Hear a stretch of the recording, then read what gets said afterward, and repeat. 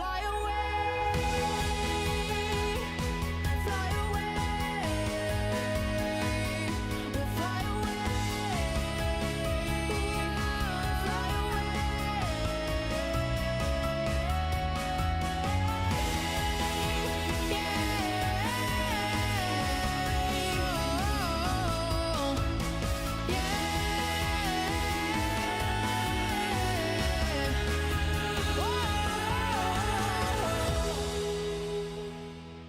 Oh, you're so cool. I heard you say you gotta live your life in a day. Yeah, I was blind, but now I see. Ain't no one, no, got a hold on me. So I'll fly away, fly away, we'll fly away, fly away,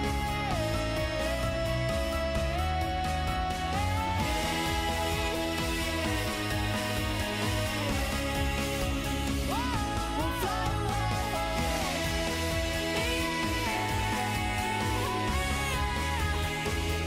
fly away, we'll fly away,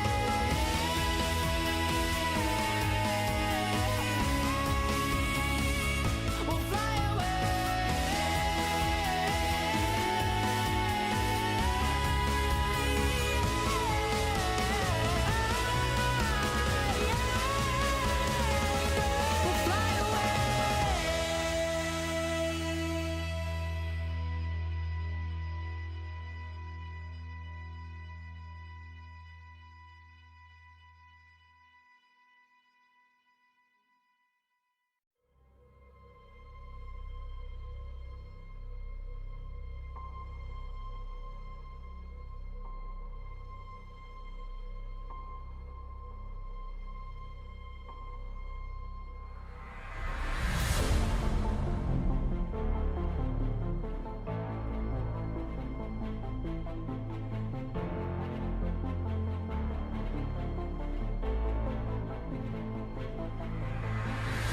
I stare and stumble into place. I've tried to build a home. I feel this world coming over me. The pressure makes me fall.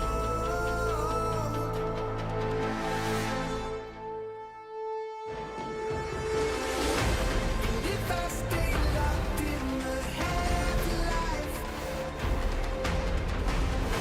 or choose to give in to my own mind, staring with all I've known, through the hard wires, and finally feel it all. I can simulate my own life, or live within the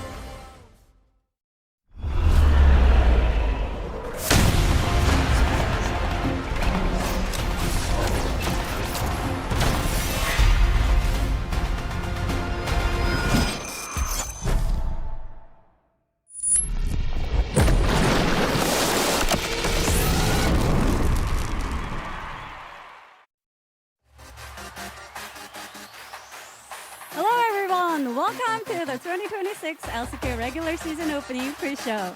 This is today's host, Bingon, and we're joined by Kokogat and Helios today. Welcome! Welcome. Hello, I'm Coco. SK's all-time #1 face. Oh my god! Okay? Let's go Helios!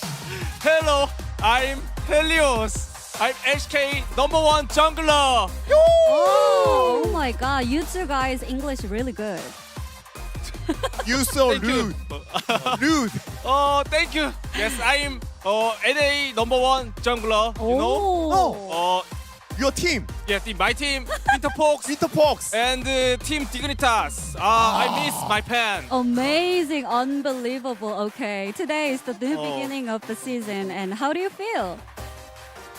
I'm fine. Very good. Thank you. Very good. And yes, you? Yeah. Okay. Molly.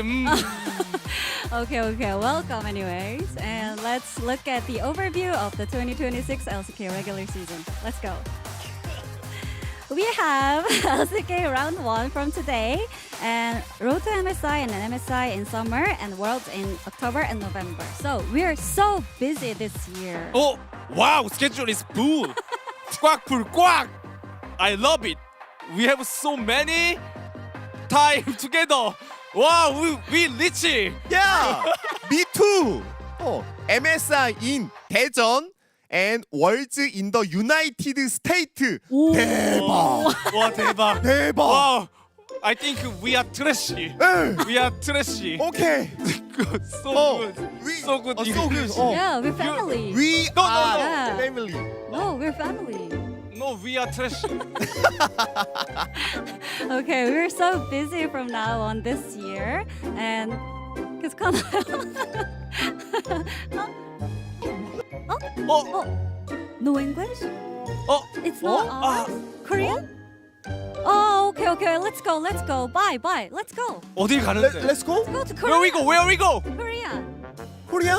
Let's go. Oh my god. 아, 트래시. 뭐야?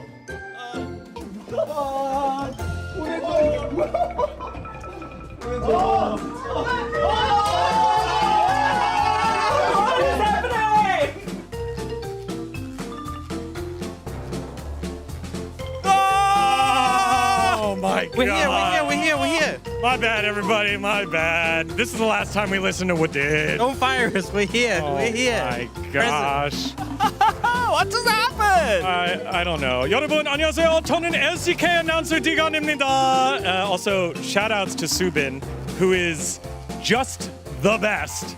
Winter Fox great, and Dignitas great, Helios, We need Subin back. and the greatest man there, For Go. sure. Yeah, she's doing great. It is April Fool's here. Okay, guys. April Fool's here. It's April Fool's. He was A joking. very He was joking. unique way to kick off the LCK regular season, and unfortunately, we're gonna play my LCK clip from Wait. the Korean side. It was not good. Are you gonna speak in Korean? All right. Can you hear something? 건 수빈입니다. Oh gosh. 오늘 나와 함께할 툴을 세개 소개합니다. 에옥스 하고 골프 어서 오세요. 안녕하세요. Oh, wow. 단한스입니다. 안녕하세요. 여러분 Ox. 아시겠지만 You got a 대한민국 pronunciation, yeah. Thank you. 이번 yeah. 시즌부터 LCK Me and 채널에서 both practiced a lot. 분석관으로 Oh, he's 인사드립니다. Korean. 와 진짜. That was so good. Yeah. That was so good. Me and Wolf were really practicing. Yeah. Yeah. We put a lot of work in. I just want to apologize to my Korean teacher, my Korean classmates, my parents, my family, my ancestors. That was not good. I know what it's like now to go out there and get 3-0'd by someone who you don't expect to get 3-0'd and then have to go to work the next day. Here we are. It is the beginning of the LCK regular That's deep. season on this April Fool's Day. 2 months of action, about 2 months of action for round 1 and 2 before we head on over to the road to MSI. And then we host MSI here in Daejeon, welcoming the world's best to Korea. Then LCK back at it again for rounds 3 and 4, play-ins, playoffs, and then worlds in NA. It all starts with today's matches. It is so good to be back here, Ox. Yeah. Overview things pretty similar to what we had last year. A little bit shorter in that round. It's round 3 and 4, not 3 to 5. And some changes in terms of the teams. We do have now Kiwoom DRX, Oh, and good. it is Hanjin Brion. Exactly. A little bit of a mix-up there. Kium, DRX, now KRX, and Hanjin, Brion in the team. I mean, glad to have them here. Also, B&K FearX, still B&K FearX with the tri-code BFX. Shoutouts to them. Now let's see what we had here in terms of results for our LCK Cup predictions. Wait, what? Oh, there it is. 45 out of 40. The man, the myth, the Wow. legend. Can't get rid of him. He really gave 110%. just I mean, get your crown. how can we compete? Where is Mouse? Bauhaus just always on top, yeah. Get your crown. Here you are. He is the prediction king. Chronicler, we love you. That was an Ox idea. But yes. Ox I mean, had- it's not here. So our king is Dan Harrison right Yeah, here.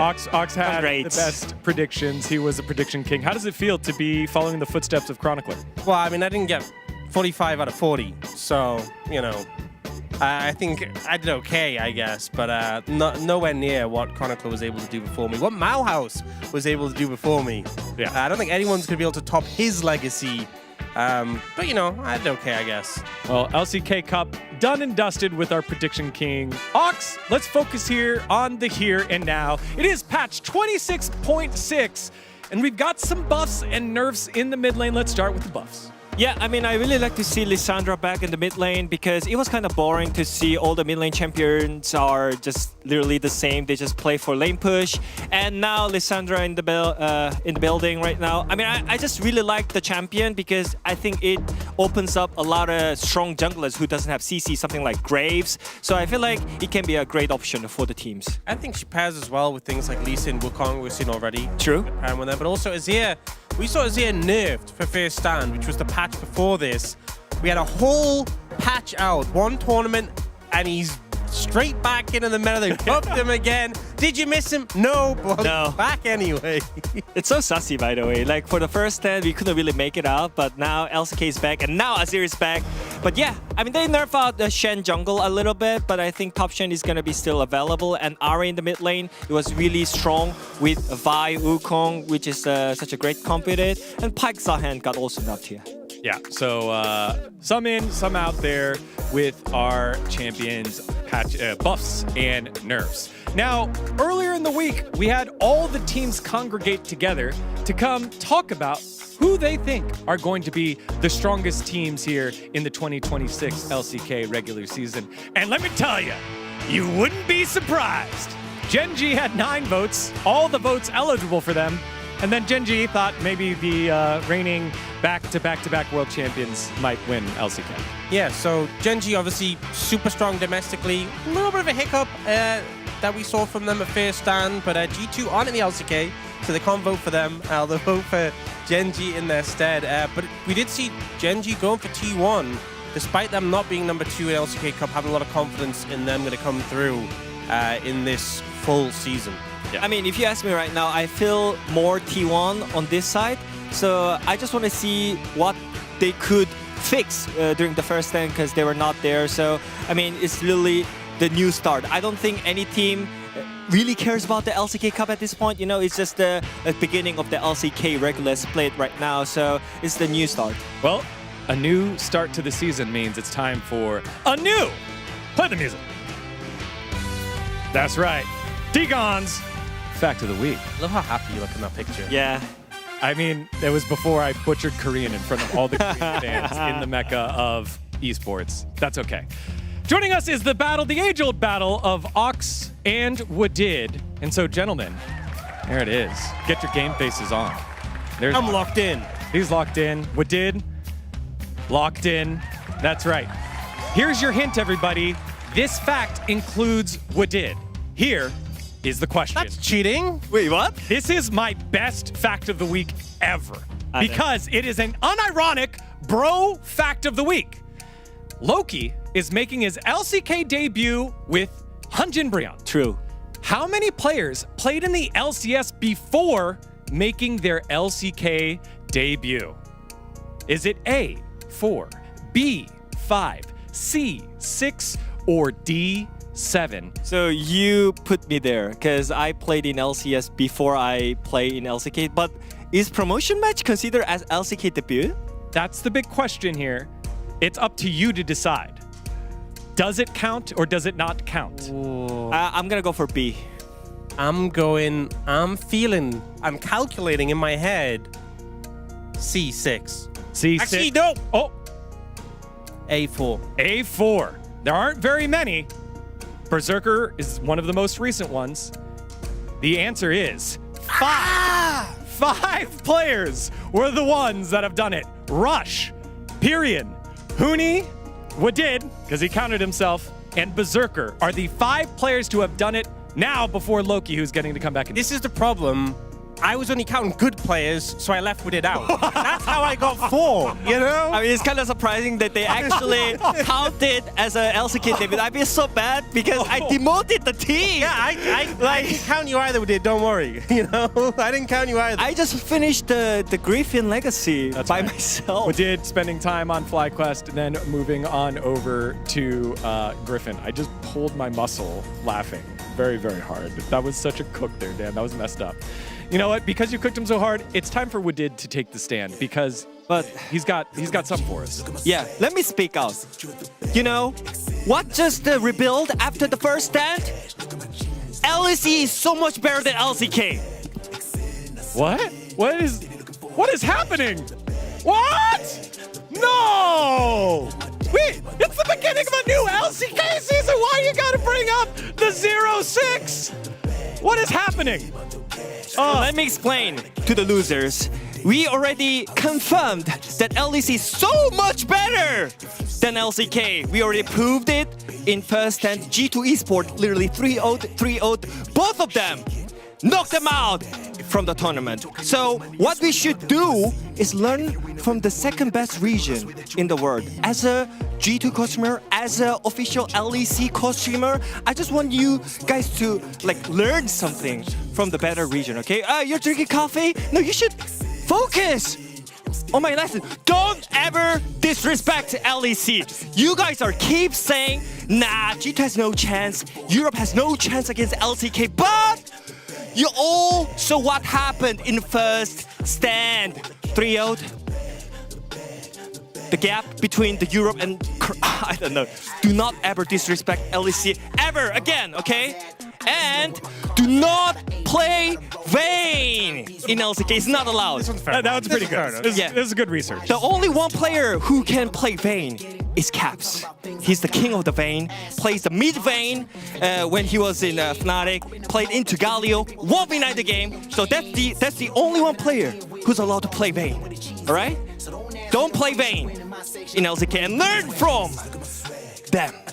Seriously, by the way. I think, joke aside, I really think LCK literally got the draft gap every single game. So, I feel like we've got so many good ideas. Something like Dr. Mundo in the jungle. You keep saying, oh, Mundo sucks. But what happened is that Mundo snowballs with the Drake. He's so strong. And also Kog'Maw on the bot lane. Hanwha showing off his skills against Roller, whatever. He's just so good. And also Shen on the top lane. Oh, that's I thought that was Pike. No, it's Shen. That's shit. Dusk and Dun Shen, Broken Blade, solo kill No, Shobi I on the know top they lane. played it, but that looks like... No. All I Pike. want to say is LCK should learn from LEC. And now the LCK starts, we should learn from the second best region. That's all I You can can say April Fools now. Now is when you say April Fools. What do you mean? It's say April Yeah. Fools. What do you mean? You got 3-0. People Now's will the think time. you're serious. Say April Fools. I'm actually serious. Say April Fools. Well, the learning Quickly say session it. all starts with Say it the with week it. 1 matchup. It's Hanwha Life Esports against Hanjin Brion. What a matchup here between two squads who didn't do well in LCK Cup.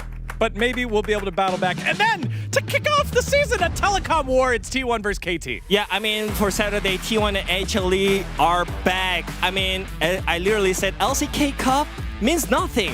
They should prove that. Yeah, and I have 2 teams who are going to prove that. Fist stand! Didn't we? Against BFX, both of them suffered. You know, we're not going to talk about that. They're just going to show what they can do right now. We're looking forwards. We're looking forward, and you know what? With it, you still have time to say April Fools. You can still say it now. What do you mean? Do it. I'm wearing Say it. G2 jersey. I'm just Say it. saying, Say it. Cover it up. You have this nice LCK jacket on. I'm just saying, Cover it up. you should respect me at this point, every single cruise We did. in the LCK. Don't worry. You guys were like, nah, LEC has no chance. Who cares? All right, go to LEC with Dick. Goodbye. No. You know, they already just took Kangas. We can offer you up too. Boom. Solved. Just saying. I'm Button just... up that jacket. By All the right. way, it's There's our kind of surprising though. There are so many DNS believers because I was the only one who believes in DNS last season. But it seems like everyone is now DNS trained. Oh, you believe in LCK teams? I thought you only believed in LEC teams. I'm surprised we didn't see like G2 on your Yeah, I'm predictions, surprised you know? you picked between Gen G and BNK Fear X. That was very bold. Very bold of I'm you. just saying, you know, like I'm just saying. April Fool. You just say that, and everyone will know you were joking with it. It's okay. It's kind of true. It's kind of true. You know? Like, All right, while we wait for him to figure out April Fools, this is no joke here. The best ceremony is back. We will have that awarded to the best player who had the best ceremony at the end of it. And then we've got the Uri won the play, the award to the most meaningful, entertaining moment of the week. And then we've got ourselves our friends with the eye drops, Friends eye drops, full game series with Friends eye drops when it goes all 6 games. And then finally, the Gillette Penta Kill. Whoa. Clean sharp Penta Kill with Gillette. We're legit now, guys. Gillette kind of Peace. dropping on in there. And maybe you didn't notice it, but we've got these swag. Ooh, wait, where's it on this side? Boom. LCK jacket. No. The With it, LCK take yours store off. is You've open. lost. You're no longer allowed yours. So make sure if you are No. here in Lowell Park. But then after come what take you a look. said, no, take it off. You're not allowed it anymore. We take. I love LCK. This it merch back. is so great. We're taking it back. You guys got- It is on. great. You don't deserve it after what you said earlier. I don't know, chat. Should we keep them or should we send them off? Let us know your thoughts right now. It is the beginning of a brand new journey here in the LCK. The 2026 season embarks to crown a new champion, and it all starts with Hanwha Life Esports against Hanjin Brion. See you after game number 1.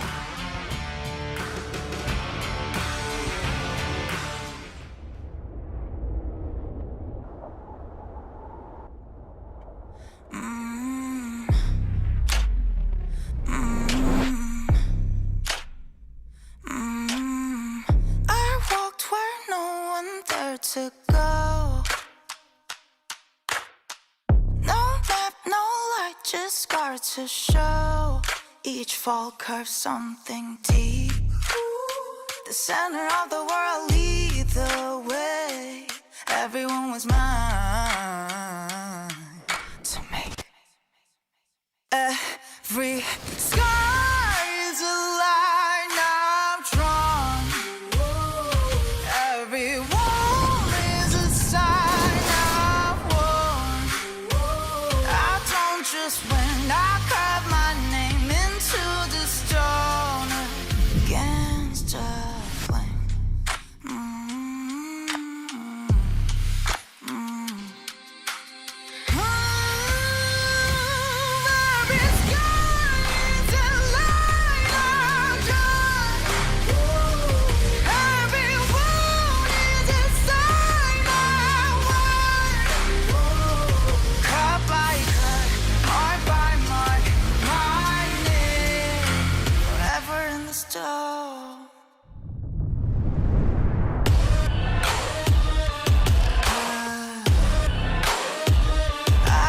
Just when I lift my mark into the stone.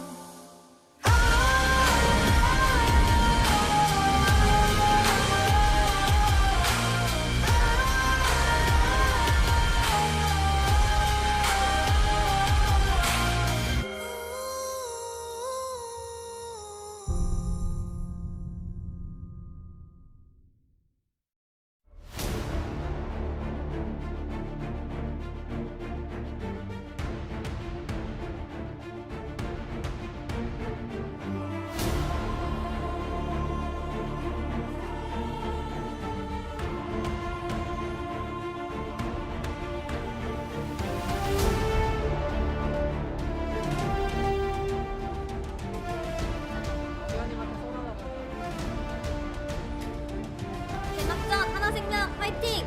하나생명 화이팅! 화이팅!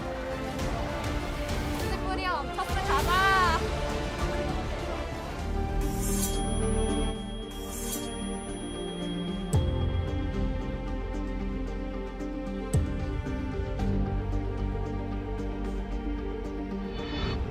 전패를 하고 이제 플레이인 못 가나 싶었는데 플레이인에 가게 돼서 다시 기회를 받았구나 생각했는데 또 아쉽게 져가지고 처음부터 좀 잘 맞을 거라고 생각하진 못했지만 10위라는 성적표는 좀 충격이었던 것 같습니다. 실감이 잘 안 났던 것 같고 대회를 하면서 더 잘해질 수 있었다고 생각했는데 기회가 사라져서 그게 많이 아쉬웠던 것 같아요. 개막전 때 하나생명을 만나게 됐는데 생각보다 뭔가 좀 할만했던 기억이 있었어가지고 이후 시작하면은 스타트가 좋을 것 같아서 이겼으면 좋겠습니다. 모든 팀들이 다 저력이 있다고 생각하지만 개막전부터 질 수 없다고 생각합니다. 진성이 형, 각오해. LCK 1컵 때는 하나가 이겼지만은 정규리그 때는 브리온이 이겨서 내가 웃어볼게 민영아.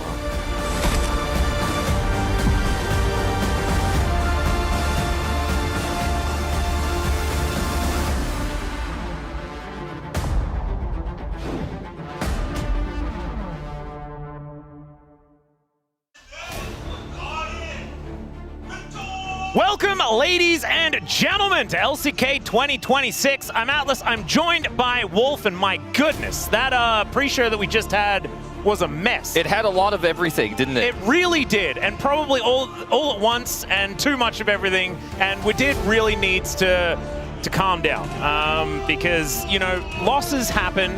And the LCK Cup wasn't real. Well, we figured that out. Wins apparently against G2 do not happen also. Yeah, no. I admit, I may have been there, but the jet lag really hasn't left yet, and so I may have imagined it. And so we can just go into this LCK season assuming none of it happened, and we'll start fresh. In all seriousness, though, it certainly was a whole lot of fun over at First Stand, and looking forward to seeing how our teams are going to bounce back after the thrashing they picked up by G2. That's the last thing I'm going to say about it. And now it is time to move forward, because Wolf, this is really fun. Today, we're starting off with two pretty cool matchups right out of the gate. And it's April Fool's Day. We had, obviously, us doing the Korean opening, and the Koreans did the English opening, but also, as you guys can see on the Korean broadcast, Caster John is over there with two KBO commentators, basically the Korean Vince Scully and Sonny Kim, who you guys might know as one of the greatest analysts of the KBO, as an ex-pro player himself. So it's really cool to actually have them also kind of getting involved here in the LCK. I think a lot of the LCK's format and how we run the LCK is really inspired by the KBO, which is the Korean baseball tournament that does happen here all year long. So it's pretty hyped to actually see them get involved in the LCK, even if it is just a bit of a meme at the beginning of the year. And there's a lot of basically, I feel like every country has their sport, right? And it feels like here in Korea, baseball is kind of the sport, that people do watch. I mean, League of Legends as well. Well, obviously that as well. I mean, it's more the outside sport, I guess we could talk about. A tea sport. Yeah. Also feels really good to be able to just go and have a hot dog and watch a game you don't understand, in my particular example, because I don't, what is baseball? I don't quite understand. Let's, I think it's time to dive in to some League of Legends. That is getting back into our wheelhouses. Let's have a look at Hanwha Life Esports. The 10th place team in the LCK Cup that I said wasn't real. It was real. It happened. But let's see whether it is actually going to hurt Hanwha Life. Yeah, we'll see how much they've been able to improve their synergy, because they have had arguably the longest time of any LCK team. So much time to prep. It must have been a strategy. Yeah, it's certainly some improvements I think needed to be made. I think in terms of mid-jungle, but especially Kanavi's playstyle was not gelling with the rest of the squad. It made players like Delight look out of sorts. It made Zayas look a little out of sorts. So we're going to have to see this team bounce back in a huge way, but there are no interim changes to this roster since LCK Cup.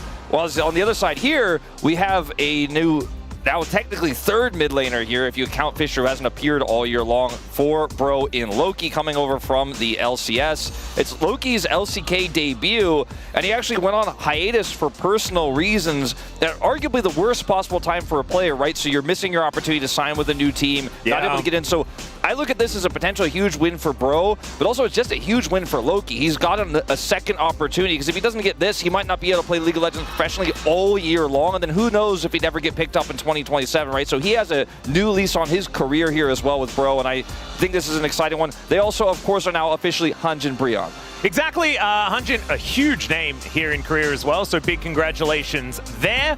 But let's have a look at this, the Pro Roma and Loki starting spot battle, because it's actually kind of interesting. Roma had an incredible solo queue type resume. but we didn't really see it come to fruition, right? And so I think it'll light a fire under him as well moving into this season. I mean, I've been following Romer since I joined LCK in 2021, and he's been a huge part of this org. You know, he's been around for a really long time. He made a lot of waves in Challengers, but just was not able to translate that success here into the LCK.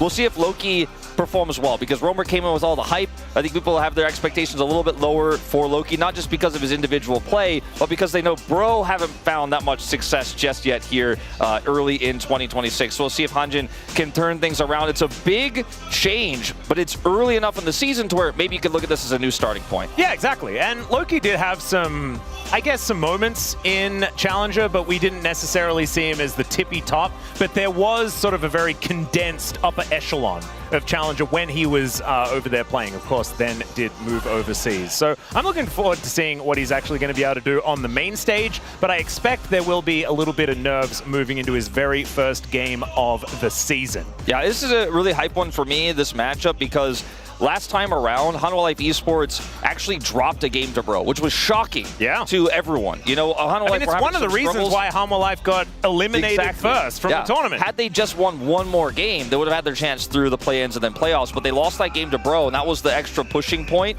So now we're looking at a chance for them to redeem themselves in 2-0 here, but also it's Gumayushi versus Teddy, the two T1 players who battled it out back in 2021 in that Danny roster. They were rivals for the starting spot and now face against each other on the Rift. Exactly, but now it is time for the players to walk onto the Chijik Low Park stage, starting off with Hanwha Life Esports, a team looking to rebuild after a difficult LCK Cup, and we'll see whether they can do so, because the pedigree of this roster cannot be denied.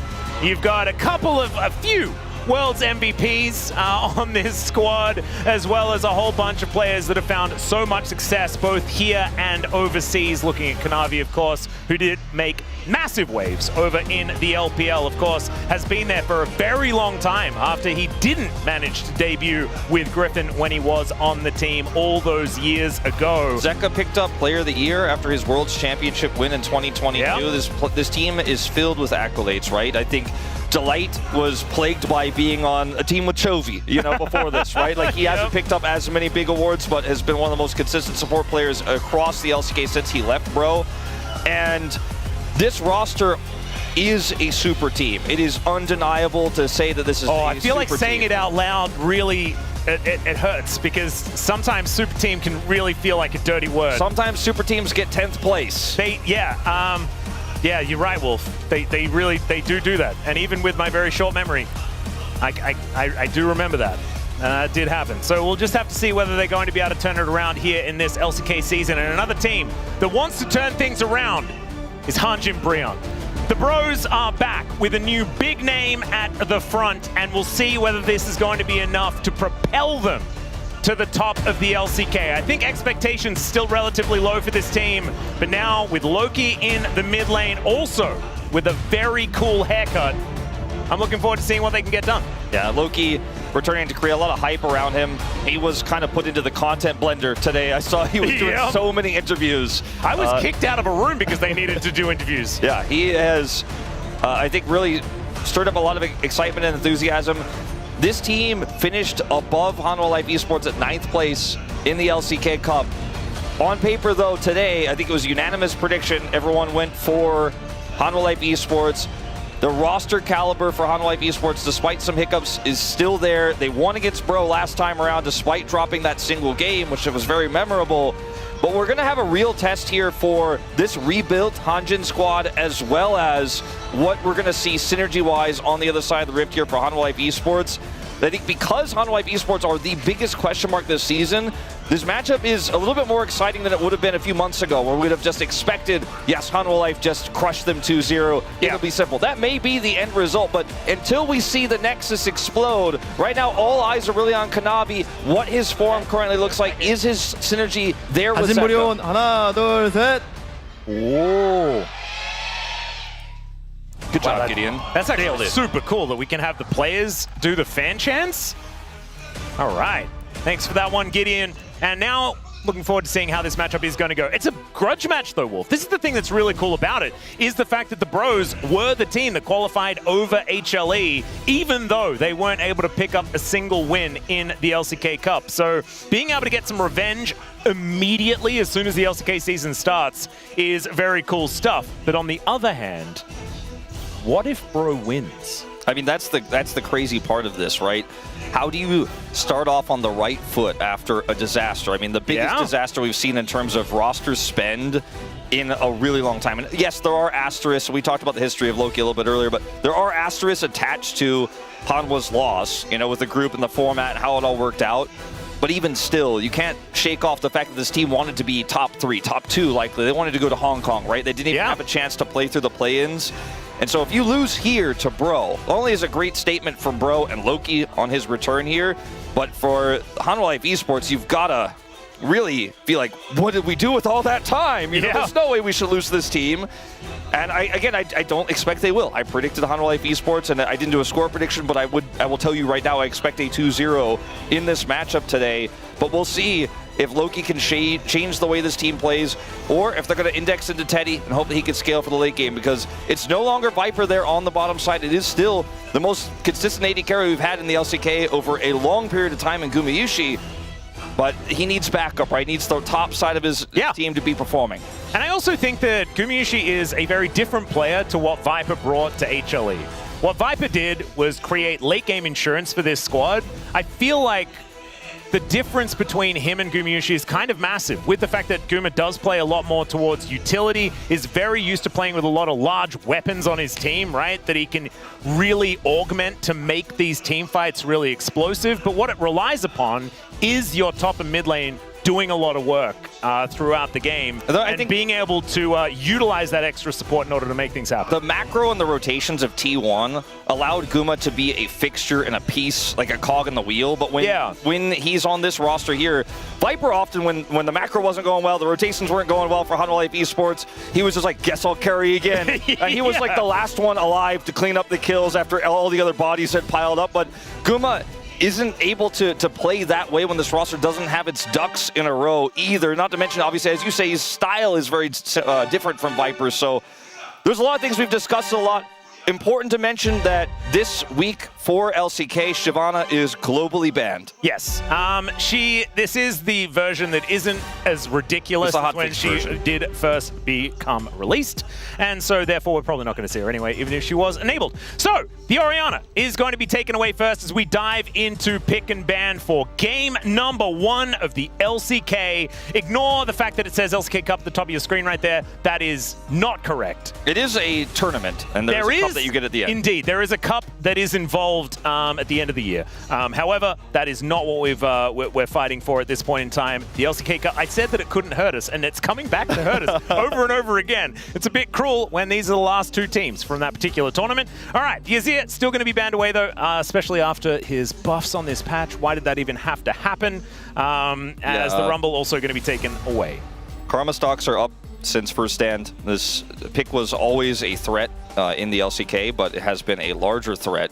When we move to our first an even larger threat to the draft that it has now destroyed. Although we can hear it. We might just be fixing a graphic and then it'll come back, because I still hear the sounds. Might just be fixing that cup that you mentioned. You called it out. But anyway, as we move into this one, we'll see what does end up being the priority here. One of the picks that I'm most interested in for the start of LCK, which we saw Broken Blade debut to great success, was the top Shen. And I think we're going to be seeing a lot more of that here in 2026. It's always been viable, but with how AD carries play and your ability to have teleport and then have your ultimate be a secondary teleport, gives you so much side lane power and the ability to defend your carries and empower them as well. As Rise with the Orianna and the Azir taken away will be the first pick here for Hanwha Life Esports. Yeah, and this is actually a big test for Loki as well. Rise still extraordinarily strong. And so looking forward to seeing what the response will be out of the young mid laner. You can see him there on your screen. I really wish I could pull off that color of gray. I feel like I'd just look old if I did it. Maybe it's just like I've hit the time where just gray wouldn't work. It's just a bit unfortunate. I've always thought it looked really cool. You'll get there eventually, believe it or not.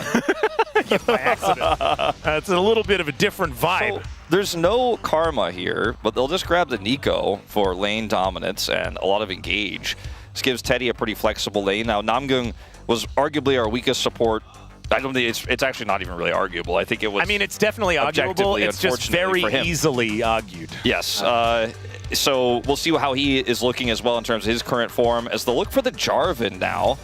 And all right. Rise plus Sivir is a lot of consistent damage and a lot of wave clear, so that deters that. Yep. I don't think Guma will be playing that pick here either.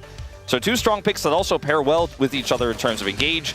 Ezreal can get out of the Cataclysm, and it is a pick that Guma has shied away from a lot in the past, but Ezreal Bard can definitely go toe-to-toe with that Nico lane. And Cassiopeia just snap locked in here by Loki. Looking forward to seeing how that one's going to go. It was always a matchup that people liked into the Rise. Although, didn't see it wasn't a counter pick necessarily. I feel like it didn't always win, but certainly does have some opportunities and does fit with this composition as well. A lot of AoE CC, hold them in position, throw them in the circle, and get that Pop Blossom to make stuff happen as well. Looking forward to seeing it, as the Bard and Ezreal is an extraordinarily strong lane, so we're going to have to find something real powerful here for Teddy, and maybe some bans could be thrown his way as well here from HLE. Did enjoy the Ambessa jungle quite a bit, all the way back when he was playing in LCK Cup. He also really enjoyed the Aatrox jungle, but that has fallen off substantially. Still playable, I think, but definitely much weaker than he was when he was first buffed in the jungle. So that is a strong ban here for the Ambessa. Not a lot of engage here on the side of Hanwha Life Esports. They have set up for multiple different types of engage tools. As Caitlyn is going to hit the deck first, taking that one away from Teddy. Xinjiao will be banned away from Kanavi. I think Corki is probably the one I'd take away here in this final spot for Hanwha Life Esports. Yeah, don't allow for the same item spikes and things like that to be matched pretty comfortably. Plus the Corki Nico lane does pretty well. See what they actually do decide to get rid of, though. I think Misfortune is another option, although they will be taking away the Cassante instead. Misfortune not heading that way.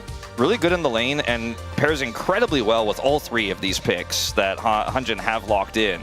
So it's a really good shout that you mentioned. With the aggressive engage tools they have, though, the Jhin also works really well and is a powerful lane tool. Isn't going to be the pick that I associate with Teddy in terms of late game carry, but they do have a lot of damage in Loki's Cassiopeia, so it feels very balanced here. But I'm a little bit surprised at this pick rather than the Corki or the Misfortune. Yeah, I don't like Jhin. Just don't like it. I don't think it's very good. So I'm sad. That is very subjective, ladies and gentlemen. I do need to say that. I'm just a bit of a Jhin hater. I think people are pretty aware. Yeah. You don't have to give the disclaimer. Well, I mean, it's the beginning of a new season. I have to set the stage for how things are going to go. And, yeah, Jace, still a Jhin anti, as it turns out. Jace is going to be considered as well, and will be locked in. When it's Zeus, it feels fairly blindable, but you are playing into a Jarvan, so that is always pretty scary, as he does not have really inherent escapes if he wants to be pressuring that lane. This is a fragile draft. Yeah, they need a strong frontline jungler, but Pantheon, I guess, will have to fit the bill. Now they have double globals in the Rise Pantheon to play through sides. Yeah, I wouldn't mind casting just locking in a tank and just saying, we're going to team fight, and you guys don't do that all that well. Might be the option. The Yorick is not team fighting. However, does do pretty well in the lane up against a Jace. The Aurelia would be a funny one, as casting having a bit of a giggle about it, but the Yorick will be the decision made here by Hanjin Brion.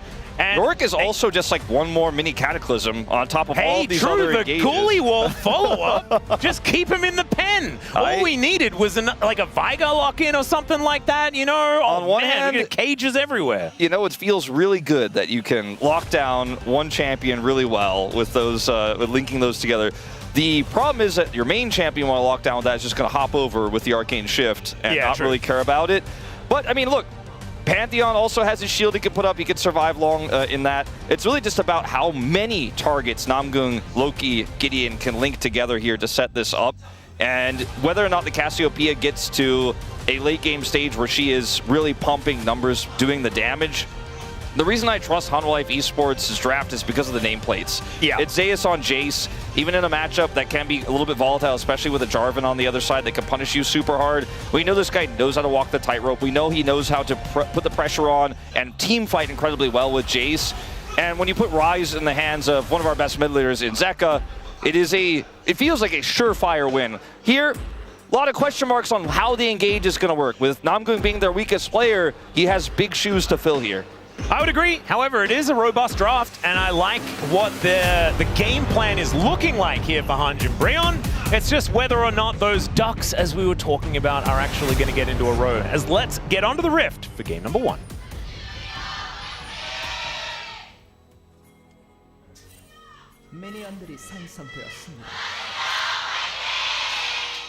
Well, I think I know who won the fan chance, as Hanjin Breon need to raise their voices in game number 2. However, we need to get through game number 1 first in order to make that one happen. Welcome, guys. Here we are, finally back. It's been a while. It certainly has.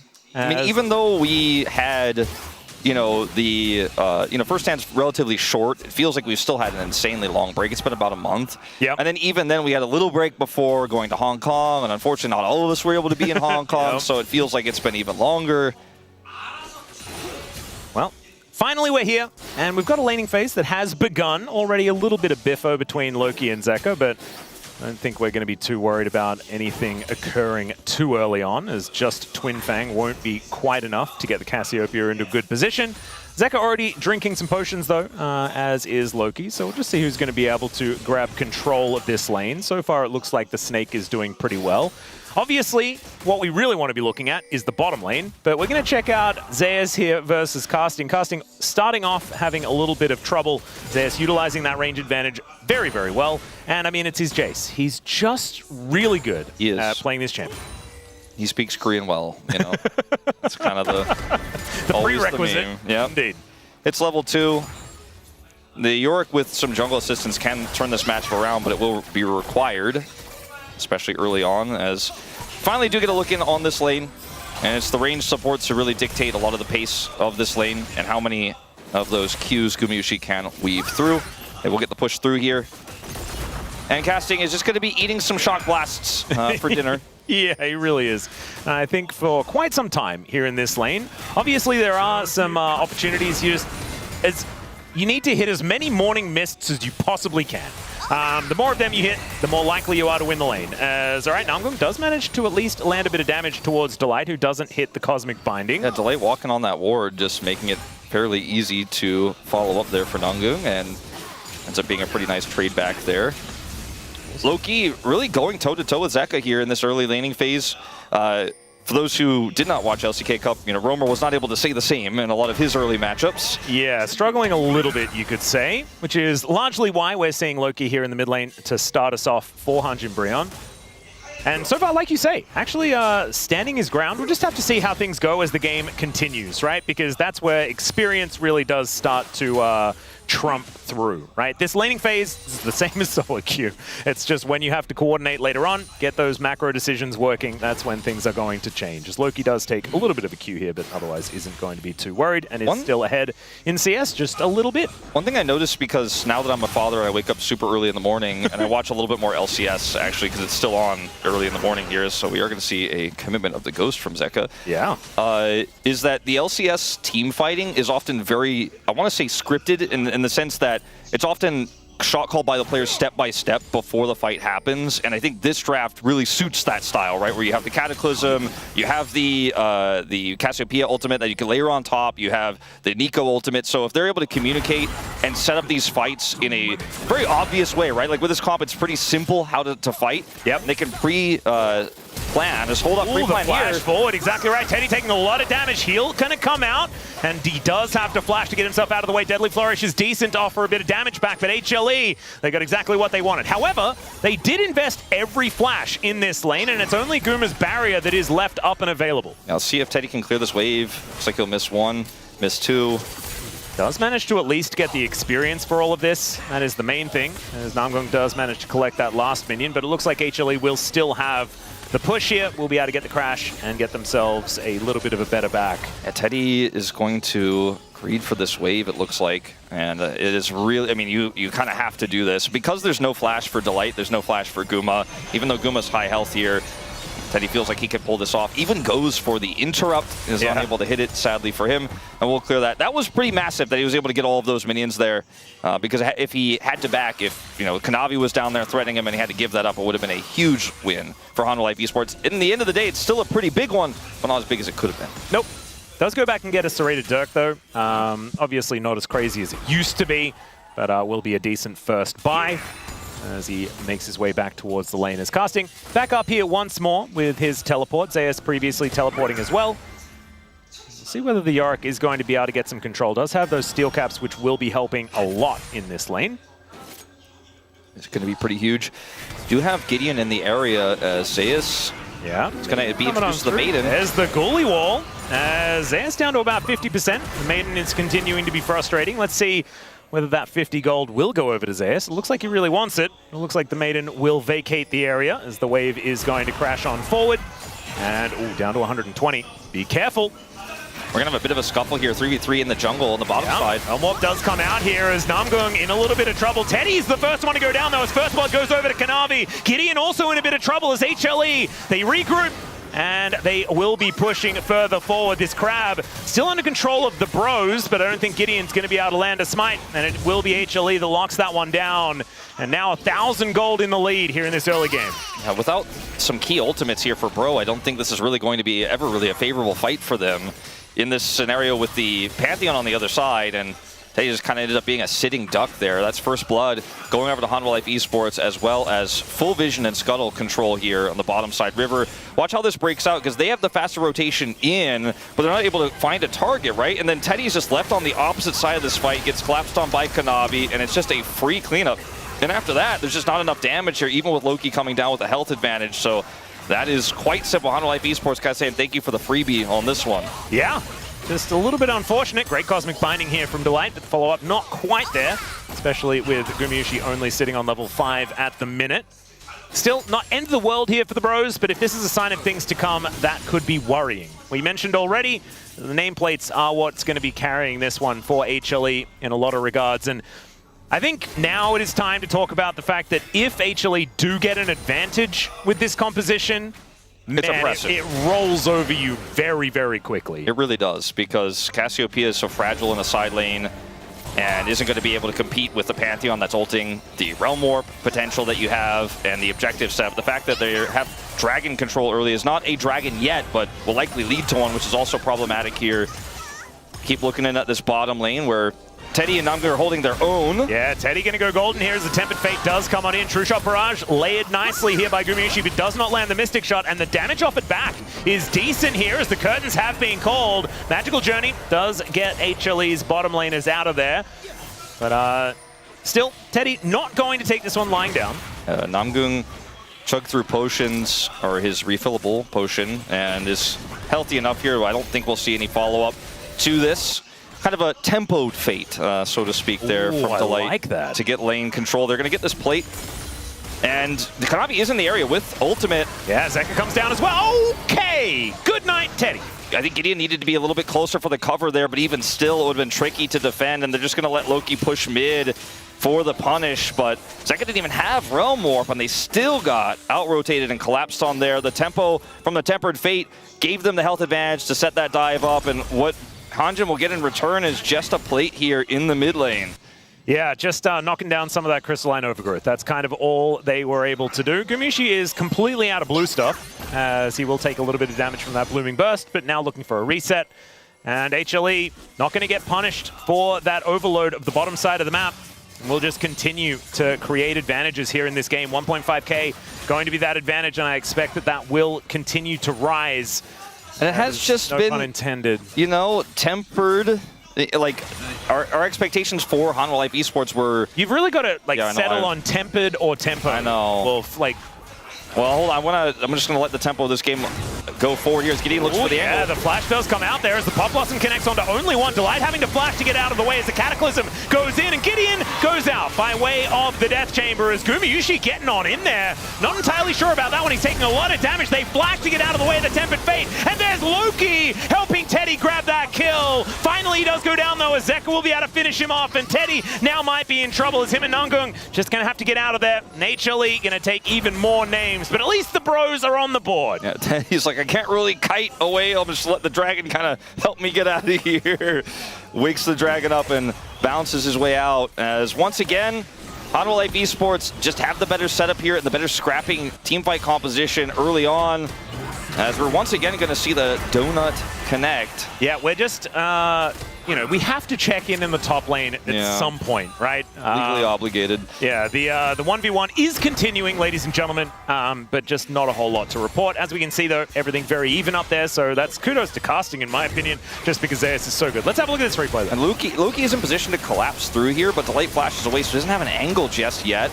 And so, unfortunately, this ends up being a bit of an overextension from Gideon. Guma going over the wall here actually almost cost them in a massive way. As you can see here, the Tempered Fate is going to buy a ton of time, though. Delight really plays this well. Loki gets isolated on the bottom side. They still end up winning the fight, but it was a lot closer, I think, Hanwha Life Esports were bargaining for.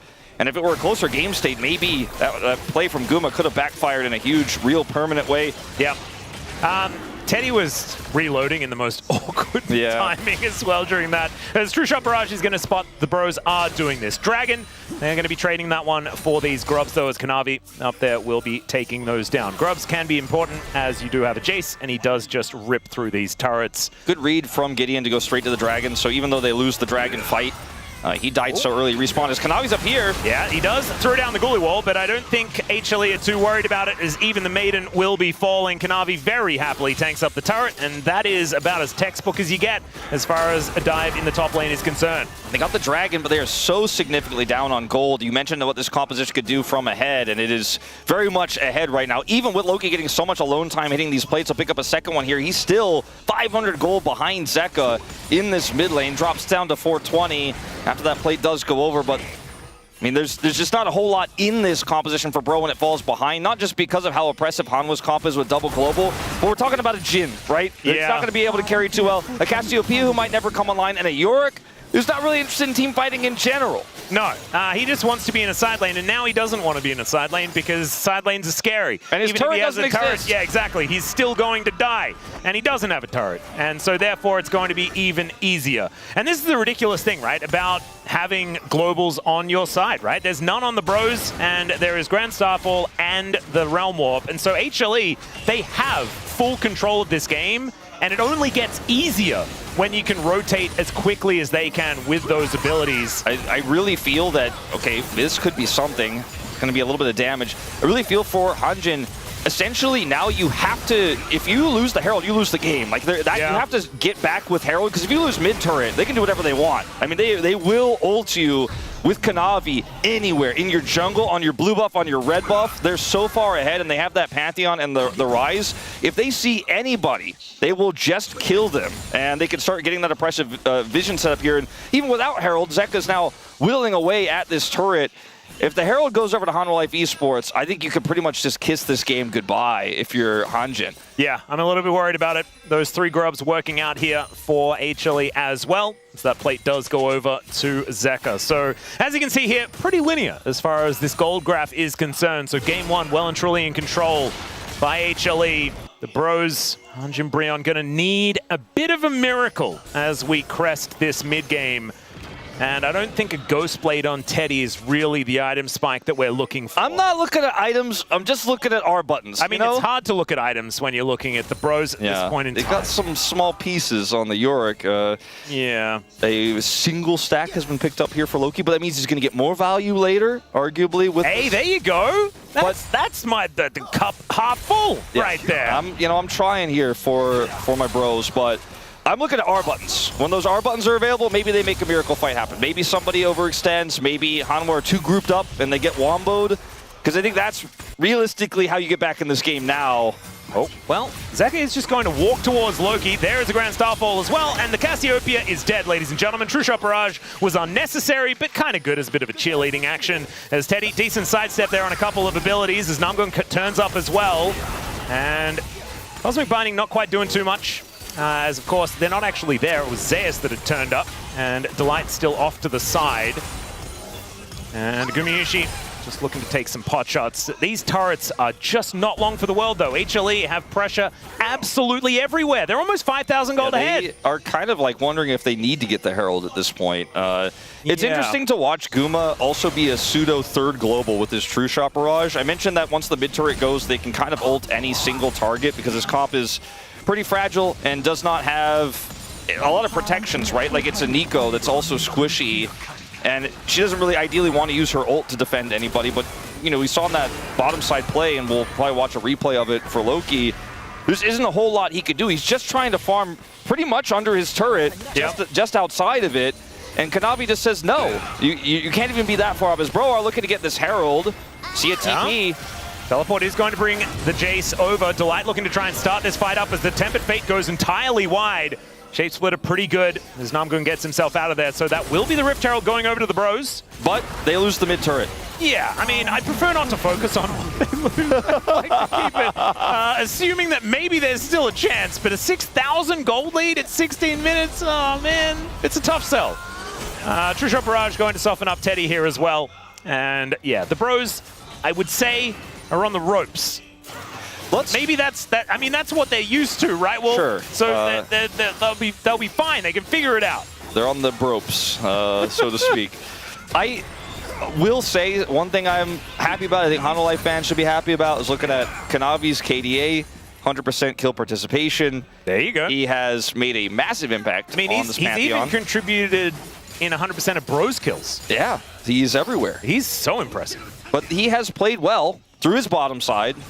And that is something that, you know, feels like a big positive after a long offseason of questions that we had for this roster. Looking good. Relatively simple with this draft to play it that way, but at least looking good at the outset here as Namgung is not going to like this exchange. They are going to get the top turret with the Herald, and that's usually when you feel like you're not getting much with the Herald, but at least you got some gold in the coffers. You're like, yeah, mid is kind of out of the question. We're kind of trying to defend our mid inner right now, but maybe we can get some money somewhere. Yeah, getting a few plates certainly going to be a good thing. However, no turrets have fallen down in there. The composition with a Yorick. That is not really what you want to be looking at as you crest the 17-minute mark. The casting is now down there on that bottom side with his Trinity Force in hand and isn't too far behind as far as farm. Don't look at the money number. The money number is a little bit too large. What's going on with the Breon Yoricks? You know, we had Morgan on the Yorick. We had Edgar's gone, Morgan's gone, and still casting ends up on Yorick somehow. I mean, it is a decent matchup into the Jace, in theory. You wouldn't believe it after watching Zeus play this one out? We're trying to convince everyone that it is like, it's fine. You don't understand why he'd be picking this one.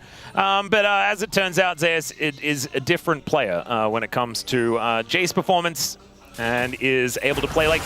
I feel like Jace was never, like, prior to, like, the Zeus era, like, Jace was never really much of, like, a 1-3-1 style champion, but Zeus just finds ways to make it work and is currently taking an inner turret, and no one is able to respond. Loki is up here towards the top side, so might be able to make it a trade, but a trade of an outer turret in top lane as the first turret for the bros is not exactly worth it if the inner does fall down. Thankfully, it is defended, but I mean, it's on its last legs. The Jace got it done alone, as now Loki's not even going to get this for free. Okay, maybe he will. Kanavi actually, in fact, uses his ultimate so he gets even more value out of it, so small win there. Yep. But like, the Jace was wailing on this turret by himself, whereas the top turret had been hit by a Herald, and Loki's barely able to get it and get away. Does not have to flash, and Kanavi's ultimate is now down, so some small victories here, but this whole game has felt like Hanwha got big things, but don't worry, Loki's farming over there. And he's eventually going to be a threat. Surely in 4 minutes when that rod completes, you know, he's probably going to go up to 14. Maybe he'll be relevant, as Gideon is in trouble. Yeah, Tempered Fate does come on through here. It is a Jarvan, so he can flag and drag. That is going to get him out of there. True Shot Barrage is going to do a fair bit of work, though, as now Gideon probably looking for a reset, which means no jungler on the map, and then HLE will have even more tempo control. No Realm Warp, no Grand Starfall available. This is the kind of play that I was talking about where you have mid-turret gone as, ooh, Zeus may have overstepped. Well, Deadly Flourish is just going to be avoided, and sometimes you press Ghost Blade and everything is K. Maybe he didn't overstep, he fast-stepped. He stepped very quickly away. And sometimes when you do that, you do, like, step over things. It's the walking strategy we talk about often, but it's the walking fast strategy. Yeah.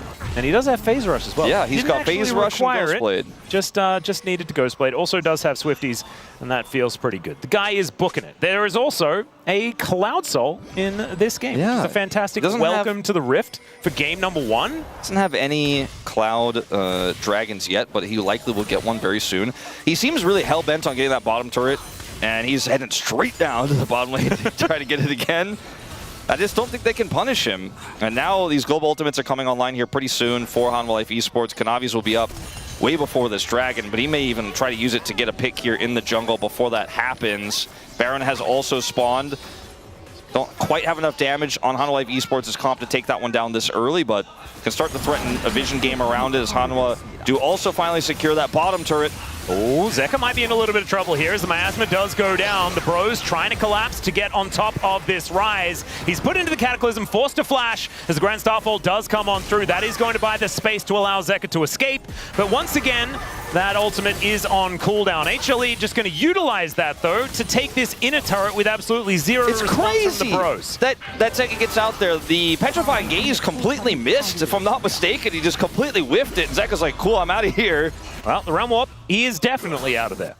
And so they get away completely without any real cost. I mean, sure, Zeka's down his flash, but 7,000 gold ahead. He's ready to get in their faces and kill them. I don't think he's really going to be threatened unless he's in a side like that. And even when they found him in a side like that, he still gets away. And that's a bit of a yikes for Bro, because that was a cool opportunity that just really shouldn't have even necessarily happened. They were trying to capitalize on a rise out of position and couldn't even get that. Yeah. All right, well, the Bros doing their very best to try and find some sort of positive here in this game and really struggling to do so. We're moving up towards a 7,000 gold advantage. Loki, he's about to get one more level. Hey, true. One full XP bar. And he did quite recently transform his Seraph. So he does have that 2-item spike that is almost actually the full 2 items, which is very, very cool. Unfortunately for him, Zeka does already have those items as well and is almost actualizing, which is scary, to say the least. Yeah.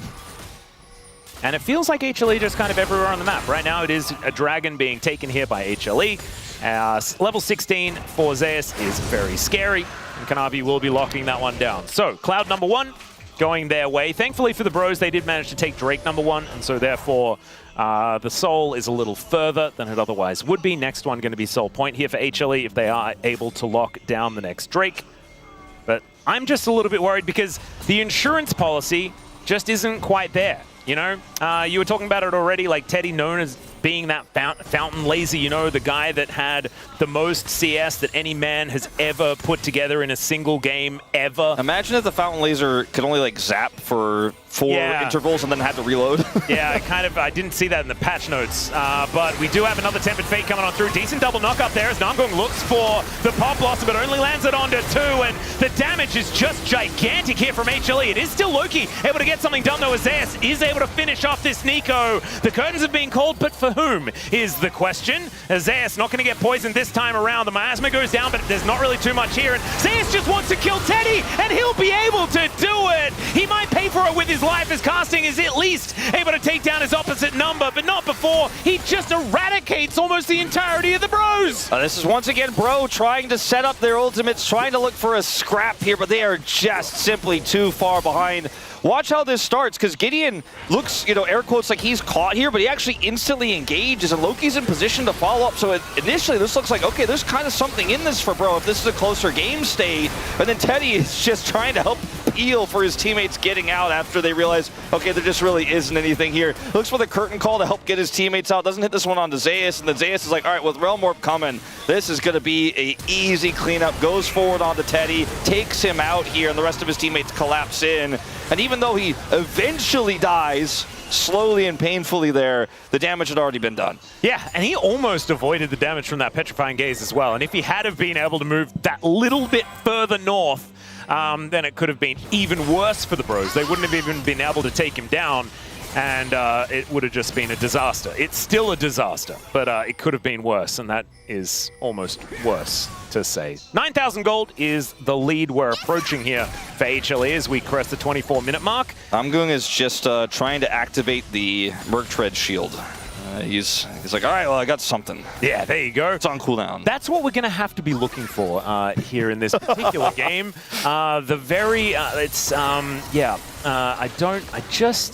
Loki's got some extra mana. Hey, there you go. Sapphire Crystal. Very cool. I wonder if it's a real one. It's rare to see that item, you know, in an inventory on a graphic. How expensive are sapphires? I don't know. Oftentimes it's like it's diamonds or bust, isn't it? The other ones are all like not crazy. I don't really know much about the gem prices. Baron is just down to 50% basically as they look at it. It is just gone. There is nothing that the bros can do about it. And now HLE just going to look to utilize it to push down more of these turrets. Namgung is out of there.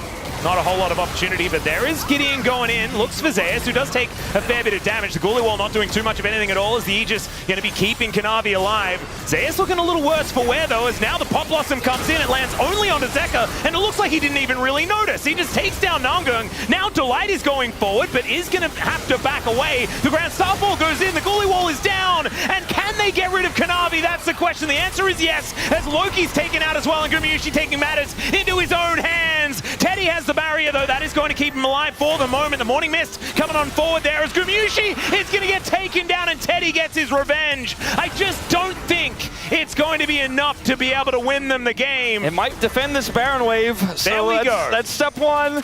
But man, that's the Kanavi I know. Zeus gets caught again. All right, here we go. The Yorick and the Jin synergy is not quite working as the Meep slaps are flying forward. Delight, unfortunately, just doesn't really do a whole lot of damage. So he is just going to have to get himself out of there. And it is a successful defense by the bros. Yeah, it was Zeko who got there, not Zeus, of course. I misspoke. But the setup is actually like, watch this. This is actually really cool how bro play this. If this is an even game state, I think they clean up on this. Like, Gideon goes in initially. Obviously, this is a little bit silly, but it gets a lot of damage to Zeus done. So he doesn't have his Cataclysm anymore, but they can kite back because they have a Jin. And the way they slow play this is actually pretty beautiful. And the Hanwha Life Esports kind of end up getting caught one by one, like dismantled and picked apart as Delight also goes in, eats a bunch of damage, and then this is the Kanavi moment where it's like, this is the Kanavi I know, just goes straight into the Yorick Ghoulie Wall. And he's so far ahead that he still gets the damage done. It's still worth it here, but a little bit messy, a little bit scrappy as Teddy just kind of breaks Guma's ankles on this one. Not sure about this, but you know, the game state is the way it is. You know, I've had those Ezreal games, you know, where like, I just need to hit a Q and he's dead. Unfortunately, it didn't quite work out. It's Guma's first death of the game. Yeah, exactly. And honestly, I mean, there's still 10,000 gold ahead. It doesn't matter at all.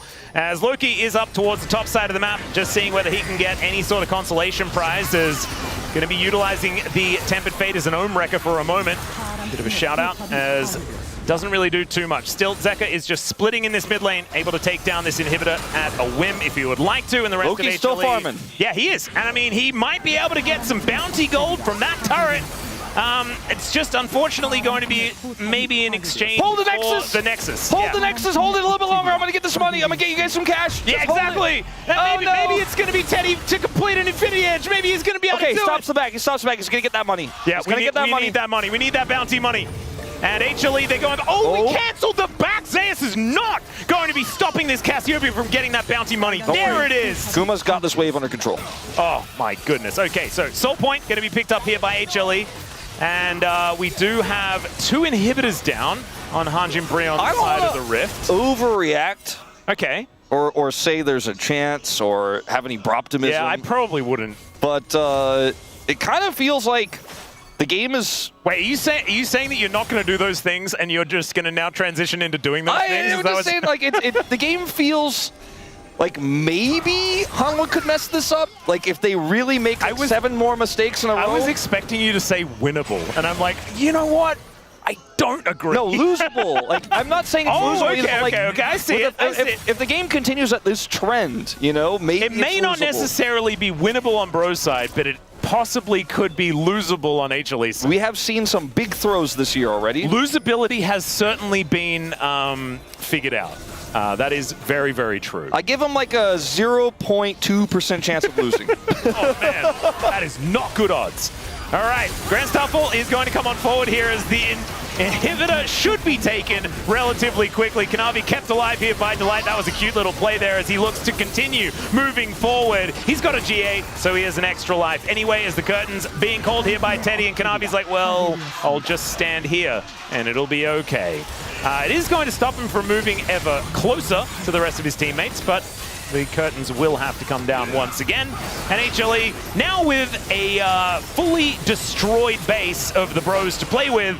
They're just looking for some Nexus turrets to finish off this game.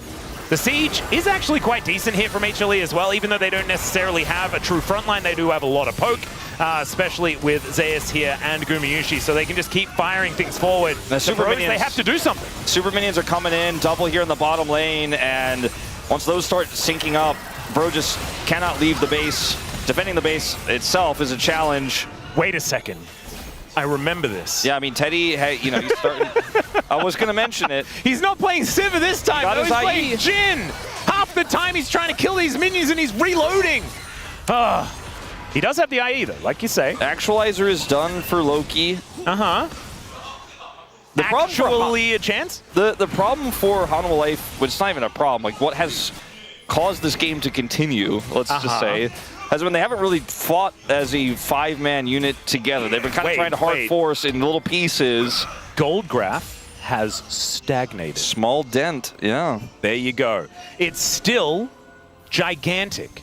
However, as the game goes, that 9,000 gold lead means less and less. Yeah, when we get to 60 minutes in this game, we'll be like, oh, remember at 30 minutes when they had a huge lead? Yeah. That'll be what we're talking about. That's exactly what we're going to be talking about, Wolf. We're not going to be talking about game 2. We're not going to be in a break. It's not going to be the space. No. It's 60 minutes, 30 minutes from now, 29 minutes from now. We're still going to be in the I look forward to the 60 minutes interview with Loki. Exactly. How did you do it? What was the comeback angle? I heard you were farming for 30 minutes. Is it anything to do with having cool hair? Did that help you? As the Grand Starfall comes on in, as Teddy will be able to hold Kanavi in position, as does Loki with that miasma. And so Kanavi just going to have to walk away. Is going to be able to do so successfully, though, as the Tempered Fate is going to block a bullet or two. I see the numbers on the screen. They say Hanwha is winning this game. I see the champions, and I am a little bit less convinced. But the minions, I think, may just finish the job, Atlas. Yeah, those teammates are the ones doing a whole bunch of work here. As Gideon going to have to get the heck out of dodge. Zeka now possibly in trouble, but Teddy in more of it, is he's just going to get executed here by the Rise. Kanavi dives forward once more, and he's still got that GA. He's going to utilize it as Namgung does go down, but now the Nexus is bare. And HLE will discontinue playing with their food and win game 1 of the first series of LCK 2026. Very dominant early mid, and then they just took over the entire map. There were some aggressive angles that were, I mean, look, we talked about all the CC. There is so much CC. There's so many ways to pick off a single target who is ulting into a location where you know he's going to land, i.e. Kanavi in this game. So it looked kind of playable. It looked like, oh, maybe they could fight back, but obviously we knew that once those 3 inhibitors were down, there was literally no way for Hanwha to mess it up, and despite some heroics and some theatrics there at the end, the minions eventually start hitting the Nexus, so Hanwha couldn't have fun anymore. Yeah. And Hanjin do end up losing game 1. There were some moments in the late game for team fighting where I was like, what if Teddy was on a real carry? You know, there were some moments where I was like, what if Loki had agency in this game? Yeah, as soon as Jin is locked in, I'm thinking about that every moment of the game. Thankfully, it's Fearless, baby. We're not going to see Jin ever again in this series. We might see it in the next one, but hopefully they were watching this one, and the Telecom War is not tainted On one by hand, Jin. Guma's really good at Jin. He can't play that for the rest of the series, so there you go. There's a small win. That's something.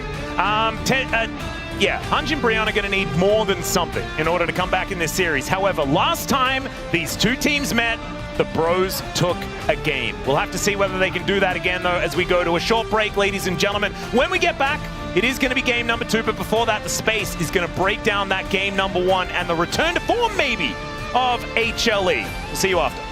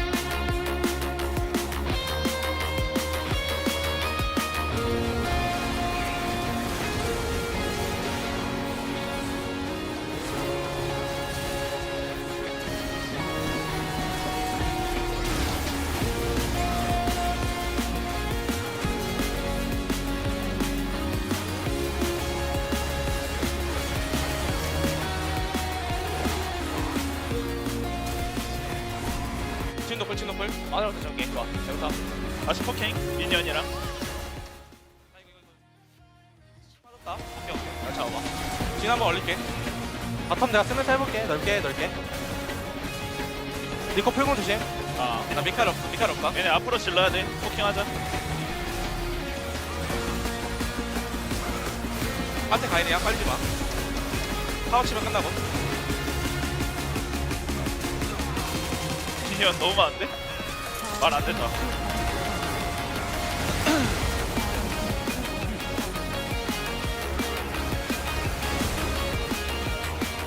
나이스. 포킹이 안 맞다.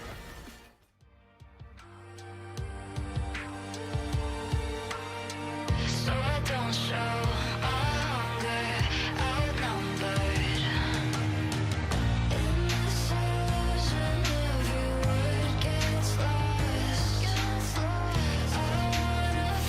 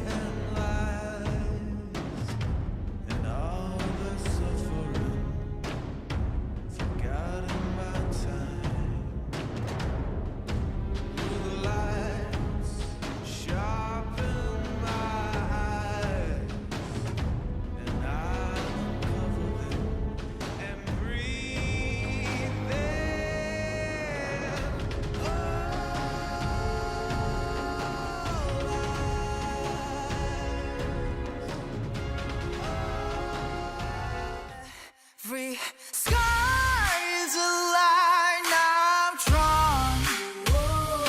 Cut by cut, mark by mark, my name forever in the stone.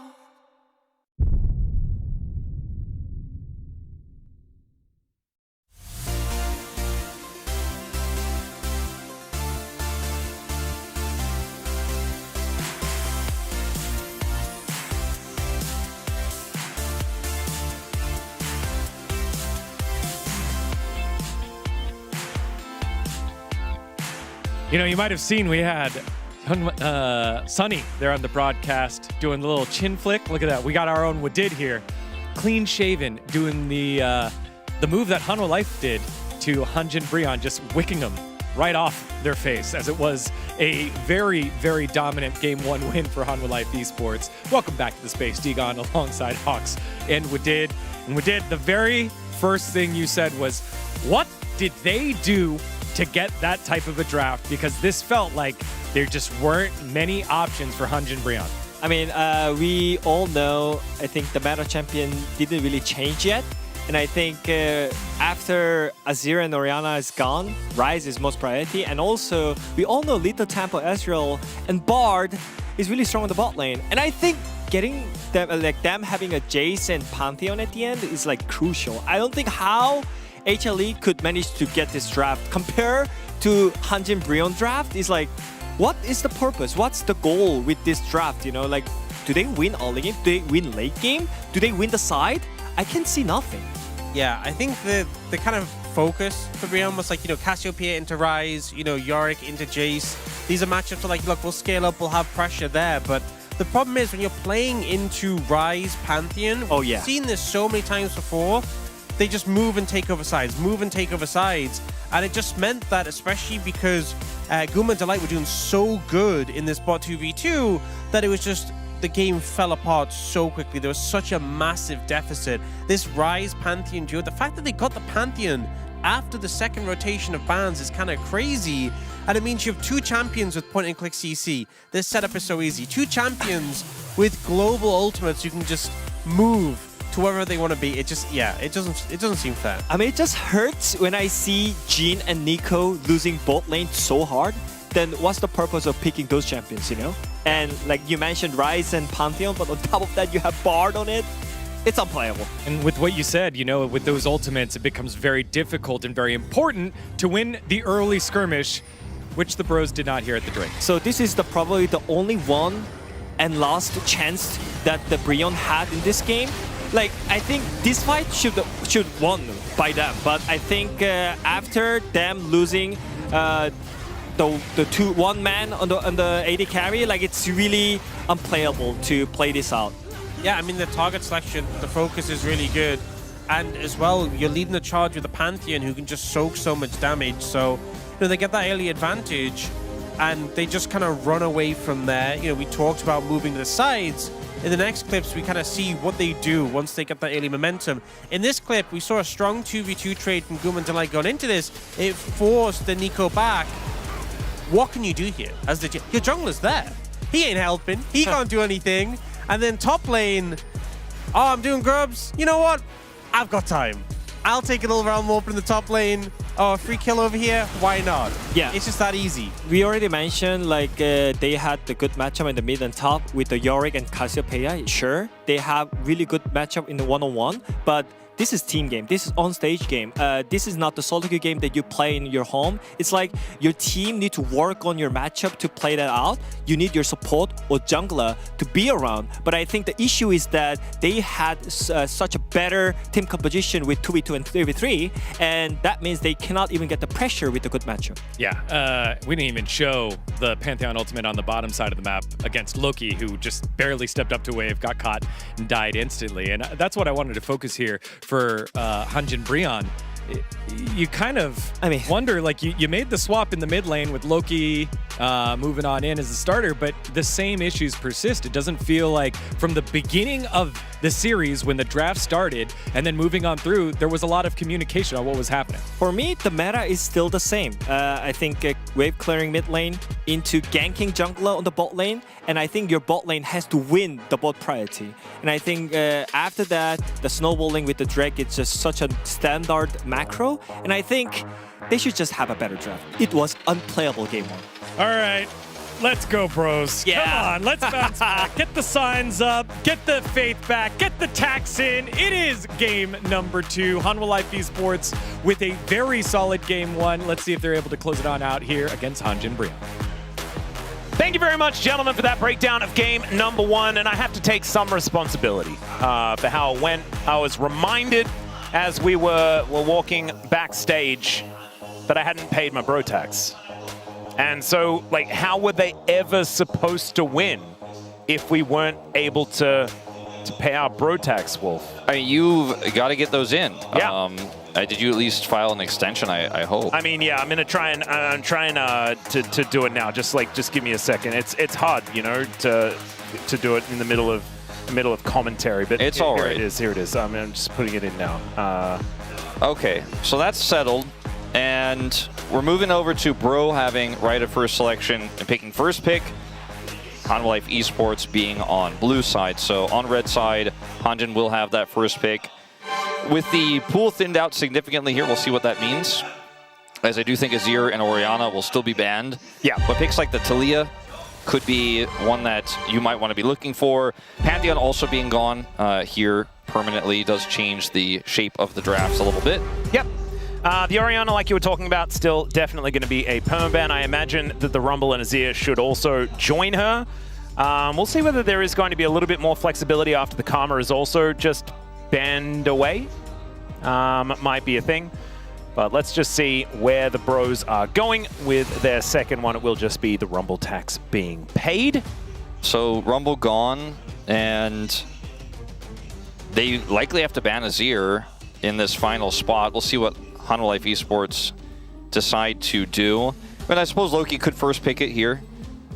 Talia won't have a Pantheon if Zeka wanted to play that. And there's a lot of other picks that we could see pushed forward. Mid might just not get picked up early, depending on what these bans end up being. Caitlyn consistently banned. Yeah, against Teddy. Kind of interesting one, given the fact that Gumayushi was a bit of a Caitlyn aficionado himself. But not going to be seeing it from either of these players, at least in games 1 or 2. Might be the only amount of games we're going to get, unless that bro tax does get in. You know, that's very important. Did they try to angle for the Azir first pick? They banned Karma, so it does seem that that is likely what they are looking for here. And now this might just be banned away from Hanwha Life Esports. And then what does that mean? Okay, going to ban Poppy instead. So they have an answer prepared if that is going to come out. It's not that Azir is giga broken in terms of his buffs, but it puts him back to a really relevant state. And he's just Azir. Like, his kit is still the same. He does too many things.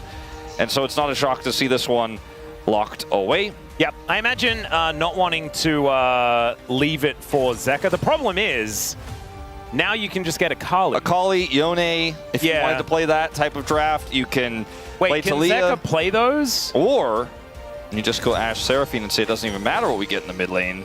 Or just lock in a Xin Zhao as well and just say, you don't have to lock the Seraphine we can here. lock Seraphine later if we would like to. Unless the pros decide to take it away. Xin Zhao is definitely the top tier jungler that is available and safe to pick in any scenario in these drafts right now. What's getting you going to do? Pick Trundle? Try to play Trundle Azir into this? He might, but... What about Kha'Zix? You know, that was a thing. Yeah. Played into Xin that one time. Yeah, that one time in that one finals. Yeah. Canyon, good job. He is just going to lock the Trundle. He is going to play the Trundle into it. There you go. I mean, what else is he going to do? He could play Lee Sin and hope they can get to Ashe somehow.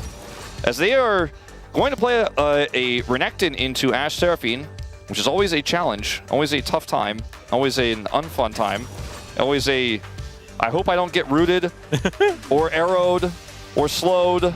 Hey, you've got or charmed. Slice. You can slice out of the way, Wolf. It'll be okay. And then Dice, but there's too many things. Also, he's a top laner. Like he's going to see the bottom lane champions ever in this game. It's fine. Fair. I mean, it's a pretty safe blind pick here. They can protect it now in the second phase. Yep.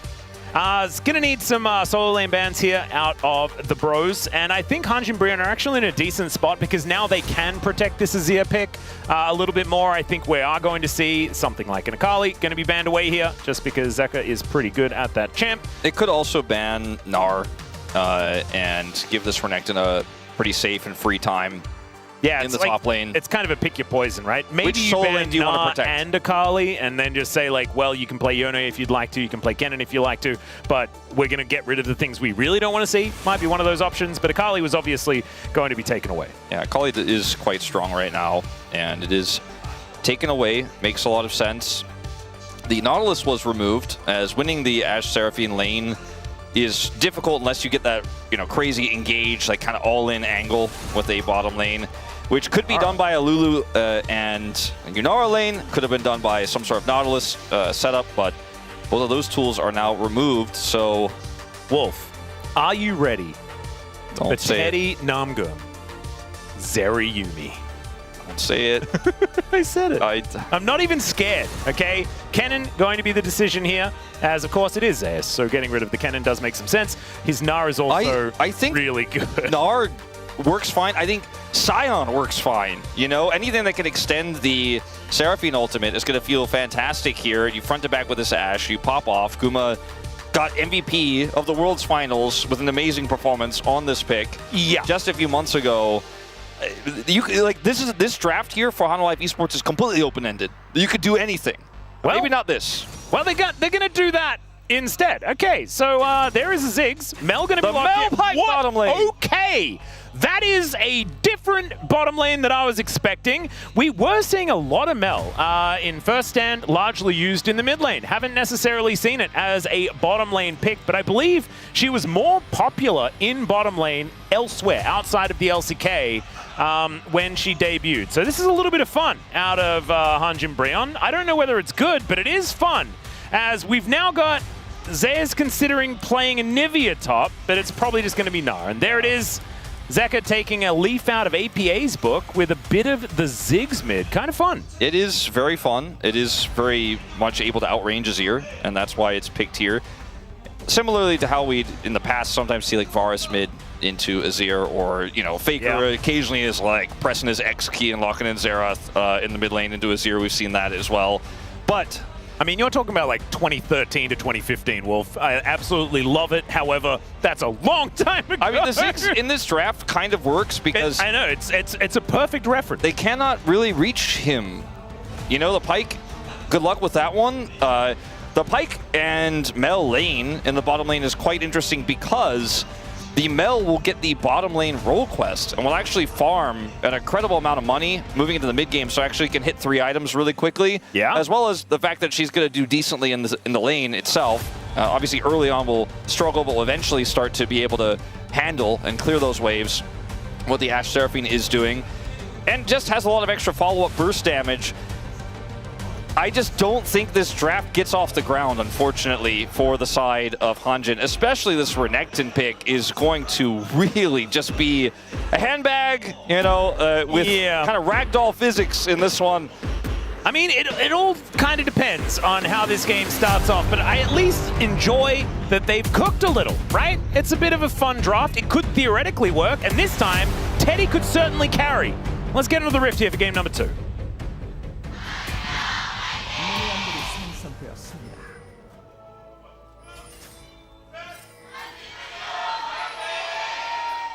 All right, the pro fans trying to work out the Hanjin Brion call.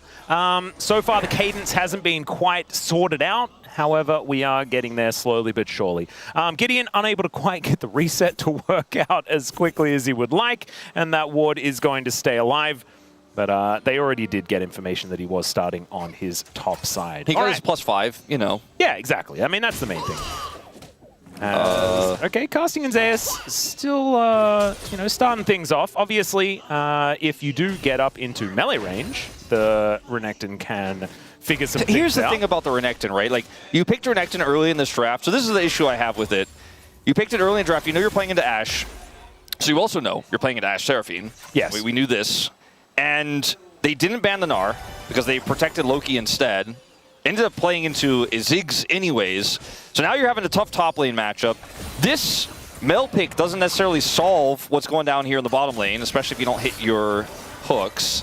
Yeah, Namgung is just going to get almost deaded. Almost deaded. Yeah, that's what I was looking for. Thank you for the help there, Wolf. As they do crash this wave in, thankfully does get a bunch of his health back when he goes out of vision, and so therefore is going to drink the potion and regen a bunch of that health. Yeah, they love those underwater champions in the gray health, don't they? Yeah, they really do. The Bilgewater let's just have gray health bars. Maybe a Fizz rework in the future. There we go. I mean, I think Fizz is annoying enough. Imagine when he goes untargetable, he just gets half his health back. Yeah, it's a really great way. It'd be a very playful trickster, absolutely.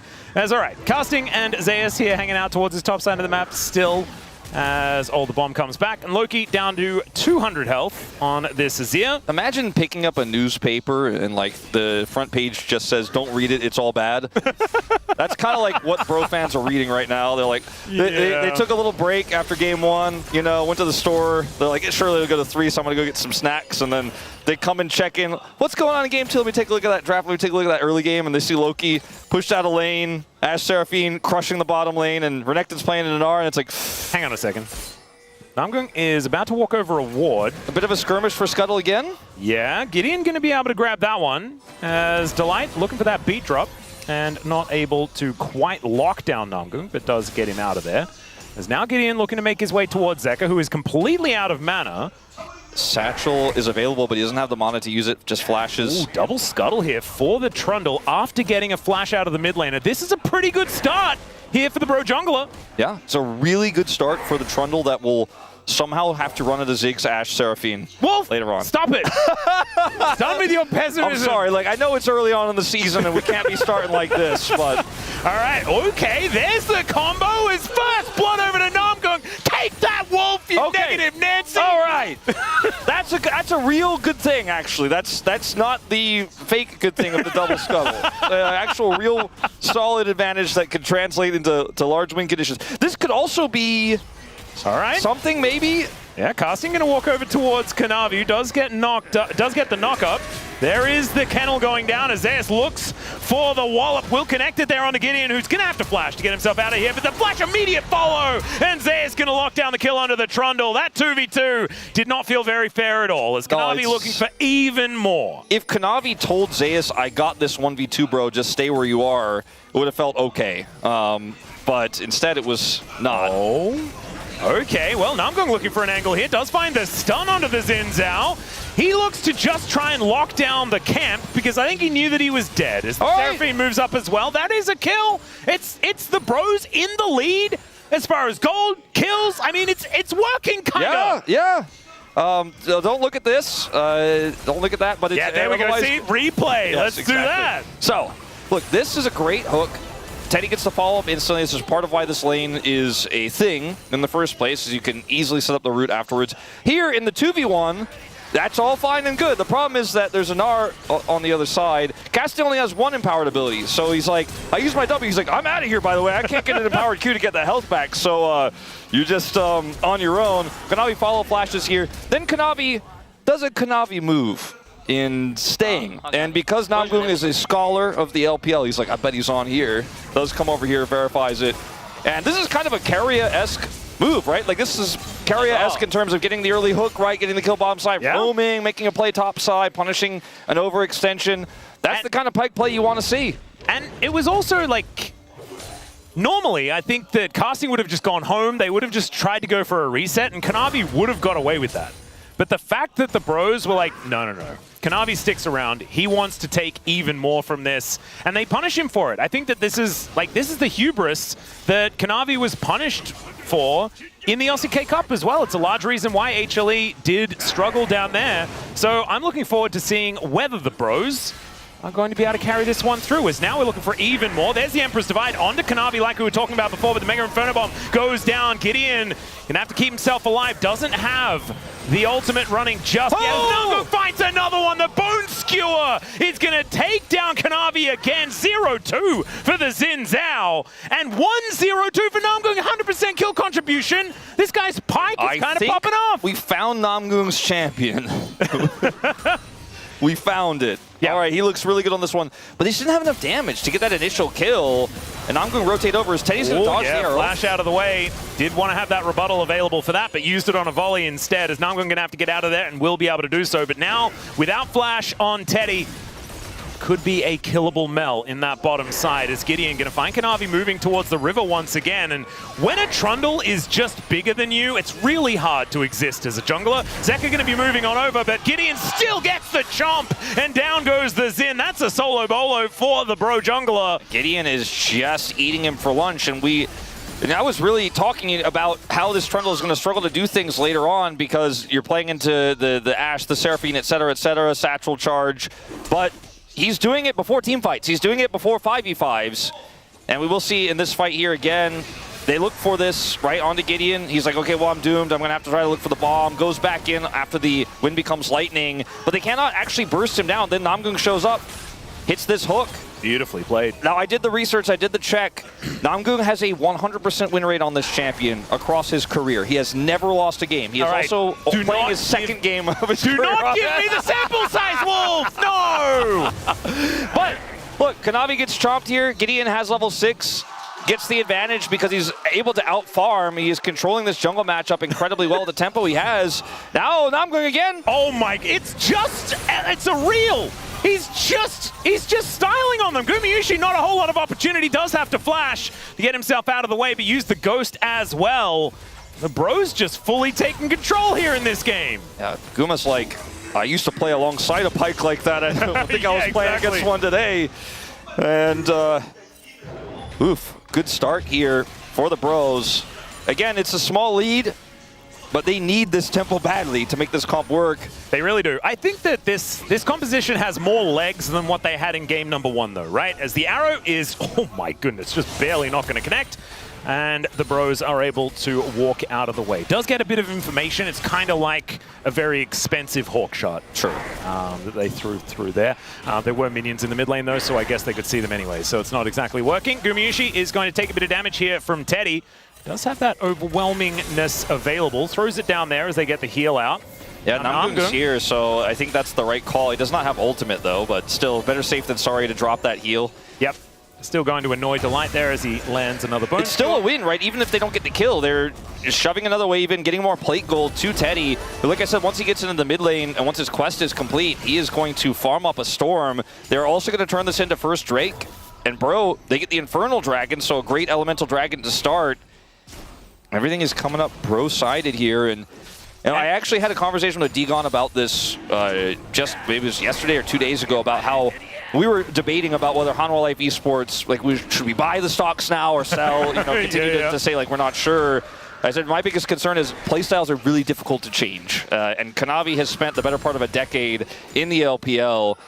And so far in this game, I think it's come back to bite him a little bit. And, you know, this is one of those games where if you had just played a little bit safer, a little bit more, the game state looks completely different, right? And Hanwha Life Esports are definitely in a comp that can come back. Like, this is not a lost game by any means. It's Gideon once again with the gank. Yep. Let's see whether Namgung can find it. Finds the double snare as Teddy also able to layer it in. But Namgung this time is going to get punished as Kanavi was lying in wait.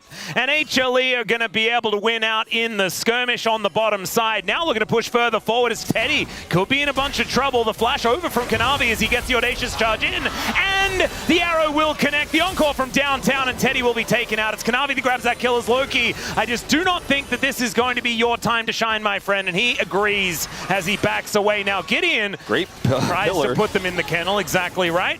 as now Casting flashing onto Zeus. Let's see whether he can actually win the fight as he's looking for the opportunity. Dominus is down, and he's closed the gap onto this mini-nut. But now he doesn't have a lot of gap close remaining, and the Dominus not going to be enough to kill this mini-nut here in the top lane. So the Bros, flash either. Yeah, trying to find some opportunities here, but HLE now with a gold advantage. It would have been really tough for him to slice there onto Zeus and then get another empowered W when it came back, as Namgoong's going to go for another pass here. Oh dear.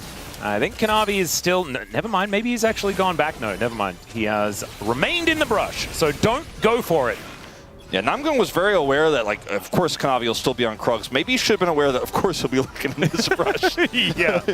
He knows parts of Kanavi, but not all. It's Titanic gear for Kanavi as well as his first item. That is It's a unique choice. Usual. Yeah, it's kind of cool. He's going to be missing his Sundered Sky, potentially in some upcoming scraps. Let's have a look at this one more time. Is Kanavi just perfect position? Yeah, bro, like me, are unaware when I got super hyped for the double stun here from Namgoong that Kanavi is in fact here. Not only is he here, but he's closer than their jungler. And then Teddy has already used his rebuttal, so he cannot actually stop the arrow, and the follow-up encore is brilliant. Yep. And then Loki, nothing he can really do, but at least does not die for it. So now the gold is, I mean, it's not a massive number or anything like that. The Bros still with an opportunity, but HLE taking back control. Gideon going to be helping out Casting here, who just gets slammed into this turret and will just be taken out. Zeka with the big old bomb is going to be able to take him down. Now Namgoong looking to try and get in here and support Gideon. They got to buy time for Loki to get here. Yeah, decent little bone skewer to buy a little bit of space, but the bouncing bombs are flying forward and Namgoong has no health bar to speak of. Gideon, the same situation here as it looks like Zeka has come online. Loki, very, very late to this one as Kanavi, I think he's dead. Emperor's Divide is going to sweep him up, but now that's not going to be available for protecting this turret, which is likely to go down. Teddy is liberal with his use of the rebuttal. Yeah, I get a little bit anxious about that. Yeah, I had the same feeling. I was like, that's not what you want to. That's not what you want to block in this scenario. He pressed his buttons. Look, your Gideon's coming up. And so is Namgoong, but you know, you're just a sitting duck here. You don't have flash because you looked for the flash play earlier on the Zeus and didn't get anything out of it. And then here, Namgoong is like, come on, Loki, we can play this, but realistically, they cannot, in fact, play this. And now, you know, it's the two sides of Kanavi, right? The over-aggression sometimes comes back to bite you, but sometimes gets you a huge edge. In this situation, he was kind of up a creek without a paddle. Loki is finally able to get something from that rotation, but all the while, Guma was free-farming in the bottom lane. And Hanwha Esports have basically tripled their small lead now into 2,000. And Zeka's going to be able to satchel this turret. A lead for the Bros feels like now it might have just been very short-lived. At least we got to talk about it, though. Yeah. You know, that's what feels fantastic, having an opportunity to sing some praises. Now, we're going to go back to what we were talking about kind of in the majority of game number one, which is the uphill battle that the Bros find themselves in. Zeus does now have his Trinity Force complete. Casting still looking for item number one himself. As Gumayushi parked in this mid lane. And I think... yeah, I'm now a little bit more worried for what the Bros are going to be able to do. However, if these Qs keep landing, Teddy's going to be having a better time. I would love to, you know, just win a team fight. Just one team fight. You know, I mean, I know that sounds very basic, but this Mel can explode in the mid game if that happens. But they just don't have great tools from behind, and they held onto the tempo for a while. And it has certainly shifted to the other side now as Loki even gets satcheled here. Yeah, and Kanavi looking for an angle here towards Namgoong. And the Pike will die to like a second and third auto attack. They could consider a dive here for sure. Loki may have to just, I mean, best of luck. Yeah, let's see whether Loki can survive this one as they do get the bones. Zeka could be in trouble. There's the Flash Emperor's Divide as Loki is just dead. And Zeka also managed to kill the Pike at the same time. Mega Inferno Bomb goes down and Zeka is becoming a gigantic problem here in this game. Delight is dead, so there's at least that, but still. Another wave. Gideon has to try to run away. Yeah, Kanavi looking for that 3-talon strike. Will be able to get the slow from the wind becomes lightning, and there it is, the last shot. Gumayushi should be able to help lock this one down. He is gifted that kill as Teddy is just going to try and grab some scraps here in this mid lane. Casting is getting punished by Zeus on the top side, and once again, just kind of looks like HLE are winning everywhere. They really are. I mean, it was a heroic play there from Loki, looking for the punish, but it's just not enough, unfortunately. And Teddy didn't have TP, he does now. If he had TP and he TPs in, instead of backing here, then it's a different story. He decides, okay, I can't help out. At least I'm going to push since Zeka's down here. Fantastic two-man Emperor's Divide. The pillar placed as well. And Gideon gets one kill back here. He does not touch the light, so the kill actually goes over to Loki, which is exactly what they want. But unfortunately for him, he just cannot get out slowed. Kanavi will take his life with the help of Kumayushi. 400 more gold in his pockets. Yeah, that's a big deal. Because I just don't Teddy was the only one with a gold advantage. Still does have a slight one, but it's really not feeling like much of anything at all. As the Bros might be able to get the second Drake. If it's X-Tech Soul, you know, you're feeling pretty good about the meaning of the two Drake lead, the double dragon that they have picked up here. And for Zeka, you're feeling pretty good about the fact that even though you didn't have Flash, no one is diving you, and you will get away with this back for free. Picks up Shadow Flame. Shadow Flame at 16.5 minutes on the Ziggs. He is doing boom boom damage, and he does it very quickly and very burstily. Yeah, and I tell you what, I'm pretty impressed by Zeka's Ziggs so far. He's known as a little bit more of the mastery player. Champion pull is something that we talk about with this guy quite a lot. But looking really good on a pick that isn't necessarily in his wheelhouse. Agree. That's a really good point you bring up. I was kind of skeptical of it, although the rest of the draft made me feel like it wouldn't matter. But he's kind of popping off, Atlas, and so that's a good thing. Having a good time, as Namgung is not going to quite find the Bone Skewer, and also just has to dash his way out of there. We've gotten to the point of the game where Hanwha Life Esports have control. Kanavi has free reign, and they're going to take this turret out. And you see Hanjin Breon just cowering, you know, on their side of the map, trying to farm. And that is a problem for how this draft needs to work. It needed to be ahead. It needed to have tempo advantage. It needed to be able to set the pace of fights and not try to avoid all of the CC. It just doesn't look like that's ever going to happen as Kanavi goes in. Yep, there's the knock-up as, okay, Teddy does find an angle for the rebuttal. Yonko does go wide as now Gideon thinks that this may be an opportunity casting on a flank angle, but doesn't really want to go in alone, and the rest of the Bros are a little bit too far behind. HLE looking to turn and take themselves down a Crocodile. They might be able to do so as Gideon goes in, leads with the subjugation and does put down the kennel, but they are not going to overcommit onto anything here, and Mega Inferno Bomb almost just kills Namgung outright.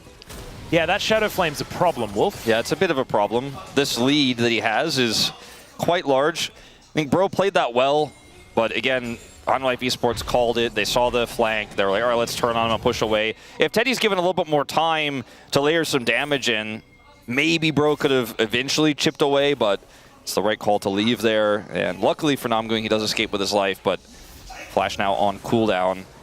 And Bro just have to keep farming. Yeah, Teddy is still the win con, which is kind of always the story with this squad, but there's just not a whole lot of turrets to farm behind, right? Which means objectives go for free. Your jungle starts going to Kanavi, and any LPL or LCK fan currently will tell you that's what he loves to do, is to take the enemy jungle, and he will take every opportunity to get in there, take your vision away, take your wolves away, take your blue, your red, your grump, your Krugs even. Yeah, So all of sometimes your gets punished. stuff is just going to be something that he's looking to take away. Is it going to be this next Drake? Well, we'll find out in 2.5 minutes. Baron going to be up in 1 minute's time. We were talking about Hextech Dragon, which would have been cool. It's an Ocean Soul. It's not exactly the most pivotal. However, still would help if the Bros can get there, but the Double Dragon is feeling less impactful than it otherwise could be. These bouncing bombs also really hurting, as Casting just wondering what he's supposed to do here. As at least Namgung doesn't die immediately, but man, these bouncing bombs really do hurt. Teddy moving forward, but this inner turret is going to be in satchel range incredibly quickly. There it is, and down it goes. Now Kanavi goes in, looking for that opportunity as the Crocodile, I mean, blink and you'll miss it. Casting is just lying on the floor. You were talking about the handbag syndrome that this Renekton could be faced with, and that is indeed what is happening. It's just like game one where I'm watching Loki go, well, farming over here. Sorry about what's happening on the other side, but I'm not going to TP in. Yeah, just play safe bottom lane. Let's see whether they can do so as the flash forward from Kanavi once again. Flash out from Gideon. We'll be able to keep him alive, but this is an inhibitor turret being sieged at 20 minutes, and Zeus is on the other one in the mid lane. Loki, come home! Come home, please! Doesn't have his satchel. Turret's going to survive, but... All right, I mean, that's TP. something. They almost get the turret, I suppose. In that last pick onto Casting, the only thing they could have done is like Teddy presses rebuttal, but you know he's not in range, so it didn't do anything. What is he supposed to do? Flash in front of Casting and look for the rebuttal on the outside? Yeah. That would have been crazy. And then dash cannon out. Yeah, he also went for the Rocket Belt, which I was going to mention, which, I mean, Rocket Belt has really good stats in general, so it's not the worst buy on a mage pick like this, but it is quite unusual. I mean, we've seen just, I think if you're a mage player that likes having it, you can build it and get away with it, right? I think it's one of those type situations. What if you're just an 80 carry player who doesn't play mages, who's forced into the awesome dude in this situation? I mean, Teddy was always kind of okay at it. He liked Gale Force, you know? Yeah, Same thing, there you basically, go. right? Pretty much the same item. As Casting looking for another flank opportunity, might be able to get in there. Does have the Dominus as the arrow will connect onto Namgung, and he's just obliterated. There's the Encore as well as Loki. He dashes out of the way of it. Gideon surviving for a very long time as the Mel is able to take down the Xin Zhao, and Casting gets in there, slicing, dicing, and looking pretty cool here as the Ash will be taken out. It's a triple for Zeka though, and he's still at full health.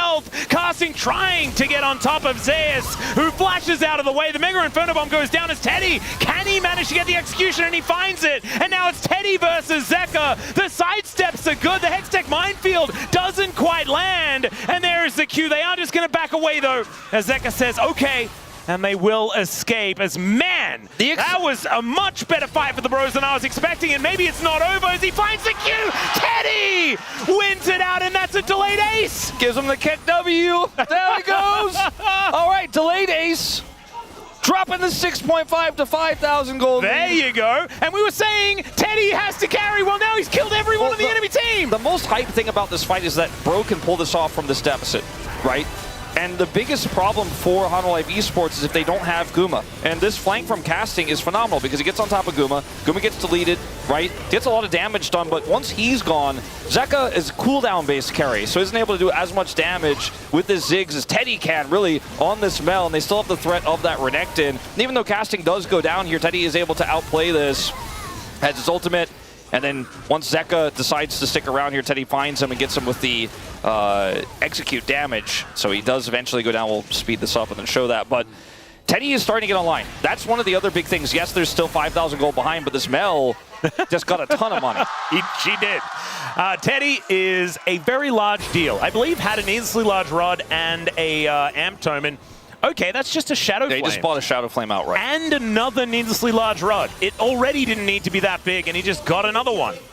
Okay. He's 2,000 gold ahead of Gumayushi right now. Guma's got to, you know, he didn't go cleanse, obviously. He's got to be careful about those Renekton flanks as Kanavi and crew are going to start this Baron up. Very difficult for Bro to stop this. I mean, there is a Blast Cone, so Gideon could possibly get on in there. Let's see how much It's going to have to be a turn here for HLE as they are backing away. Now, let's see how much. Get the teleport out of Casting. Let's see how much damage maybe Teddy could look for here if they wanted to stay on the Baron as well. I was going to say, but they are just going to simply leave, which I think is the right call.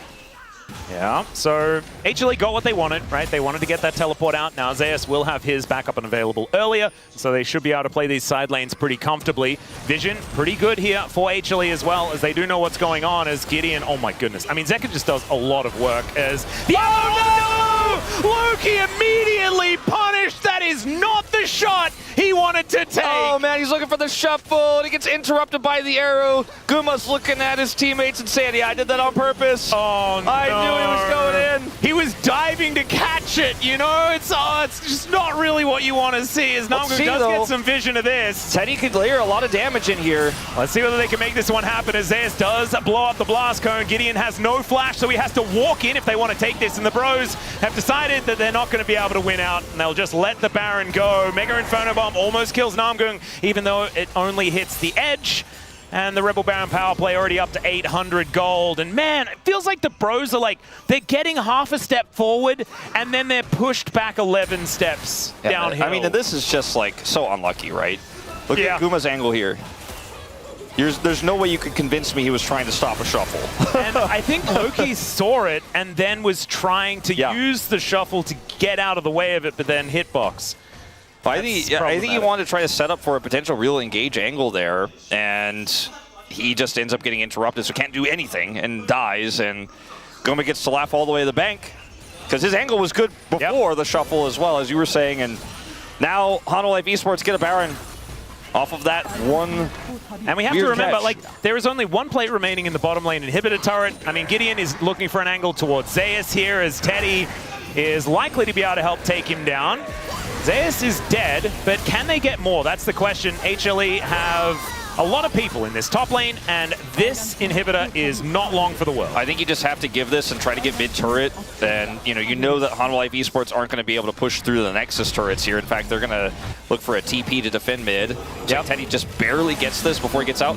Losing casting could lose you the game, though. Yep, the Sundisk does go up, and now Kanavi is looking for casting, and he will just be taken out. The encore will be avoided. Good dash cannon to get out for Loki as the beat drop comes on through, but does not connect on to the Azir. So he will at least stay alive, but top laner for top laner, and inhibitor turret does go down as well. Teddy at least gets the Rabadons, so that's something.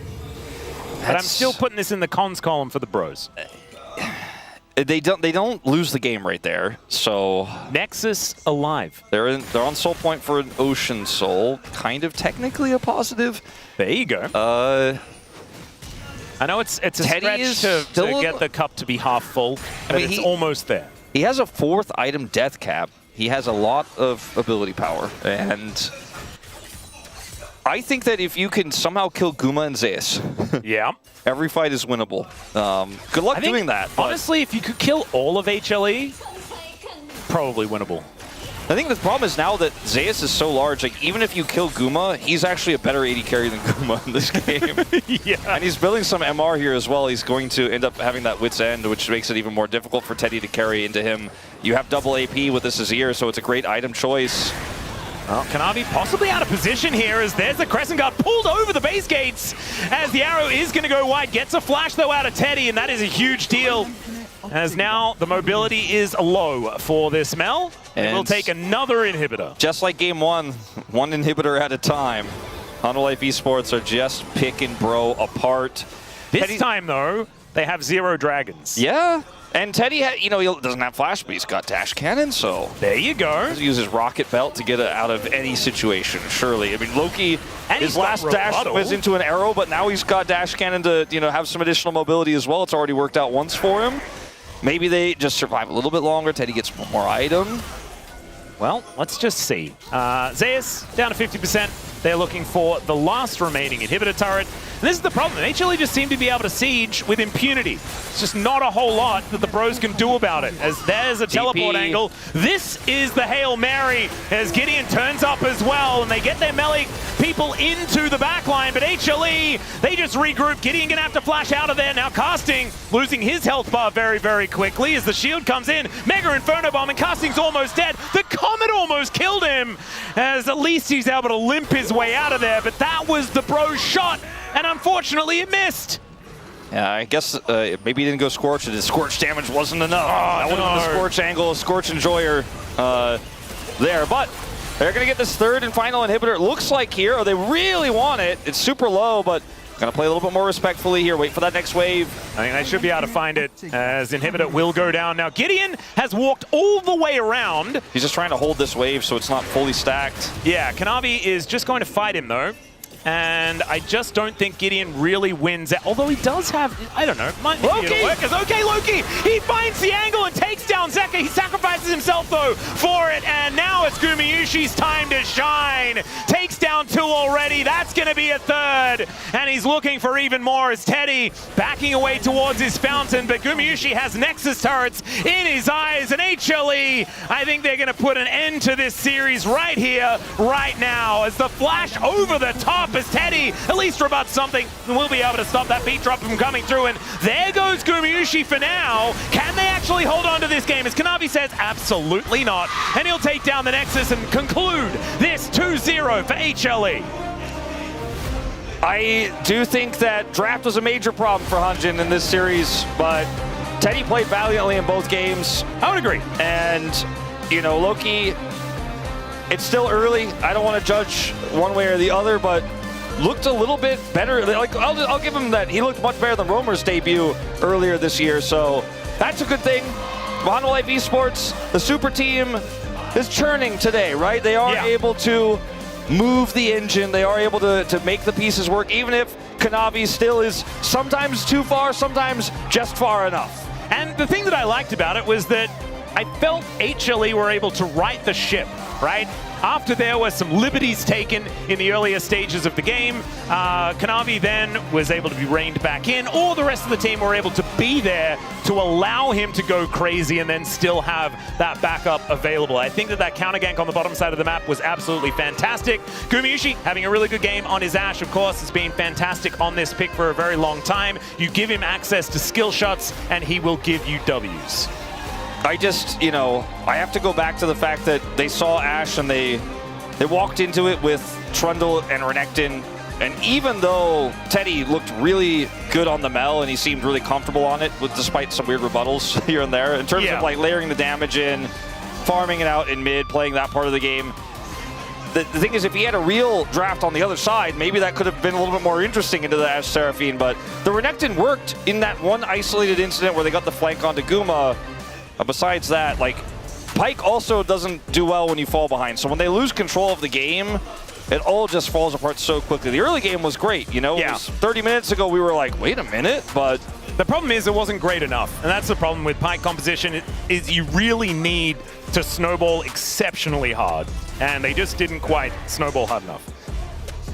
That's what it kind of felt like. Yeah, certainly not. I mean, you watch some of these moments here and you're like, oh, if Kanavi wasn't there, this is so sick, right? But this is where they started to lose control over the game. And this is where this composition just becomes a pick comp in these scrappy fights. Loki was trying to save the game a little bit too hard at moments. Oh, I'll forgive, obviously, the dash into the arrow, but he was sometimes a little bit too late to these moments and still showed up, Where it's kind of like, I'm ready to play, and Bro's like, man, This was a sick team fight, though. Like, this was a sign of what the Bro composition was capable of. And just unfortunately, we only saw it that one time. And even when we did see it, it was only Teddy left alive at the end and not a whole lot to fight for. It's just, you're not going to get that Renekton flank in a normal 5v5 in this game state more than like once, maybe 2 times in a game like this. Yep. This was also a really cool catch, but the lead was too big, right? We said this in the game 1. There were some cool heroics from Bro in a 10,000 gold deficit that looked cool, but ultimately didn't matter. It's the same sort of thing. And you can see they're talking about pentas. Unfortunately, there was, a Xin Zhao that let a Trundle run away. You can see Gideon there on the minimap. So no penta really was available, as Teddy does get flashed over here, as Gumayushi will get punished towards the end, but it doesn't really matter too much. Having a listen here as HLE, looking like they're pretty cool, calm, and collected here at the end of game number 2. I walk away from this series feeling like I still don't know where Hanwha are. Like, the Ziggs was cool. The drafts were great. Zeus played Gnar. We already knew that he's good at that, and it we didn't learn a whole lot of extra things. Yeah, I kind of feel like, okay, they 2-0 Bro this time. They looked a lot better against Bro, but I'm looking for some more meat, right? I'm looking for a little bit more of a tougher matchup. I'm looking for Hanwha to be tested a little bit more directly. Yeah, as Zeka is going to pick up player of the match here.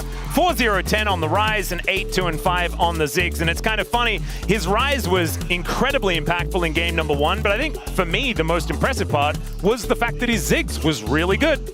And he's not really been known as much of a Ziggs player in the past.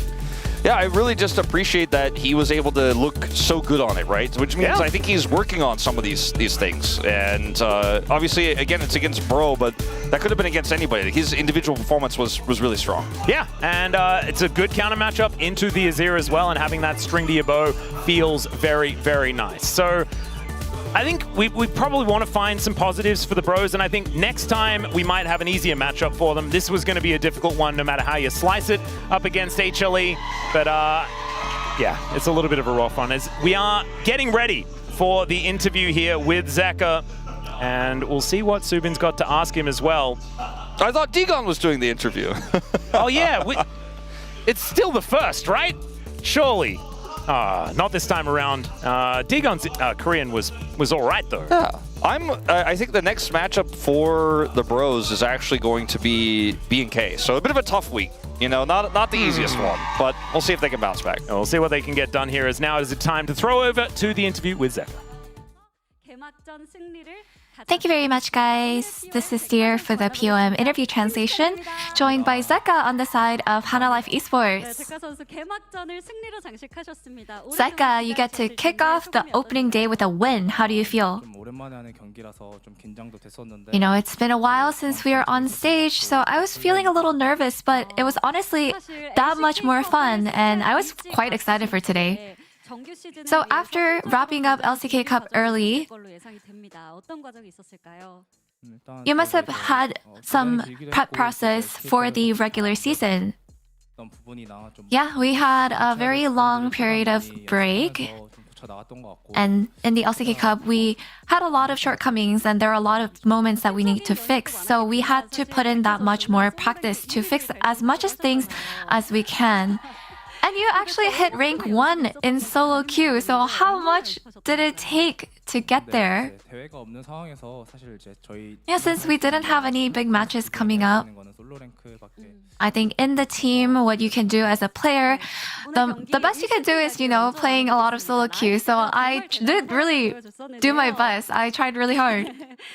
And in game 1, your Rise has massive presence, and the blind pick probably contributed a lot too. So how did it feel when Rise and Pantheon were both available together?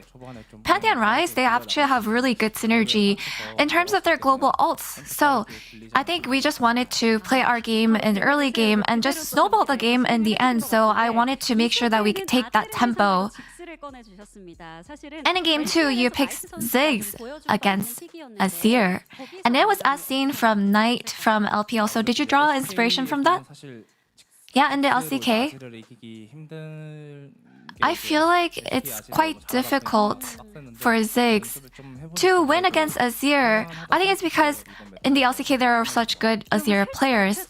But I really did practice a lot, and I felt like in this meta it might be actually playable. So what makes Ziggs a good matchup against Azir? You actually have a lot bigger range.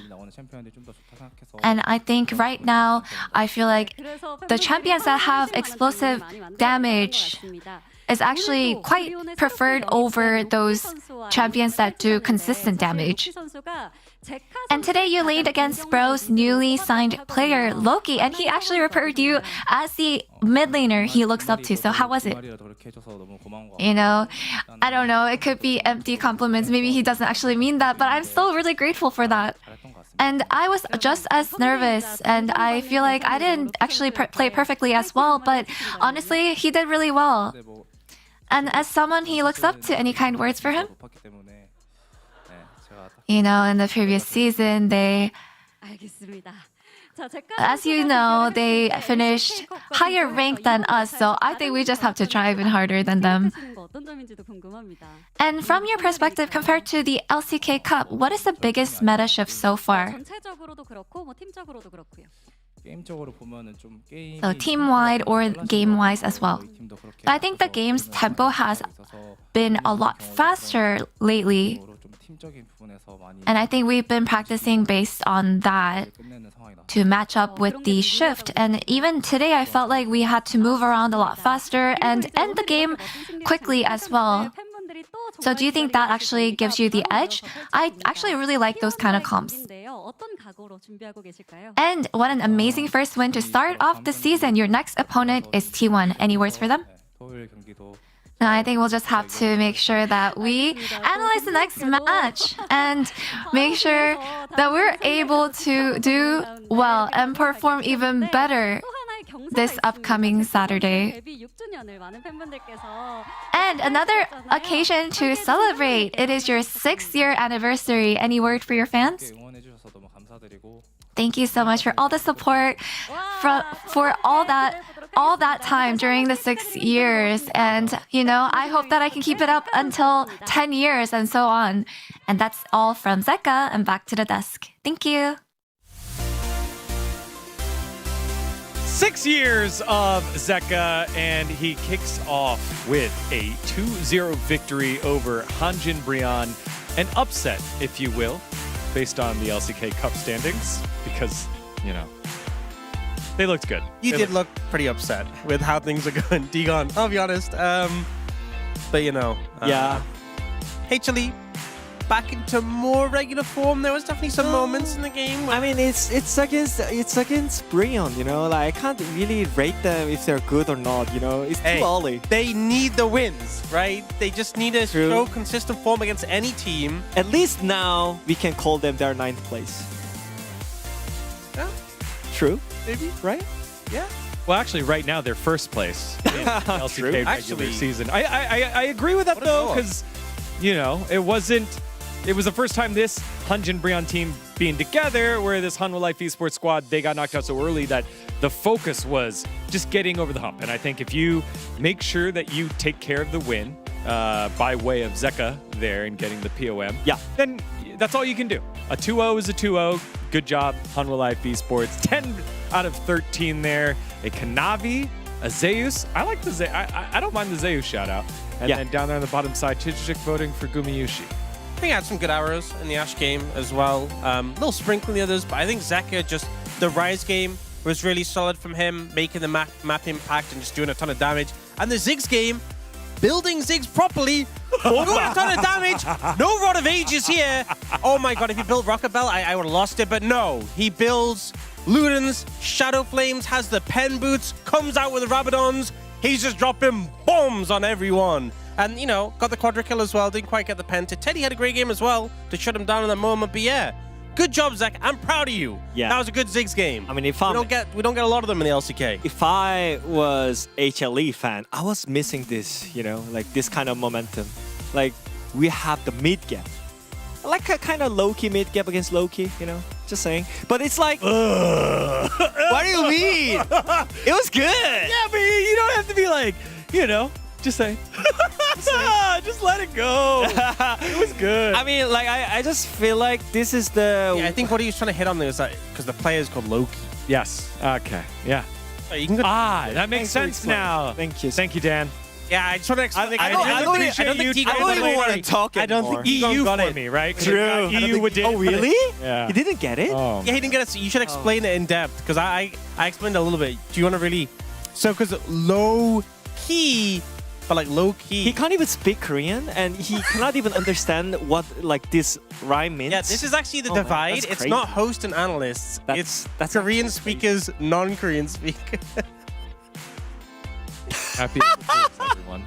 Let's see what else that we had here for our comments. As Wadid's pun will now move on. New Mage Zeka is a good look, right? Again, shout out to the Ziggs. Yeah. I think as well, like some of the criticisms of Zeka has been in Fearless, looked a bit weaker. Bringing out stuff like Ziggs, it is a good look. It's what they really need. Yeah, I mean, whenever you have this kind of solid mid lane in your mid lane, the game gets a lot easier. You know, like you get the pressure, you move with your mid laner, and you kind of spread your pressure to the side lane, which makes game a lot easier. Continue on to us. We had from our Korean analyst desk, Helios Winter Fox Great, saying there's Baby Zeka's cheeky moves. I don't know the context, but yeah. I don't know the context either.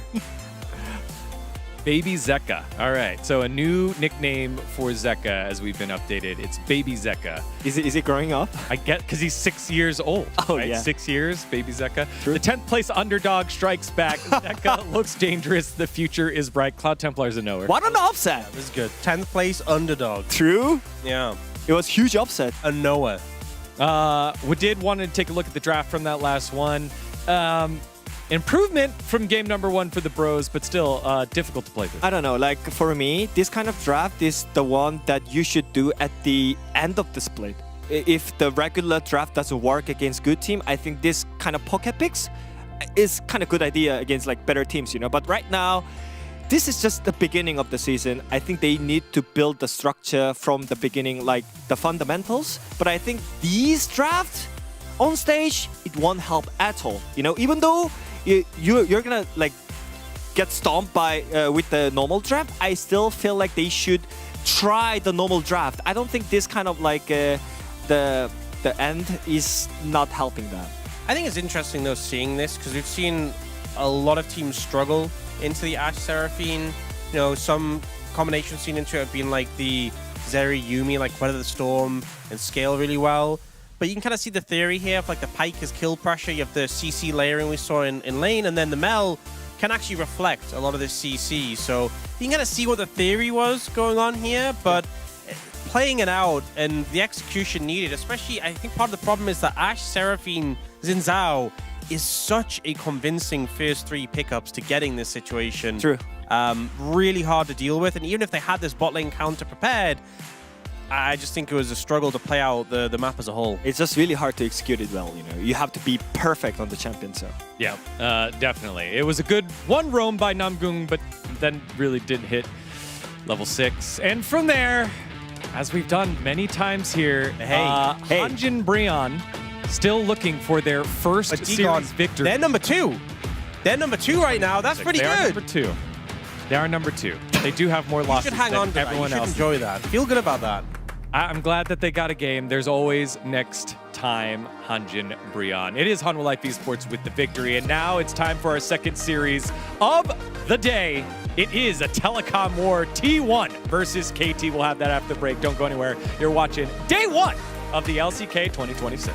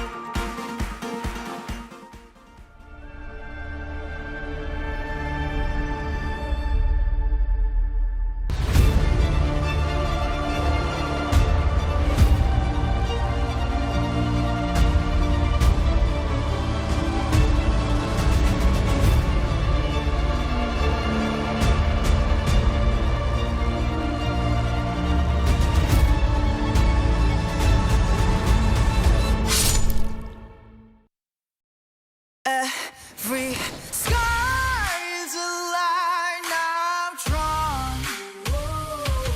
Every wall is a sign I've worn.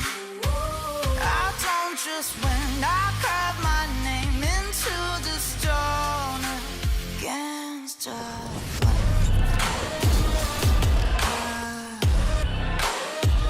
I don't just win, I lift my mark into the stone.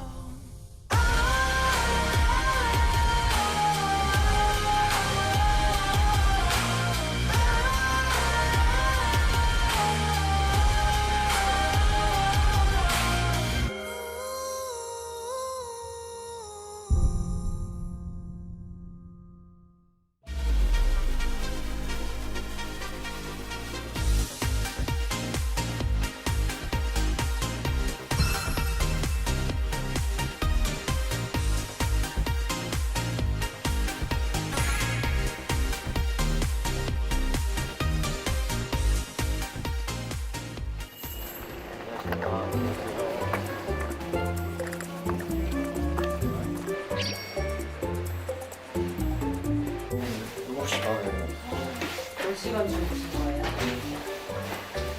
한 5-6시간.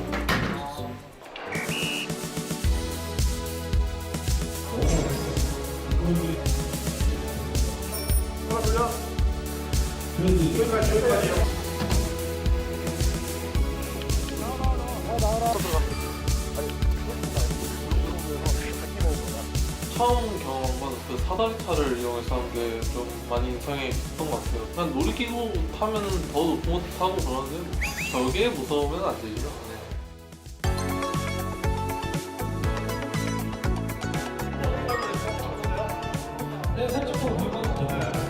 늘 하던 느낌? 아니 뭐 설명은 들었는데 무슨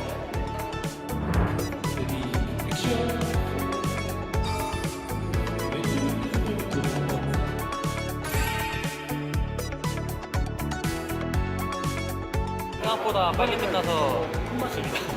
제가 뭐 해왔던 시간들을 표현해 주셨다고 해주셔가지고 너무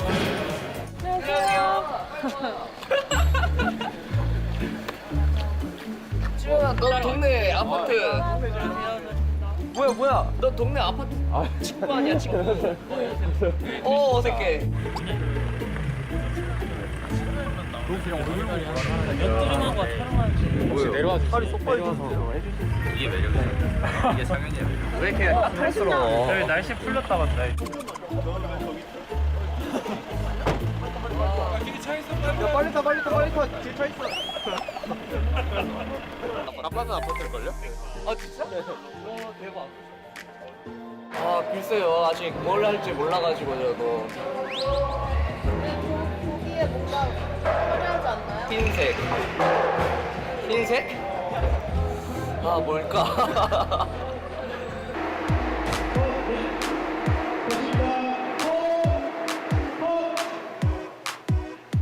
아니, 근데 저거 소리 때문에 뭔 말하는지가 안 들려요.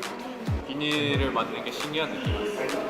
근데 오늘 제가 했던 스타기틀 중에 제일 어려웠던 것 같은데 잘 나왔으면 좋겠습니다.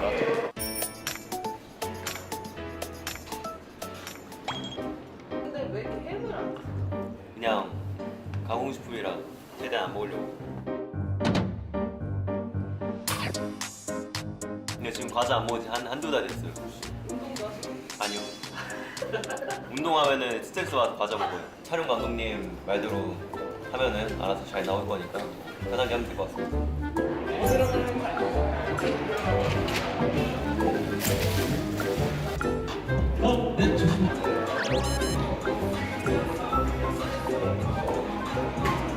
뒤에서 베테랑 형 촬영한다고. 네, 베테랑답지 않던데요. 실수를 많이 하는 것 같아서 좀 다음에 원샷으로 끝내줬으면 좋겠습니다. 재밌게 하고 테디 선수 틀리는 거 보고 재밌었던 것 같아요.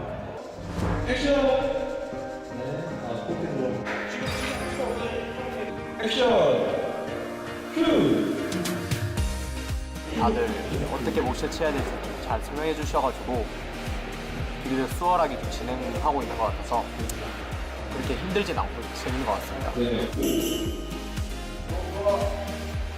촬영 컨셉 자체는 괜찮은 것 같고 그냥 하면서 신기했던 거는 드론?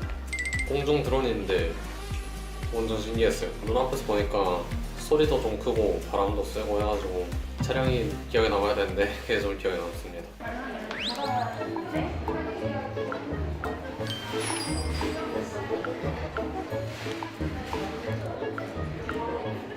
표정이 달라. 내가 만져줄 때. 얘는 막이 같은데?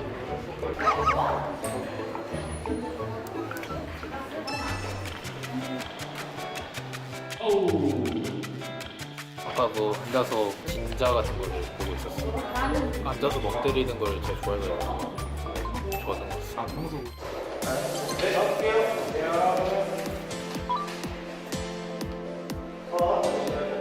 촬영하는데 생각보다 어려움이 없었던 것 같고 촬영장에서 반가운 얼굴 보고 하니까 재밌었던 것 같아요.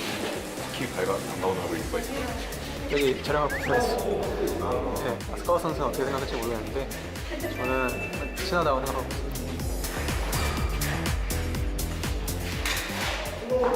액션.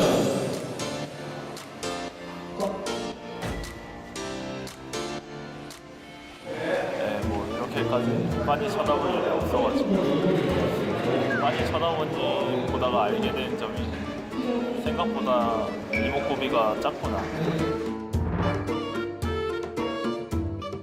확실히 마주보고 있는 시간이 길어가지고 좀 웃음을 참는 게 어려운 것 같습니다. 선생님 보게 됐대요.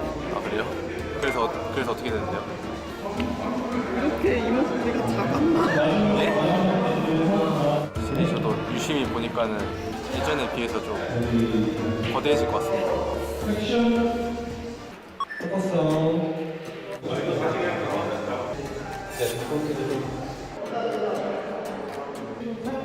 대광이? 그러니까 잘하는 것 같습니다. 아이돌 출신이야? 아이돌 출신이라고. 좀 좋았어. 아 제가 미국에 있었을 때 춤을 한번 췄었어가지고 컨텐츠로. 근데 그게 좀 부끄러운 과거이긴 한데 그래서 아이돌 출신이라고 자부심이 있습니다. 오른쪽 건부가 있나요? 컨셉 들었는데 그 앞에 건부가 나온다 해서 온갖 그 열받는 감정들을 담으려 해가지고 그냥 제가 인생 망하는 상상하면서 찍었습니다.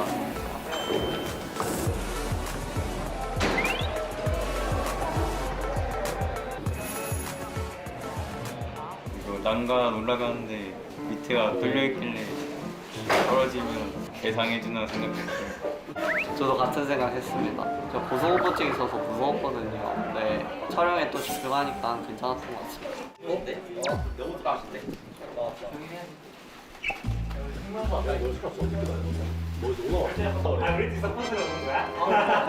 아니 저 촬영 PD예요. 난 중형인 것 같아. 중형 생각 시절 내가 원래 강빈이 형 원딜 아니야? 누구랑 이렇게 윌러랑 역할 네 미친 말하면 말하지 마요.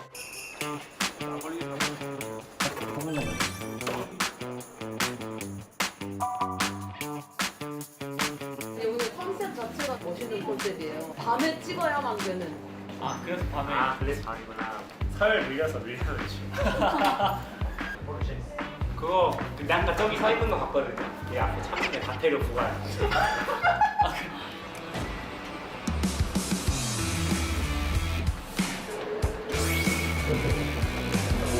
멀리 줄게 멀리 저쪽 왼쪽.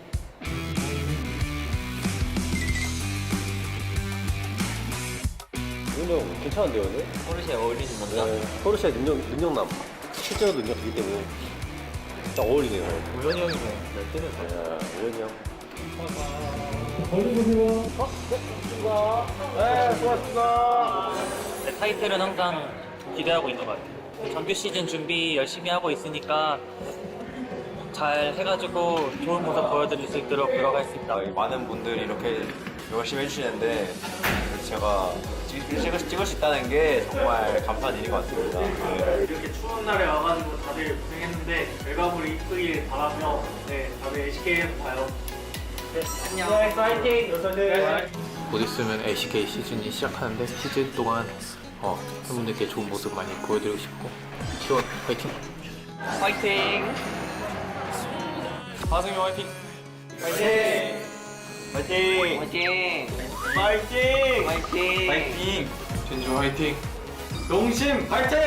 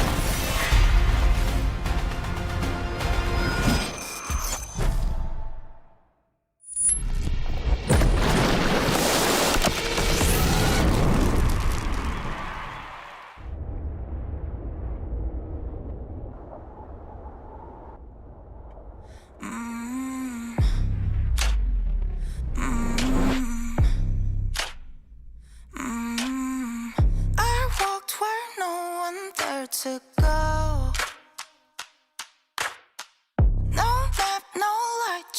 start to show. Each fall curves something deep. The center of the world lead the way. Everyone was mine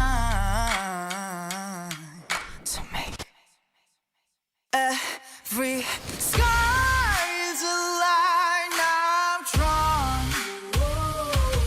Every wall is a sign I've worn. I don't just win, I carve my name into the stone against a flame.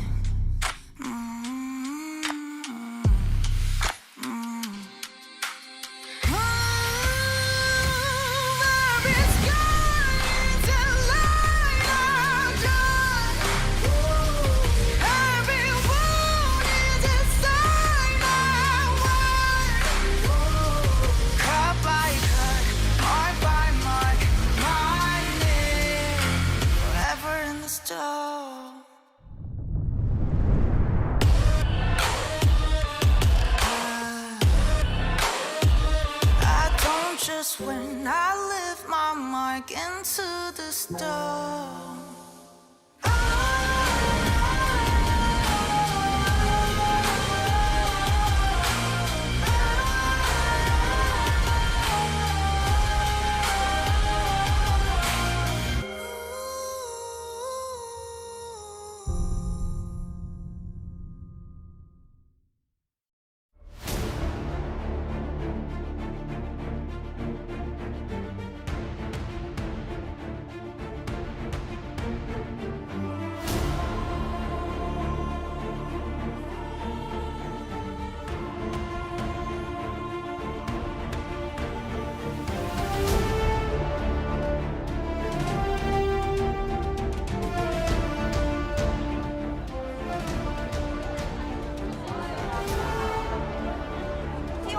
화이팅! T1 화이팅! 이기니 퍼펙트 KT 화이팅! Welcome back, ladies and gentlemen, to LCK 2026. You saw the beautiful view over the Han River with the Hanwha Life building, like just right there. It's a big one. It's actually very, very cute that they just won the very first series here. If you weren't here, they did just pick up that victory. Sorry for the spoiler. You can go back and watch it if you are an HLE fan. If you're a Pro fan, don't. I think that's probably not really the way. Just to clarify, it's just Hanwha's normal giant, like it's sorry, yeah, it's not the HLE. Company. I just keep saying Hanwha Life. But I mean, Hanwha Life Esports is a part of the greater Hanwha. It's the giant Hanwha building. Yeah. We also saw a brief shot of the LCK trophy with the champions of all LCK etched onto it, and there were a lot of T1s on there. They'll be playing in our second series that we'll be jumping into pretty soon here. Yep, Hanwha Life Esports, so starting things off great. Went from 10th place to first place. That is a gigantic swing. That's massive. That's a big swing, as you say. Telecom War on day one always feels a little bit weird. It's happened before, but you know, we don't really have the full storyline set up just yet. Obviously, we have LCK Cup to kind of fall back towards, but KT did not have the World's Finals level of start to the year. Maybe things will change today. Yeah, let's have a look at some of the points of the match, though, as Owner is to reach his 300th win if they manage to pick up a victory, sitting at 298 right now, 5th in the entirety of the league, which is kind of crazy because I remember when this guy debuted, and it doesn't feel like that long ago, but that's it's just what's happened. But you know what else? This is a big thing, as Effort is going to be the one starting here, as Ghost was playing in Challenger. You let me know that one earlier on, Wolf, and I guess they're just not going to play Polu in their first game. When I saw that Ghost was playing, I was like, okay, well, Polu's playing. This makes kind of sense, right? We've seen a lot of teams put their players down to challengers to kind of, I don't know, get them back into the swing of things. But this is an ex-T1 player, by the way, 2017 to 2020, as you guys could see at the top of your screens. That was where he made his big name. Yep, now it's time to check out the tees.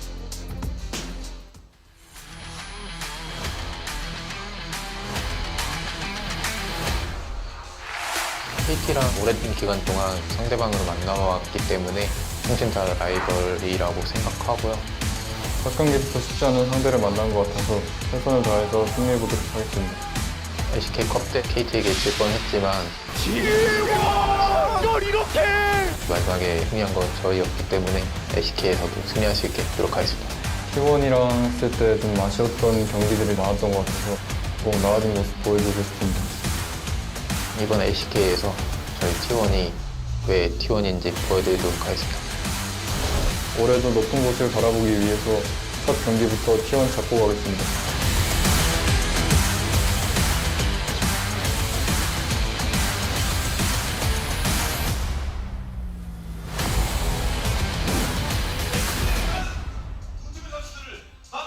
I understand that KT said that they're aiming higher, and I get that because aiming. It makes sense. He's got a new support, so we'll see. He does indeed. Let us welcome T1 though to the Chichijik Lol Park stage here. As wait a second, 1, 2, 3, 4, 5, 6. Okay, a little bit of an adjustment here as T1 Dumbo is going to be joining T1 as they walk out onto the Chichijik Lol Park stage. So this guy is an insanely famous actor and content creator, and he does comedy videos. He is a very funny guy, as you can see a little bit up here. So there's probably very few people in the audience who do not recognize him. He is quite well known, and he's done some collaborations with T1, played mid lane with them. So he's standing rather with Faker in the mid lane for this walkout. It's a really cool promo and collab. I love to see when teams work with content creators, as you can see here.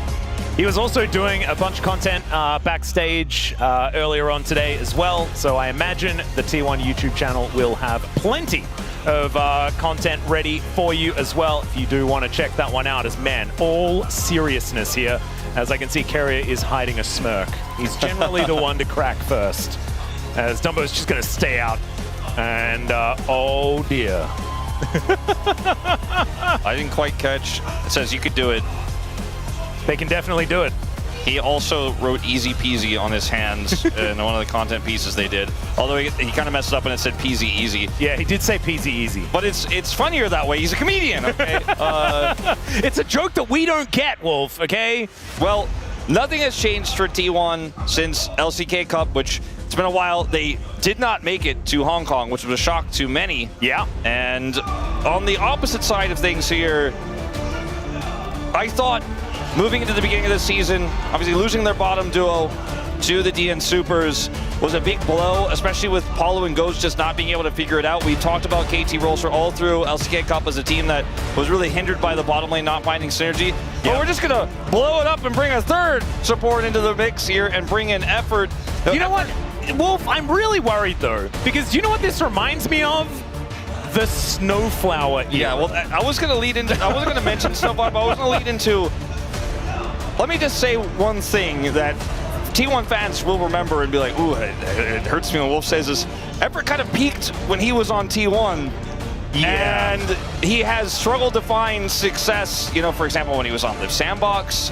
And then went to the Bros after that. It was sort of like a petering out, unfortunately. Yeah, just like Peter went out of KT and he replaced it. But this, it feels like Snowflower because Effort is, as a pro player age, is pretty old now, right? Like he's been around for a really long time. He hasn't been able to find the success that T1 was hoping he was going to bring to this to their roster so long ago. I mean, it's been like almost a decade. Think about it that way, and you're like, oh, it's pretty crazy. Effort is quite famous because he's an ex-T1 player. But does this solve anything, or does this further complicate things? Because KT at the beginning of last year did the same thing where they're rotating Duck Dom around, right, and eventually settled on him. We're doing the same thing here with the support role, and it's unsettling, to say the least. I don't know what it's going to mean. I do think that, like, Effort is a known quantity, right? He's never been sort of the flashy guy. He's always been Effort, no matter where he's been, for better or worse. And I don't know whether KT necessarily need that. I know that Polo and Ghost were certainly struggling, but... You know what I need? What do you need? A little Nasus hover. That's what you're going to get. You are definitely going to get a little bit of a Nasus hover, Wolf. If there's anything that Effort can provide, it is hovering Nasus. We will get a little bit of this. I'll never forget. Yeah. Sounds like you didn't forget. I never. Yeah, no, I didn't. Effort played in the Casper Cup earlier, like at the very end of last year, right? Did he? I can't quite. I feel like we were talking about the Nasus hover very recently. Yeah, that might have been the case because I do remember this coming up fairly recently. Yeah, and Yundo says that he thinks that he did. Yeah. And Yundo KT did not have a memorable Kespa Cup. No, they didn't not. play with their main roster, so. And that might actually mean why Effort was there. So that does make some sense. So KT going to be at least bringing part of the Kespa Cup flavor to the LCK stage. Replaced Effort.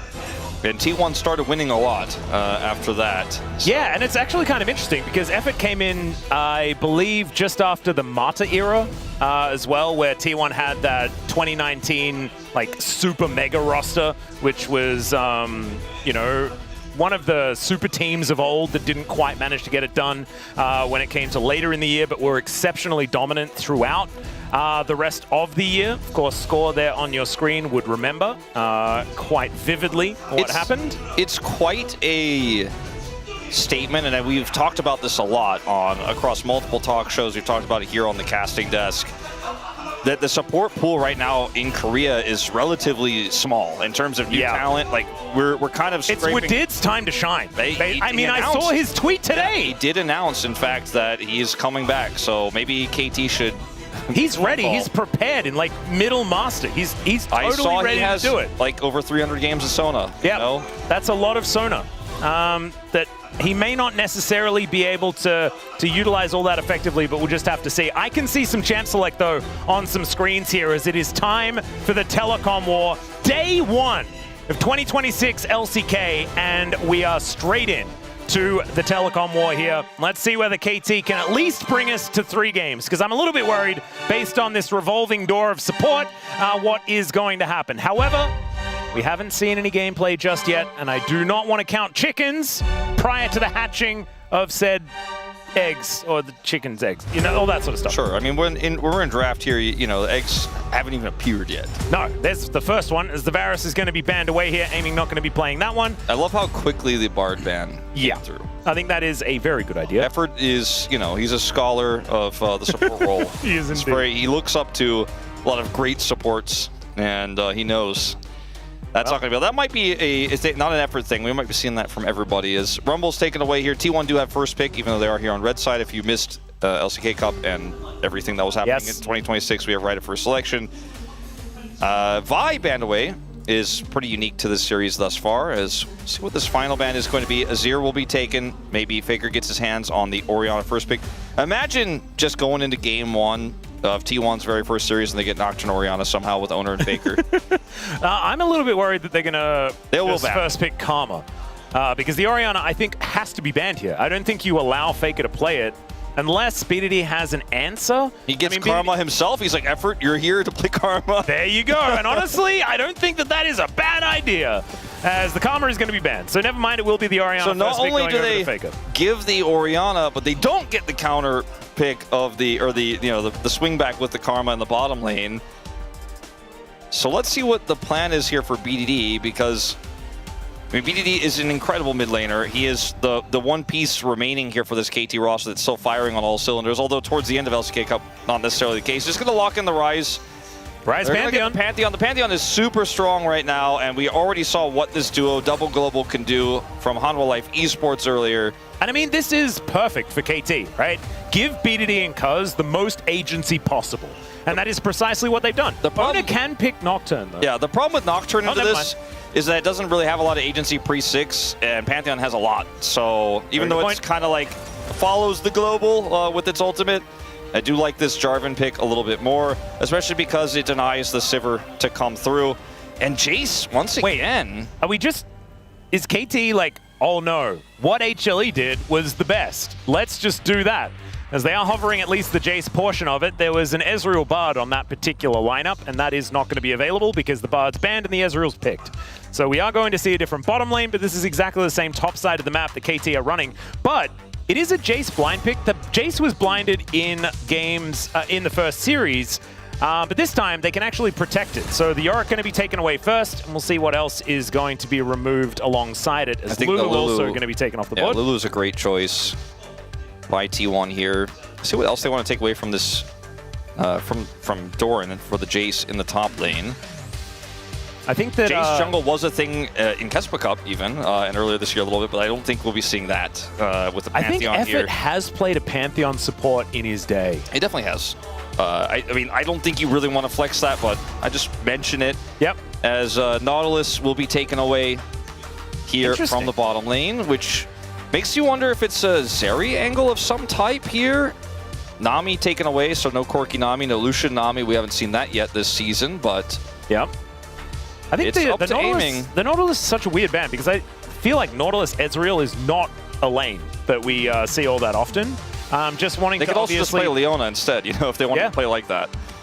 So I agree with you. It's a weird one. Carrier could be going towards the Leona like you're talking about. They have banned away a couple of the range supports. Nautilus is really good anti-dive.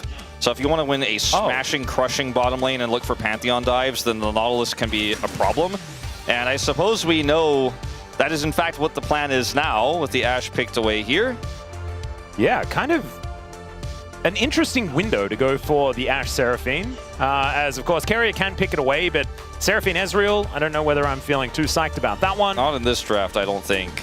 As that's an Anivia. We're just hovering it for the moment. We'll see whether the Anivia into Jace is what Doran's going for on the top side of the map. He could just play a tank, I think, and be happy with that. Never mind, he's a bird. Unless Carrier's going to play it and take a little bit of a leaf out of the on-book, that's what he's doing. Okay, it's the Anivia support. He saw that On did it, you know, 1-0, at least in the LPL. I believe he played it once in first stand as well. My goodness. Okay, Carrier, he's been paying attention to what's been happening elsewhere. This pick doesn't necessarily stop the Seraphine, but it makes it a little bit trickier to play out. And once he has level 6, they can keep up a lot better. And he has a ranged stun, so that also really helps, you know, get through the laning phase. Ezreal does well with a lot of different types of ranged support, so Zanivia will work out decently. You can also do some funky stuff with the lane. You can manipulate the wave with your wall. So there's like some play with that in the bottom lane. I don't necessarily love how this draft came together, and if I took nameplates off, I would 100% be on KT's side of the draft here because they got everything. The Jace that doesn't have a strong counter here in this Ambessa. They have the Ashe Seraphine, they have the Rise to follow up with the Pantheon. Like, their global is insane. They have great extensions for the Encore, but it's T1 on the other side, and it's been a while since we've seen effort on this stage. So, draft aside, let's see what the form looks like on the day. Yeah, I think this is, once again, a learning prospect for us moving into this very first game. Pretty cute that Carrier has decided to start cooking very early on, even if it is something that was a recipe designed elsewhere previously. Haven't seen too much of the Anivia support so far in the LCK. As KT, I think this is a really solid draft that they've put together. I think the Jace is kind of standing out just a little bit, but does give you a fair bit of range. As Ezreal Anivia for the bottom lane for T1. Let's see how it goes as we jump into the rift for game number 1.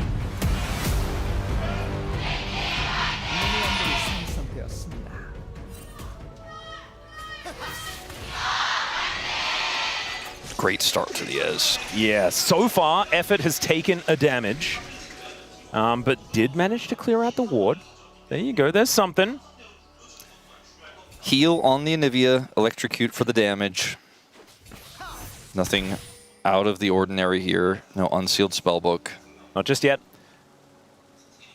And I think if this is going to be your debut game, I think playing the Seraphine sounds like a pretty decent move, as Carrier already taking a bit of damage here. Yeah, it's like on one hand, I feel for Effort like, yeah, you're playing Seraphine, it'll be simple. But you're also playing against Anivia support. I hope you have a lot of experience with that.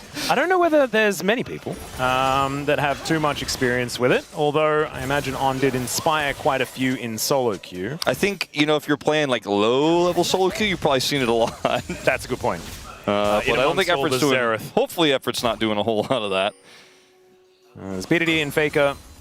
Just going to be laning it out here, of course. The Orianna has been a decent matchup into the Rise in the past. But right now, BDD with a fair bit of control of the wave. Faker just letting that one shove. And so far, KT with a lot of control as far as the lanes are concerned. As Perfect goes to the skies and Doran dances around the wave. We know that Doran's Ambessa has been phenomenally good. Yes. But it is going to have a little bit of a rough matchup in the earlier stages. Yeah, that's the tougher part of this, which is, again, why I really like this draft for KT, because it has a lot of agency for the Pantheon in all three lanes. Yeah. So the early game is great. The late game is pretty simple. And also for T1, in terms of engage, like you have the Jarvan set up with the Orianna, and you have a potential setup with the Ambessa, but Ambessa is really tough to play into this composition. And when you go in, there is no getting out. You better win the fight fast. And then the setup with the Anivia is really conditional. Like, you got to get that wall the way you want it, or you have to end up getting that Q stun to connect, which is, you know, in a real 5v5 team fight, quite tricky at times. Can follow up really well, though, to the other CC they have. Yep, and even just the Glacial Storm can be pretty powerful, just providing a slow kind of everywhere. When you do have KT, minus the Jace, I guess, and the fact that Ashe Seraphine does have a decent amount of range. If you manage to get it down, the Pantheon and the Ryze can struggle a little bit, as of course their range isn't the highest. So you can control the battlefield there. I think that, you know, Kerry is a creative player. He cooks. And we know that he will be able to find ways for this wall to work out. As speaking of things working out, Owner is making his way down towards the bottom lane, but KT just going to move their way out of there. Beat drop pretty good there from Effort to get some damage onto Carrier, who does take a fair bit, but still takes back about what he dishes out. The passive for the Anivia could come into play if we see an attempted dive, as that was aggressive from Paze. Yeah, he is an arcane shift forward kind of guy. He wasn't always like that, but the LPL changed him. Certainly did. And we saw in the LCK Cup, Paze was very happy to go in, as Perfect is very close to dying, but he's going to be all right for the moment. That was that level up. Perfect did not flinch. He was like, I have these minions. Doran also has a lot of minions that he has to deal with here. It's close to the level up. You know, makes you wonder if Perfect stays there, if he actually could have I was worried about that. Teleport does bring Perfect back there, though. And so both of our top laners should be recharged and back into the action once again. Speaking of back into the action, our supports have made their way back down towards this bottom lane as well as the beat drop goes wide. Good stun there out of Carrier. Finds a fair bit of frostbite towards Effort on this Seraphine. The Anivia doesn't really hurt people until the electric goes off. You're like, oh, okay. It can kind of hurt people, but when the Q hits, you're like, oh, did that heal? I feel like your combo also is just so consistent at proccing Electrocute if you do manage to land the Q properly, so it's pretty nice if you manage to get it down over and over again. As Doran, I swear he just went back to base. As now, Owner is making his way in, but Perfect just solo kills him! Alright, meanwhile here towards the bottom side of the map, Aiming could be in a bit of trouble as T1 looking to press forward. Effort controlling the battlefield really nicely though, and the volley tags both of them. Beat drop does force Pace to get out of there, and Carrier could be down to the egg, and there it is! They cannot actually kill it though, so I think this is actually good for Carrier, who come back with all of his health. Yeah, they're just trying to clear this wave before he respawns here, get this cannon and get out. Aiming. Oh, there's a nice stun. Aiming does have the barrier, as once again, Carrier could be in trouble this time. He doesn't have the egg, and there are minions getting angry as Paze down to 200 himself. Cuz is looking to make his way over here as well, as Paze just going to have to get out of there, and Owner, thankfully for T1, is in the vicinity. Guess Cuz just didn't have a charged spear there. Potentially looked for the snipe.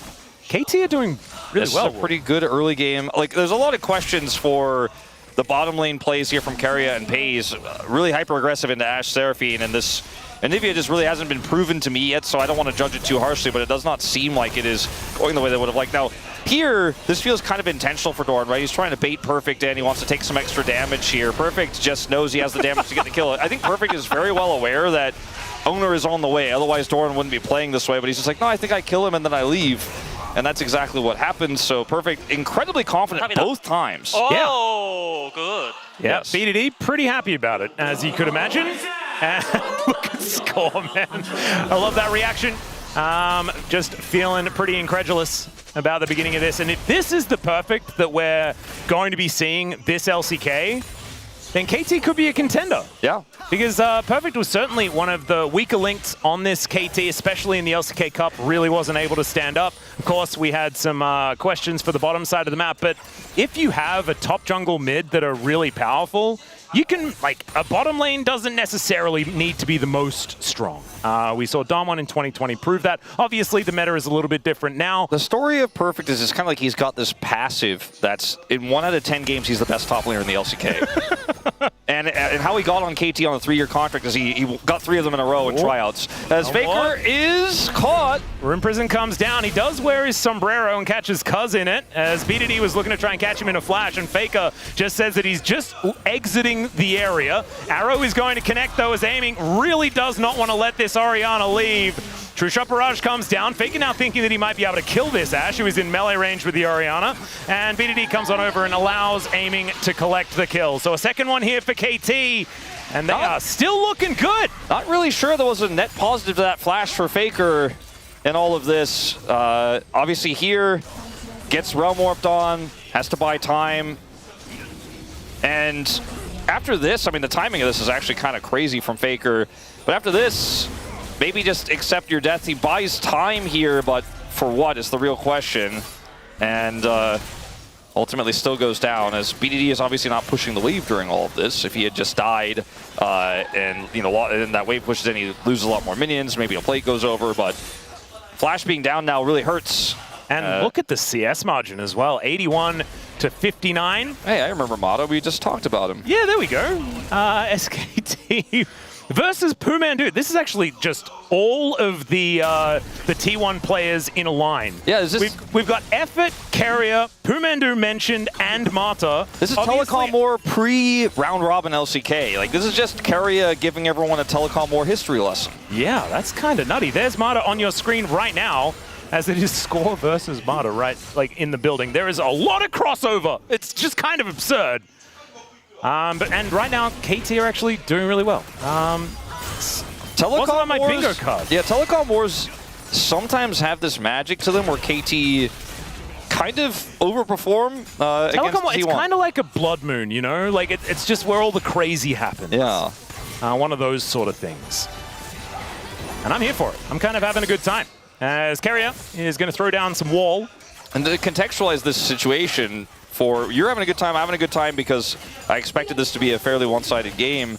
We're looking at, okay, this is pretty exciting. Sorry, I shouldn't use that. Oh God, Wolf. It's early season, sorry. Yeah, you're allowed, you get away with it. You get away with it like one time here on day one. From now on, we're not using that word. And honestly, if things go bad, we don't have Chronicler here to say that curses aren't real. It's an eclectic draft from T1. And if you're a T1 fan, you're like, well, those drafts against D+ just a few weeks ago were pretty eclectic as well. Not 100% sure about this, as Carrier has to flash the arrow, and the KTWs just keep stacking up. And able to avoid a bunch of this as well, as the wall stun combo not going to connect. And so, yeah, KT just feeling better and better. Faker and Doran are just not really able to play League of Legends. And this was like what they signed up for, right? Like that's what the lanes were sort of dictated as, especially the top side of the map. As Jace was going to have a good time, as that double stun was fantastic. Effort has to flash to get out of the way, as Cuz a little bit more durable. So just presses the Aegis button and he's going to be all right. That's a Dragon Saver though, for sure, for T1. Yeah. We'll not be losing that one here early, as Cuz is just going to leave the area. I agree in terms of the early game for Jace can be problematic, but not necessarily solo kill problematic, you know? Not necessarily a 20 CS lead here for BDD problematic, as the rise into the Orianna. And KT looking really strong here early. Pays also looking a little weak. Yeah, there's a Grand Starfall. Pace has not a lot of options as to where to go, and Cuz is going to come on over and allow aiming to get his second kill of the game. We're very close to this game being kind of donezo if something doesn't change soon. Perfect game pace for KT, Wolf. Yeah. And we are not enthusiastic about it. And his pace is to get a Serpent's Fang early in this game as well into all these shields, and I'm here for it. Yeah. Maybe T1 will think twice about getting that Chemtech Dragon. It might just be a let's consider what's going to happen in game number 2. Because this is the thing. No matter what happens in this game, I am not going to make any assumptions. It's T1, right? They happy games sometimes. It's just a thing that happens. There's been a few of these combos attempted from Carrier, some connecting, some not, with the wall Q. but they have been all inconsequential. Like this Anivia pick has not been convincing. Aiming spacing has been good. They're still playing Ashe Seraphine, right? This is first brick, by the way, on top of all the advantages, so plus 3K. Yeah. And the last time I felt like I watched a Keria support game that missed this hardware, I was like, I could see the idea was when he played Ezreal support, you know? It's not even like he's playing badly. I'm just like, does this work? You know, On says yes. I mean, yeah, it has worked. And it's looked pretty good. It's just, unfortunately, it doesn't necessarily work every single time into every single matchup, into every single team. As KT will take the first Drake of the game. I mean, imagine this, okay? You got a Cataclysm, Shockwave set up, and then Keria puts his ult and a Q in there. It's like a snow cone. Yeah, there you go. And it's getting a little hotter here in Korea. The weather's finally picking up, so, you know, maybe they could make KT Roaster a little cooled off, a little cooled down, you know, from the game state. Now here. I just really need the snow cone combo to come out, Wolf. We need that. You put the Ezreal ult on top of it? Oh, man. The problem is that Ashe is already so Freljordian, you know, that you're just immune to the snow it's cone. not very maybe effective. That's what it is. Coming up on your screen. Yeah. Maybe that's the KT trump card. They already had that one locked down. As Pays, here in this mid lane, is just going to do his best to farm up towards those 2 items. But right now, across the board, KT have advantages. And let's just see whether T1 can find themselves some angles here as we approach the mid game. Obviously, playing around an Ezreal that has hit the Muramana spike is going to be a decent way of making things happen. And Owner can always find engages on this Jarvan. When he can play alongside Keria as well, it could certainly work out. The problem that I'm seeing, though, is that KT, they now have control of this game, they have the advantage, and they have the globals. Yeah, and here's one other issue. I mean, you mentioned the globals. I was going to lead into that a little bit. You have such high range with this Jace, and the Orianna has to kind of set up a combo with the Jarvan, and otherwise she doesn't do that much damage. The Ezreal needs 2 items to do damage, and needs to kind of hit a lot of Qs, and there's a lot of conditionals to Ezreal popping off in a team fight and carrying. He's not a traditional normal AD carry, he's kind of spell-based, right? So yeah. These are issues that T1 have to face on top of an already significantly accelerated Jace in the top lane. And an Ashe that's also, you know, sitting 300 gold ahead. It's not the craziest lead here that we've ever seen in a 2-kill Ashe lane, but it's still a significant one. And the finesse that's required here for T1 to play this composition hasn't been shown in the laning phase just yet, but we know T1 outside of lanes with deficits has gotten big comeback wins in the past. Well, let's see whether it's going to work here as Keria puts away the Storm. And Drake not exactly close by, as that is a really good disengage wall from Keria. The arrow going to be eaten, and no chance of a follow-up there. And Doran is, by the way, I was just going to mention, he's just been left on this island. This lead is getting bigger. And he's like, maybe look at perfect. He's taking another plate here. If this is a solo queue game, Doran is like, well, I guess we'll just let him have the Nexus, you know? Yeah, he's like angrily pinging. I thought there was a Jarvan in this game. Yeah, this is a tough one. And I think that, honestly, T1 are doing the right thing. There's not a whole, like, doubling down on a losing situation is not really what you want to do. The problem is there's no winning situation to head towards. Yeah, I mean, playing through the bottom side of the map when there's a Mbessa hitting your, or sorry, a Jace hitting your inner turret, with Mbessa just kind of crying. I think maybe playing through that, trying to stop that Jace might be something that you could do. Yeah. But again, there's not a whole lot of winning anywhere. And that's the problem with this draft here for T1, is the bottom lane needed to go better than it did, or jungle intention needs to go top side. The mid lane just naturally was BDD winning, and then Faker got picked in the river. Wait, Wolf, could this possibly be Perfect's first perfect game? Imagine it could that. be, yeah. That would be pretty topical based on his name, wouldn't it? Every time we talk about a perfect game being possible, it never happens. I think also probably won't. He's probably had a perfect KDA before. I mean, they've won a lot. Oh no, perfect KDA, but has he been in a perfect game? No one's that been in a KT's perfect game in years, right? Since that one time we had the grub technicality, which still bothers me to this day. Stupid grubs. I think it's always up for debate. There's not going to be a graphic that comes up to say perfect game. And so we can just, it's open to interpretation. It was a perfect game. Well, this is a 16-minute game, so it's not likely to be over anytime soon. I'm just trying to hold my tongue here because I will discuss this to death, and I have already. And I don't think anyone wants to hear it anymore. I don't think anyone wants to hear it for the 8th time. I don't think anyone wants to hear it for the first time. I mean, FaZe is also in a relatively risky spot here. They're trying to get control of the river entrance to maybe set something up with Owner, but I worry for them if they try to spring this trap. Faker's here. Faker is going to come forward, does find the shockwave. There's the encore as Owner is going to get chummed up momentarily. He has to flash out of the way, and this Seraphine is doing a lot of work 3v4, to keep Cuz by the alive. way. And BDD just wanders to the bottom lane to just smash down some of this overgrowth. And yeah, Perfect is still in that top side of the map as well. A flash out of Cuz, a heal out of effort, will lose their mid turret and so much of the bottom there turret. you go. Okay. There's the value. I spoke too soon. There you go. That's why you pick Anivia. Absolutely The Herald nailed it. counter. And this turret is still going to take a whole lot of damage. Doran is still just having the worst time ever with no hope in sight as far as any help is concerned. Outside of the fact that there is a Jarvan moving up. So maybe I've spoken a little bit too soon as Perfect. Might need to be a bit careful. There's a public execution. As can Perfect once again get a solo kill? The answer is no, but he can just wander away. Yeah, he doesn't even have vision. He's like, that's enough. I see that ult, I'm leaving. Doesn't even have phase rush as Faker is, this is the global power. Yep. Double global. Should be able to get that Rune Prison. There it is. And Cuz looking to try and lock down Faker. Surely he doesn't flash this time. Yeah, I don't think he will. As Beat Drop is going to miss. There's the high note.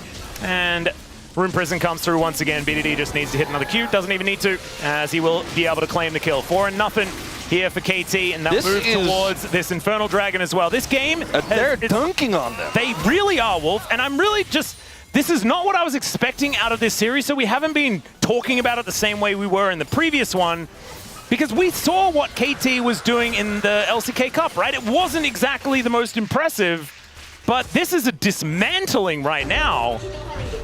Draft matters, man. I actually really think that in this era, especially with how AD carries are looking and with role quests and how early game actually affects how you can really get online and how quickly you get online with your role quest, draft matters a lot. In 2026, we saw G2 dismantle our whole region. And a heavy part due to drafting, as Wadid was mentioning on the pre-show. I mean, I have all my notes from Wadid's presentation there as Doran in a whole lot of trouble here. Owner is going to rotate over, but I don't think Doran is going to live for very much longer, as there's a flash from BDD, avoids the turret aggro as well quite nicely, and they will be able to secure their 5th kill of the game. 5,000 gold is a lead here for KT. It's not exactly the most ridiculous number, but the problem is Perfect game pace everything has been taken by KT. Exactly right, and Perfect is looking for another one here in this bottom lane. No one can answer the Jace. And Faker can at least get some plates here towards his top side, but they're nowhere near getting that turret. And effort and aiming are just brick walls in the mid lane. Yeah, it's really, really tough from here on out.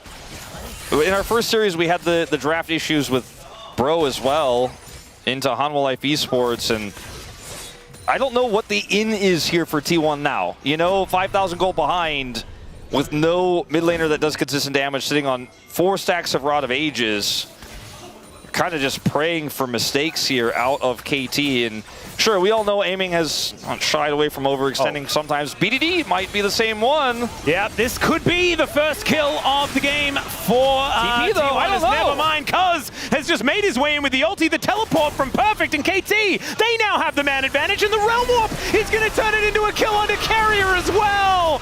Oh my goodness, absolutely scrambled there in the jungle. True Shot Barrage does do a bit of work, but it just watches as KT walk over to the Baron. No, Faker, stay on that turret. Don't get Perfect gamed. He is going to head up here because they want to deny this Baron. I was being facetious. I mean, Oda might be able to get in there and steal it away. Information will be picked up. All right, Ona, can you make it happen? He is going to get in, but the arrow connects. And Pays is going to be ushered out with a shock blast. Baron goes over to KT at 20 minutes into the game. I'm kind of invested in the Perfect game. Well, I mean, it's happening. It's 7-0, 2 Drakes, 3 Grubs. They got the Herald, even though it didn't charge, and they haven't lost a turret. TP comes in from Perfect, and BD pulls back and plays through him, and then they cut off Carrier. They have Pantheon, so he's global, and then they use the Realm Warp here to collapse onto Carrier, who's on the side. And then here, aiming just, it's crazy, but he has this arrow angle because he knows the timing. That is a, attempt here from Ona that we've seen succeed so many times. Like, he's gotten so many crazy steals like this, but he won't get it this time.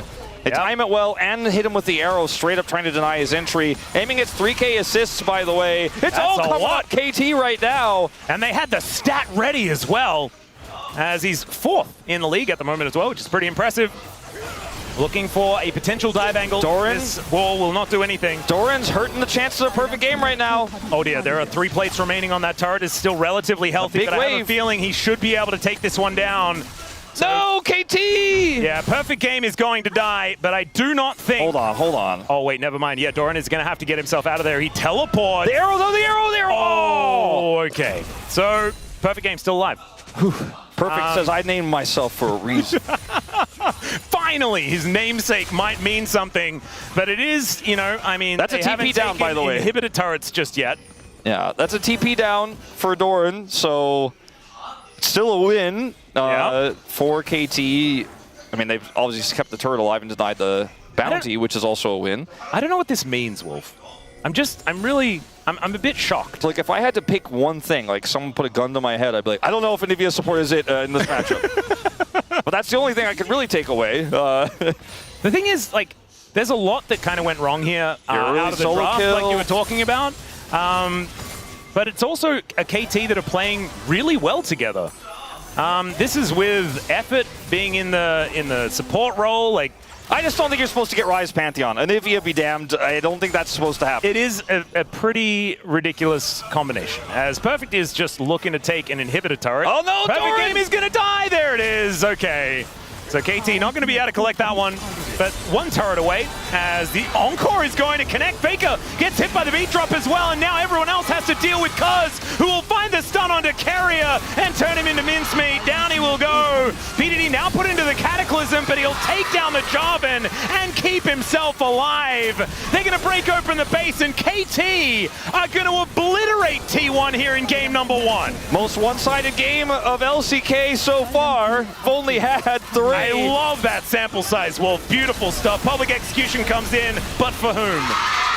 And, you know, Doran, he got the turret, so at least he's the hero for T1. Not only do I hear the KT side, which we're on, going crazy here, but I've heard despairing wails on the T1 side, as this is a disaster, not the start to the season they were looking for. I want to say, though, KT, this is what we wanted to see out of our, you know, world's runners-up of 2025. They didn't look this good in the LCK Cup, but the LCK season has just started today. And man, KT look way better. I mean, I said it right when we got in, right before we came into the game. I was like, if I look at these drafts, 100% KT, yeah. But it's the strongest part of this roster, cuz BDD, that has double globals, that has the strong duo. Everything else here, though, is incredibly strong as well. You had the Ashe Seraphine that the Anivia didn't answer. The blind Jace wasn't punished by the Ambessa. Early on, Perfect generated a lead, and then Doran misjudged what he needed to do, try to bait for that gank for Doran,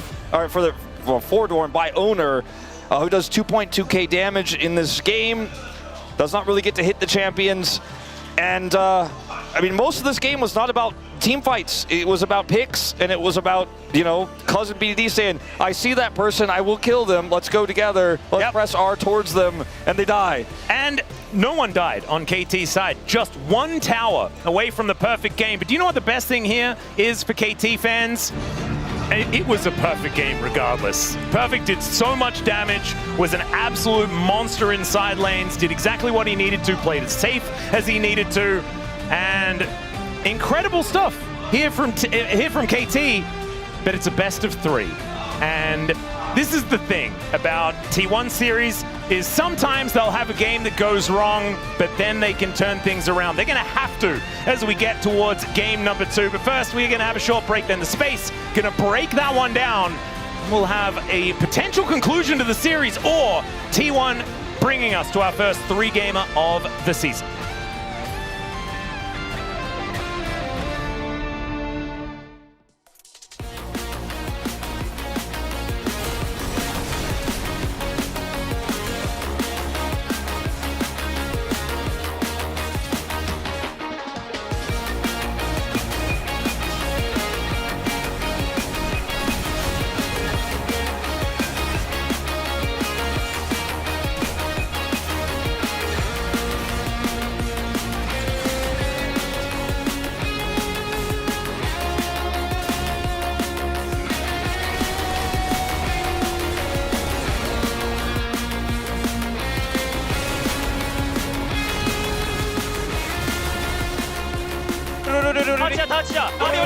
야, 나 뒤로 가는 중.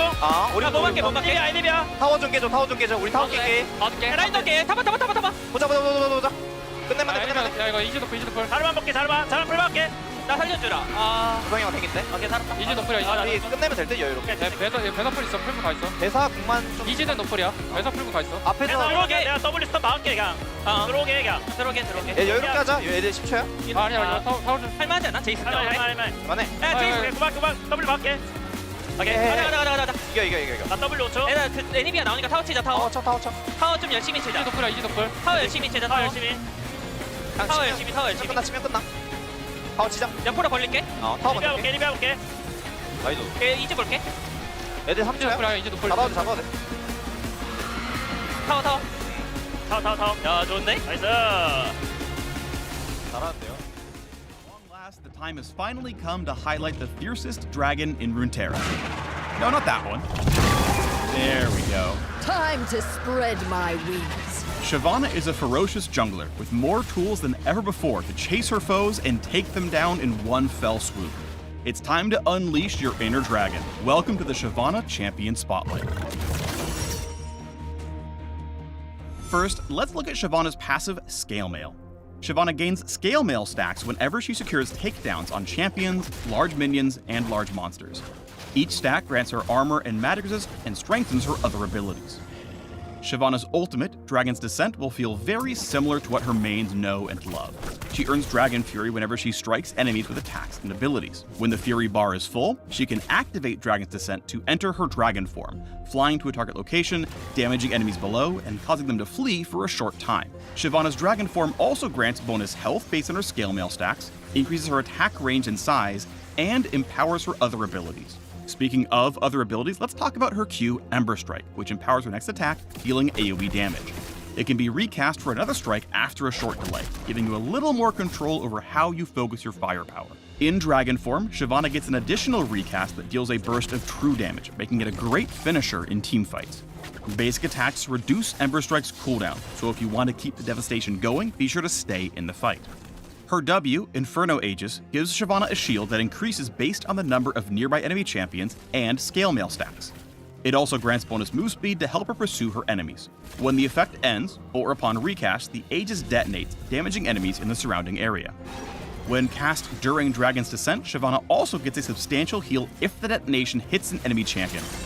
Finally, Shyvana's E is Molten Burst. Molten Burst launches a fireball that explodes upon hitting enemies or reaching its max distance in an AoE blast.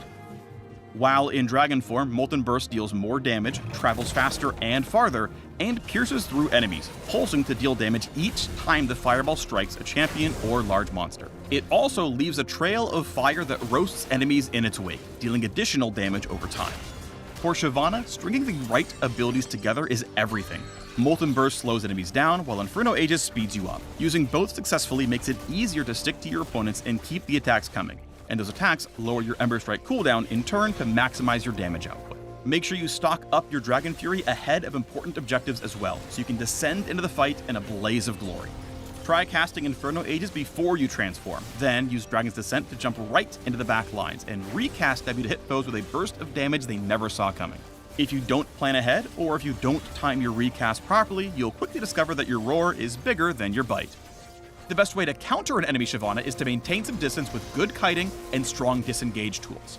Shyvana wants to stay in the fight and maximize the value of her dragon form, so if you can stall her out, you'll have a much easier time turning the encounter in your favor. We wanted this update to empower Shyvana mains with more ways to leap into the fight and become their best dragon selves. And for those of you who haven't tried the half dragon yet, if you enjoy divers with high skirmishing potential like Hecarim and Set, you might like bringing the heat to your enemies as well. Unleash the Inferno within and wreak righteous devastation upon your adversaries with Shyvana the half dragon. Triumph draws nearer with every kill.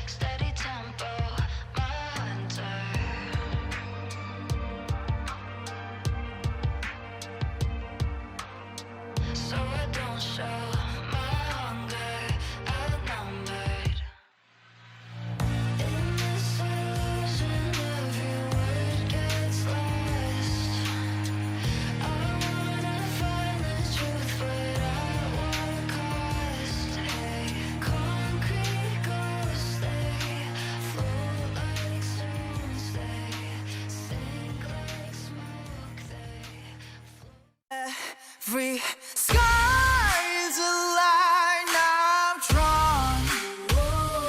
Cut by cut, mark by mark, mining forever in the stone.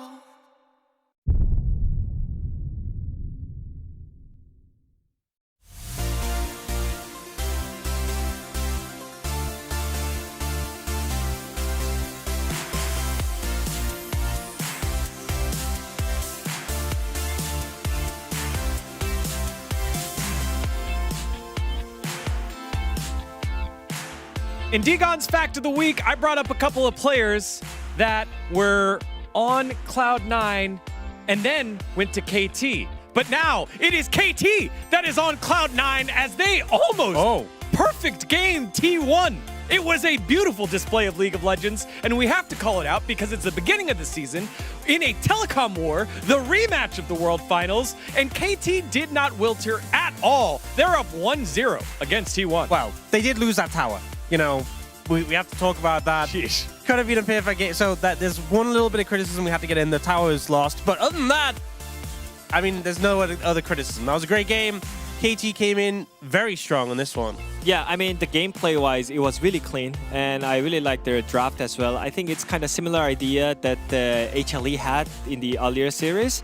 I think having Ryze and Pantheon together with the strong lane matchup, such as Jace and Ashe Seraphine, makes it so easier. And even though T1 had Orianna and Azrael, they couldn't really manage to win out the lane enough. So I feel like KT just had the really great idea about their team comp. I think just this is the sort of draft where it feels like, I know there's more to it than just the draft, but when you have a game so close to being a perfect game, it's everything that went wrong to get to this point. It's the gameplay and the draft. But here, you have winning side lanes, you have such a strong mid-jungle core, and in this situation, you know, we saw the Anivia came out, you know, we saw On playing this, but when he had the Anivia, he actually denied the Ashe. It was Ashe, Anivia against Senna, Seraphine, and Kerry has been practicing this a good amount. I want to touch on this pick as well. You might think this is such a great pick against Ashe Seraphine,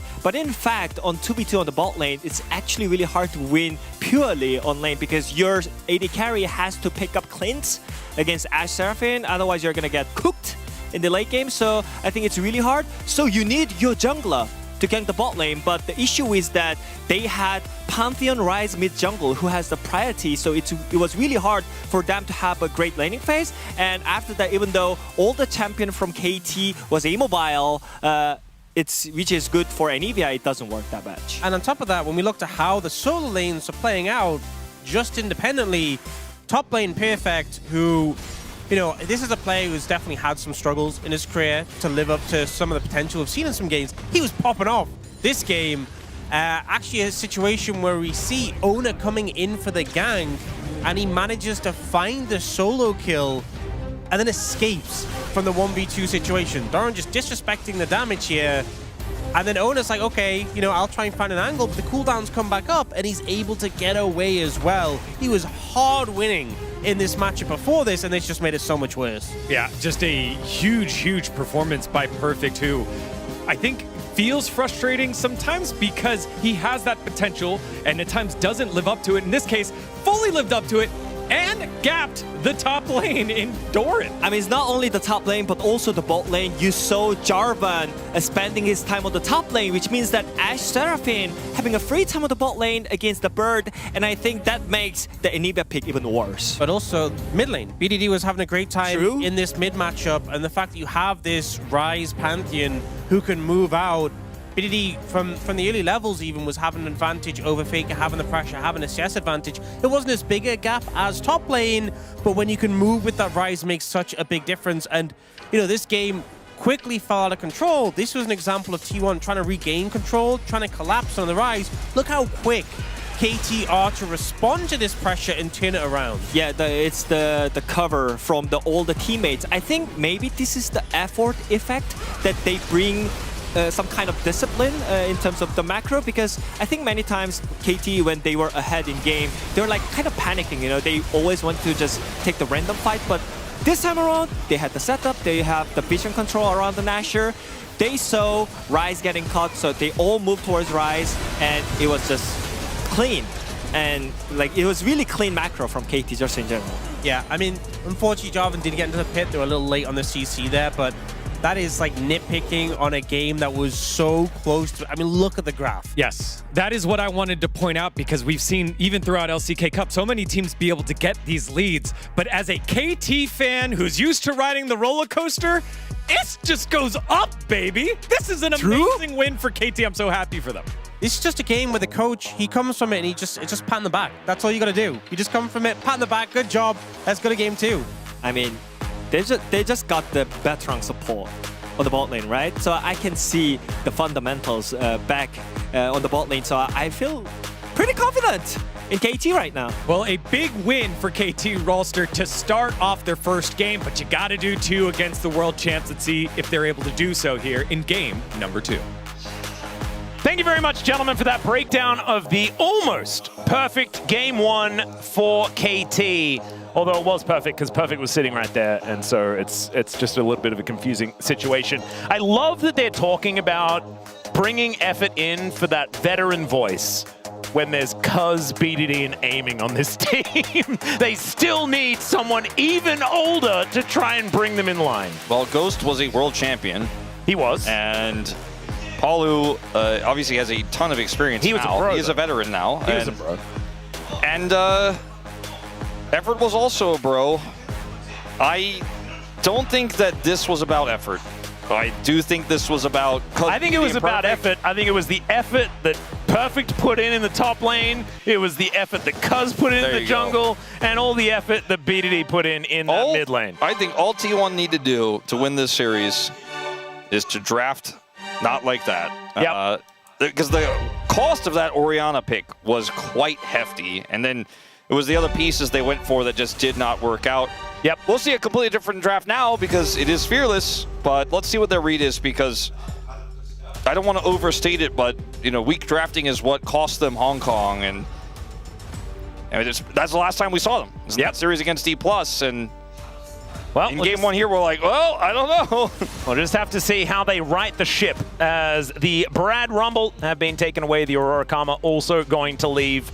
And just to leave it as a bookend to that last series, I would like to quote Jamie on Reddit, who just said, "You've just got to put in a bit of effort and you can do anything." And I just think it's such a beautiful line. It really does sum up what KT did today in game number 1. And it might all just go out the window in game number 2 as T1 are a team that are very well known for turning things around. But we'll just have to see, as they are going to ban away the Yone from BDD. Let's see what the final ban is going to be here for KT, as I assume... They could just ban Azir if they want. Yeah, I think looking for a bird is probably what they were considering, and there it is going to go. So is it just Owner Xin first pick? It's for safety? I don't think so, but... They could. I mean, it's probably the next best thing at this point in time in the jungle. The Vi is another one. That one snuck through the ban list. This time it was banned in game number 1. Now... if they try to go Vi Ahri, Lissandra is pretty good right now. Ooh, true. And we have seen BDD play it to great success in the past, so something to think about a little bit here. As I mean, both Faker and BDD. Just go Yunara Lulu. Yep, Yunara Lulu would certainly fit the bill. They're going to lock in the Nocturne first, though, for Cuz. I wonder if T1 can deny the Lulu here somehow. I mean, you certainly could just pick, like, Aphelios Lulu if you wanted to. If the Lulu really was a priority, you could even pick Zeri. Like, there are plenty of things to play alongside it. I just don't know if Corki Nami is going to be enough necessarily, especially because you are playing a dive composition. Now, it's really easy to follow up on the Vi with the Nami. This is also a very winning lane that they've picked up here, and the Yunara does prefer to scale a little bit. The Yunara Lulu will come through, which will allow them to have a little bit more staying power, but... It's about how you play the lane, because we have also seen this be a very losing lane into Yunara Lulu as well. True. I mean, if Yunara ever gets control of a wave, she can just kind of do crazy things. Also, Effort was like... I swear to God, he's got like 4,000 games on Lulu. This guy has played a lot of this champion. I will have to, you know, test myself to see exactly how many he has. I'm going to say that while Wolf is checking himself. Yeah, I'm just, you know, looking at my brain that's indexed. Like, it's got to be in his top 5 most played at least, right? It is not. He has 20 games of Lulu played. He's 50-50. What the heck? Wow. Well, I'm just a complete liar. So I apologize. It is his 9th most played. 9th most played is not where I was expecting. But it's very much in his top, like, 25% of. Is that everything? All career. Really? Wow. His number 1 played is Nautilus at 78, which shouldn't come to a surprise of anyone. Yeah, that's a really good point.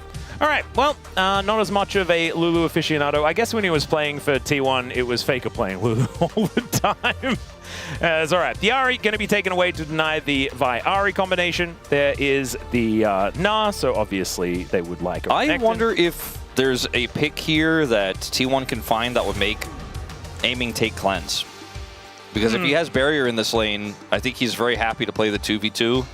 Galio and Ahri are taken away. 2 great champions to follow up on Vi Dive. Well, Galio, and now the final ban here from T1. The T1 are making it pretty apparent they want to play Renekton. Indeed. Which makes a lot of sense. All threats onto this Yunara are going to be... Took away 2 blindable top lanes, I suppose you could say. There you go. So that Faker can get counter pick, maybe, is the... I mean, he's likely to get counter pick anyway. All right, we'll just have to see what Perfect is going to do to whatever Doran has decided to play towards that top no way side. He's actually playing Aurelion Sol. He could play something like Smolder mid or something crazy like that. Mel? Annie? Oh, Annie actually really fits the bill here. Yeah, I kind of like the Annie. Annie's one of those picks that is really strong right now, but kind of on the edge of the meta that you kind of forget about. And when it gets slammed down, you're like, oh my god, it's always the Giga Annie angle. Yeah, and it was sort of creeping in at the end of the LCK Cup, and then after a few patches where other mid laners kind of got toned down, she was certainly feeling a little bit more powerful. We did see her a fair bit in the in first stand, of course. Victor does not inspire confidence in this draft.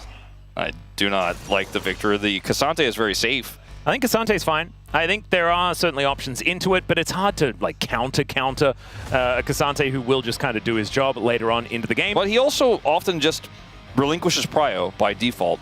When you have Annie in a lane where she can do well, we don't know what that matchup is going to be, but she does well in a lot of lanes, then you have prio to get this Nocturne through his pre-6 stages. Yeah. Well, Taliyah going to be the thought, and Taliyah Vi certainly is a pretty dangerous combination. But I haven't really been a huge fan of Taliyah more recently, but we know that Faker has done some amazing things on it as, okay, Perfect, he's just going to lock the Vayne. And I really liked this draft for KT until that moment. Yep. Yeah, he was watching Keen and he was like, I am inspired. And that was not my reaction. I'll give you my pick, which probably won't come to a shock as a shock to anybody who watched the show earlier. I think Shen goes super hard here. I thought Jax would have been fine. Jax too. is fine. I mean, imagine being able to join every single team fight, but also being able to be an additional way to empower the Yunara in team fights, because... Imagine having a Shen delivery system in like a turn the lights off and then boom, there's a ninja. Yeah. That would have been pretty cool. Instead, I mean, you can at least go invisible. Well, look, he's got prio. True. Okay, yeah, Wadid is right. Yeah. Perfect is like, I almost perfect game T1. Let me do it. Let me do it, Wadid. I was actually my personal addition to Wadid's lesson plan. I was like, please mention this as well. Because I was like, this has got to be discussed. And then here we are. Well, maybe Perfect can show us exactly why Keen picked it against G2 and they lost. Maybe there's an option there. It was in this exact same matchup as well. And Broken Blade actually did very, very well in it. We'll just have to see whether Doran is able to do the same thing as we are into the Rift here for game number 2.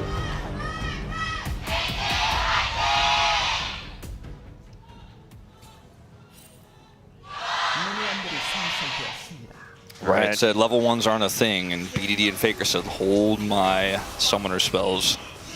Well, flash out already as they see BDD. Faker comes on over as well. That is going to be the Q connecting here from BDD to start things off, as Carrier could be in a little bit of trouble. Aiming has that Q charged up, and Pays also going to have to back away. Massive win here in the bottom lane for KT Rolster. I mean, you can press W over and over again, so at least Carrier might be able to get some health bar back, but no flash? No heal either, and aiming did take barrier because this draft didn't force him onto the cleanse. BD lost his stun, so that's something. That's something in the cons column for that play bottom side. Yep, few seconds he will be able to throw out enough Qs to get that one back again, but now KT moving towards T1 here, towards the bottom side, and we mentioned it already. You get control of the wave as Yunara, and you are just off to the races. That's why Faker and BDD came, because T1 are like, we cannot let them get control, and BDD is like, we need to get control. Yeah. And that's exactly what happened down there on the bottom side.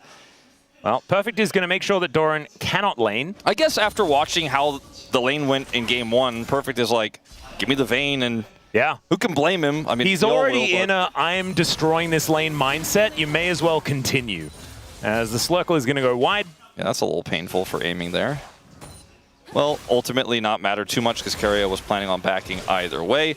But now Cuz is like, I'm Nocturne pre-6 and I'm not afraid. I actually have so much control here and have vision. He's even going to go over here and try to stay as Nocturne, steal away the blue buff. I mean, Owner is just not quite here in time. It's just not fair because Carrier isn't here. It's just, he's not here in time, can't smite for this, and they pull it back, and now he is going to have to leave.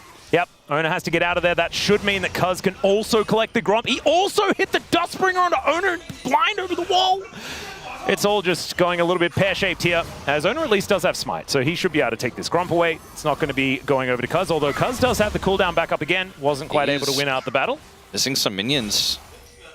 And all the while, aiming sticks around in lane, and so is able to continue finding success as Owner takes another Dustbringer, Cuz just tracking him all over the map. That does mean the Rift Scuttle are going to go over to Cuz on the bottom side, and Owner will be able to get his on the top side of the map. So not end of the world, but still KT just going from strength to strength. I imagine that Perfect probably wants to back away, knowing that there is a Vi on his side of the map. It's pretty tricky to, let's see, okay, I'm gonna hold my thought on this one. Pretty tricky for Owner to actually secure this buff because Vayne has insane prio, so yeah, he's just gonna drop a ward and we'll know Cuz's pathing, which he, I think, is pretty aware of right now. Yep.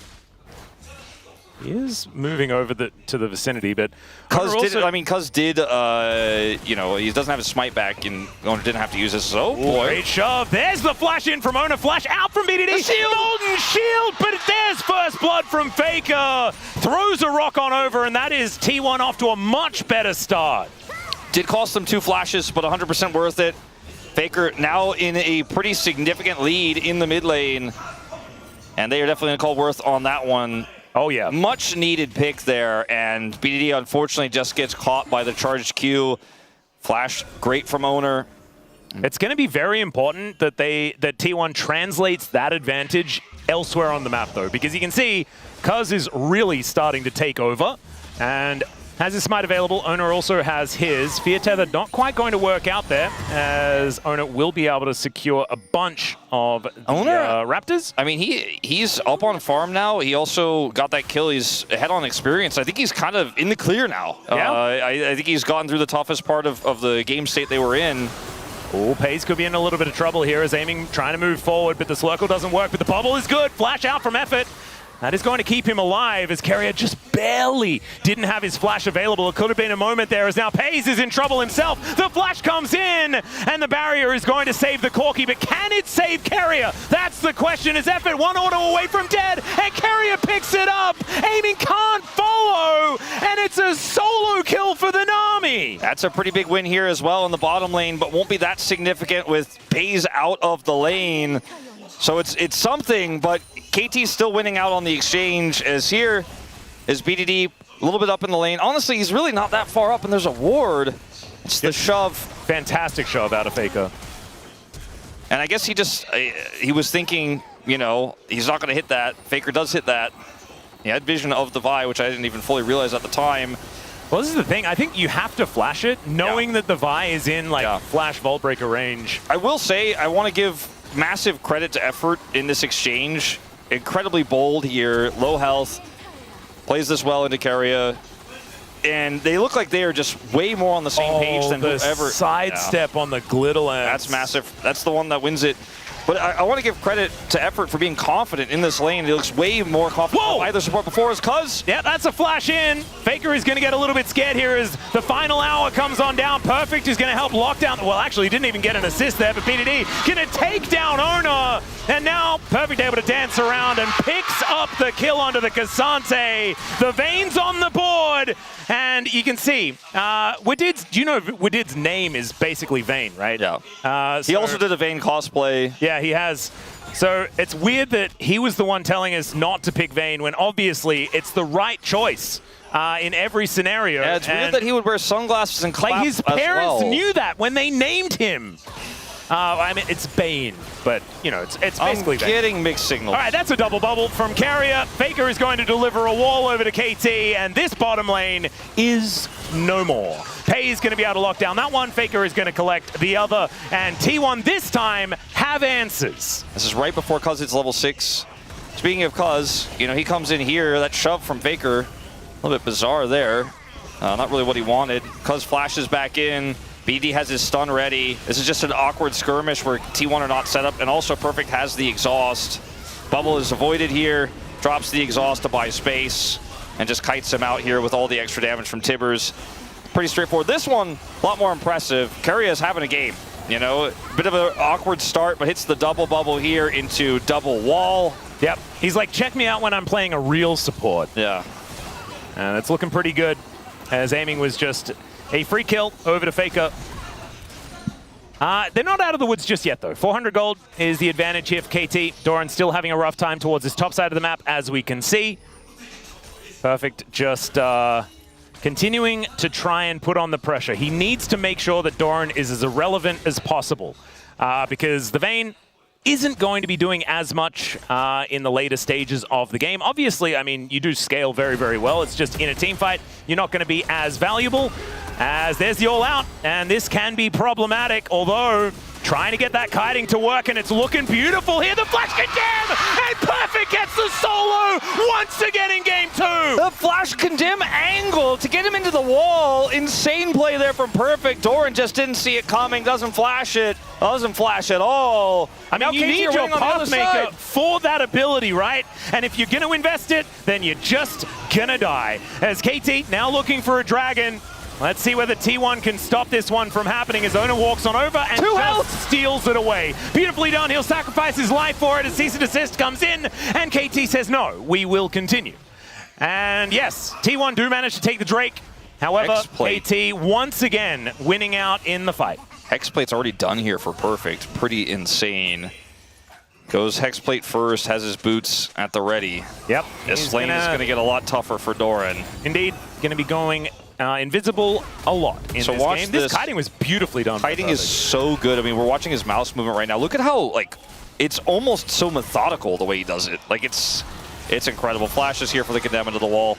Man, not even a reaction as well. As Score is like, that's my boy. Some big grins here on the KT side, but Score this time is not celebrating too much because we know this is a much closer game. T1 going to be able to lock down this dragon here. Down 2 health, like you're saying. And then Owner decides to go in to try to buy some space for his teammates as he's done his job already. My issue for T1 in this particular draft, having a look now, yes, there's a Vayne situation on the top side of the map, but aiming is Yunara. He does do a lot of late game carrying. I am of the mindset that with a Vayne that's this fed, the Cassante just doesn't last very long. You don't really have a front line. So who do you pick as T1? If you somehow are able to catch the Vayne, then you still have to deal with the Yunara, and you've used all your CC on the Vayne. And the Yunara is so difficult to lock down in general.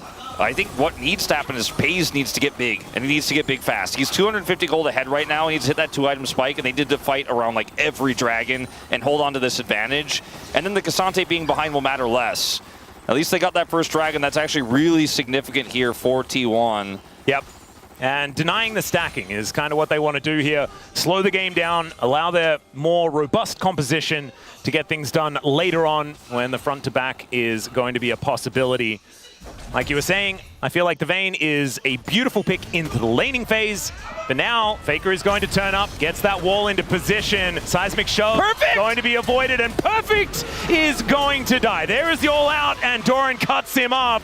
Still, it was a decent attempt, but this is the problem. You get ganked, and then things can kind of fall apart. Let's see what KT can do elsewhere on the map. Yeah, it's just going to be, for now, plates here and a potential Nocturne gank bottom side, but Owner is already here. This was a play from Faker, not the jungler, so T1 really sturdy on both sides of the map. This is going to force BDD to go over. Oh, danger. Q getting charged here as KT. They sniff it out. They are not going to overcommit. Paranoia up and available here for Cuz, as Doran is behind the turret now, just trying to get himself back in, and you can see that gold lead really has evaporated. Yeah, dropped down to half of what it was moments ago. A lot of CS is going to be denied here for Perfect, who does not have teleport. Well, Tibbers is going to straight up miss there. Good flash out of Faker, as Tibbers needs to be called back. Yes, please. That's 50 gold. Faker will at least have to invest his flash there, but does get a whole lot of resources out of KT. I still think that the game state favors KT, but I'm worried for them because T1 are making all the right decisions, right? Like the way that Faker has played now, both through bottom lane and top lane to get them back into it. He's playing this global incredibly well. The Talia Vi is very simple to execute. Again, aiming is very slippery, but you can't just point click on him with the Vi, so that's a good thing for T1 because they can follow up with a bubble. And T1 do have all the tools to win this game. And KT have not been able to turn this lead into a stable lead in this game by any means. So you be a little bit more safe, a little bit more careful with this advantage. Again, it's an advantage, but it's a small one. Well, you can see now T1, I mean, Pays is also going to be a huge deal, right? You hit that 2-item spike, and then the Corki is going to be a huge issue come mid-game, and that's when T1 can play around the semi-global of the Weaver's Wall, things like this, to make things happen. A very different story to what we saw in game number 1. But, I mean, Perfect still has an advantage, is still able to put on a lot of pressure here in this game. And we'll just have to see whether he's going to be more relevant than the last time we saw a Vayne into Cassante, which was quite recently at First Stand. Yeah, Keen doesn't like to be reminded of that. The last time we saw a Vayne cosplay out of Bain Kim on the desk was also when Keen played it and lost at the LCK Cup Finals. But this is a different time.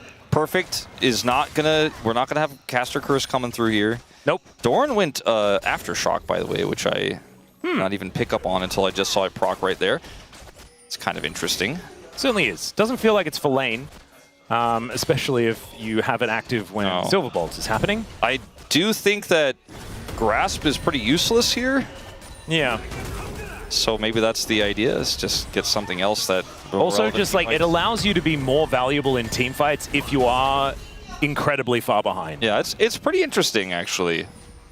Does have the Frozen Heart now completed as Paranoia comes down once again, and Faker just rides the wall to safety. There is no opening CC to get him off the wall for a Nocturne, and so therefore you can kind of just do that. And if you activate it, after the Paranoia is reactivated, you're just out of there. Cuz, though, will have the Paranoia back up again very, very soon. Ultimate Hunter there does have a few stacks available. They're playing the map really well. Like, they get away from that gank. They're able to now take Dragon. Owner still has his ultimate available, so it's really difficult to team fight here with KT missing that opportunity onto Faker. And the Weaver's Wall isn't required for them to take the Dragon because they already had full prio, so Faker doesn't really lose anything from this. And this game is slowly but surely falling out of KT's hands, despite a great start. And this is one of the issues with these Vayne compositions, is you're kind of required to continue putting on pressure, and it's always a target, as Perfect is going to be very pushed up the majority of the time, right? And so you can see, does have to play very carefully when he thinks that Owner is in the area. As the Rift Herald has now spawned, let's see who is going to be looking towards that as aiming rotates over. As these rockets not quite connecting, but then Pays just turns the Gatling gun towards the Yanara, and she goes down to 50% health. Trinity Force now completed for Pays. Large reason as to why a fair bit of damage is occurring.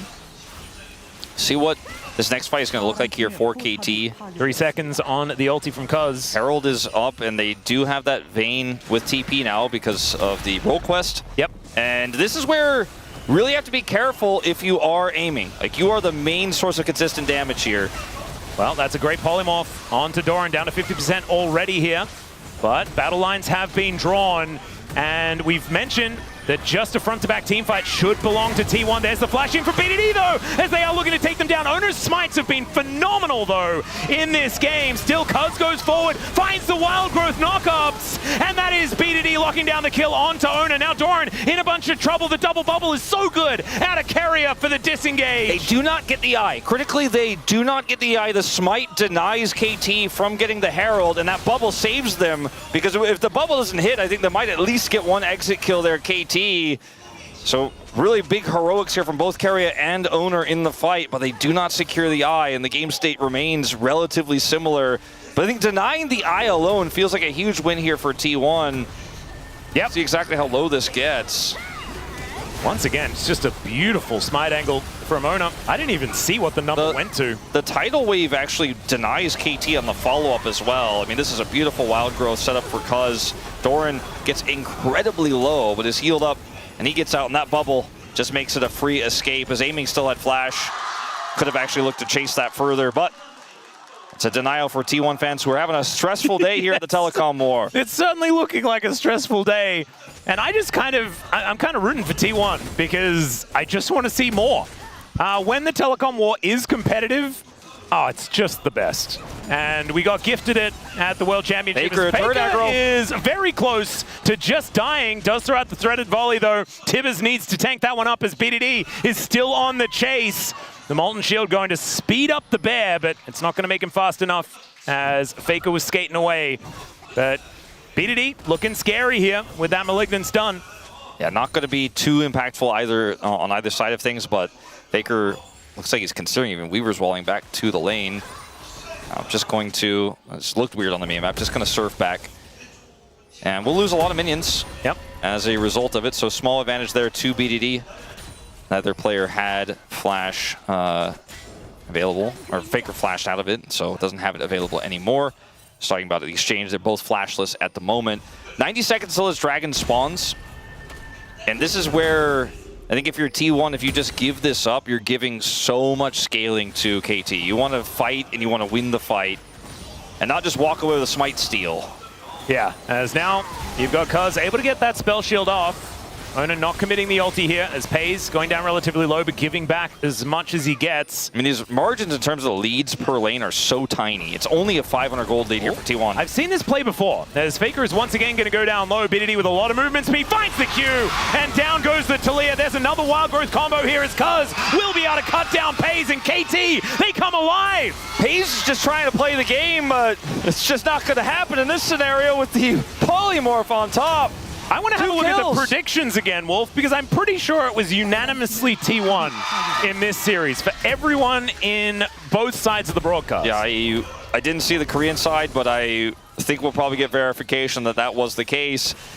As Faker just up too far into Tibbers, he has Malignance, he gets his ult fast. I mean, Owner was nearby. Yeah, he was trying to get up there, and this is the problem because Owner is now not here. Exactly, as soon as they know Owner's top side, they set up this Wild Growth play, the polymorph goes down, and Pays is like, I've got Valkyrie, that's all I got. Yeah. It's not enough. Well, now 1 second on this Dragon. T1 are in position. They do have kind of everyone in the vicinity as Cuz could be in an awkward spot.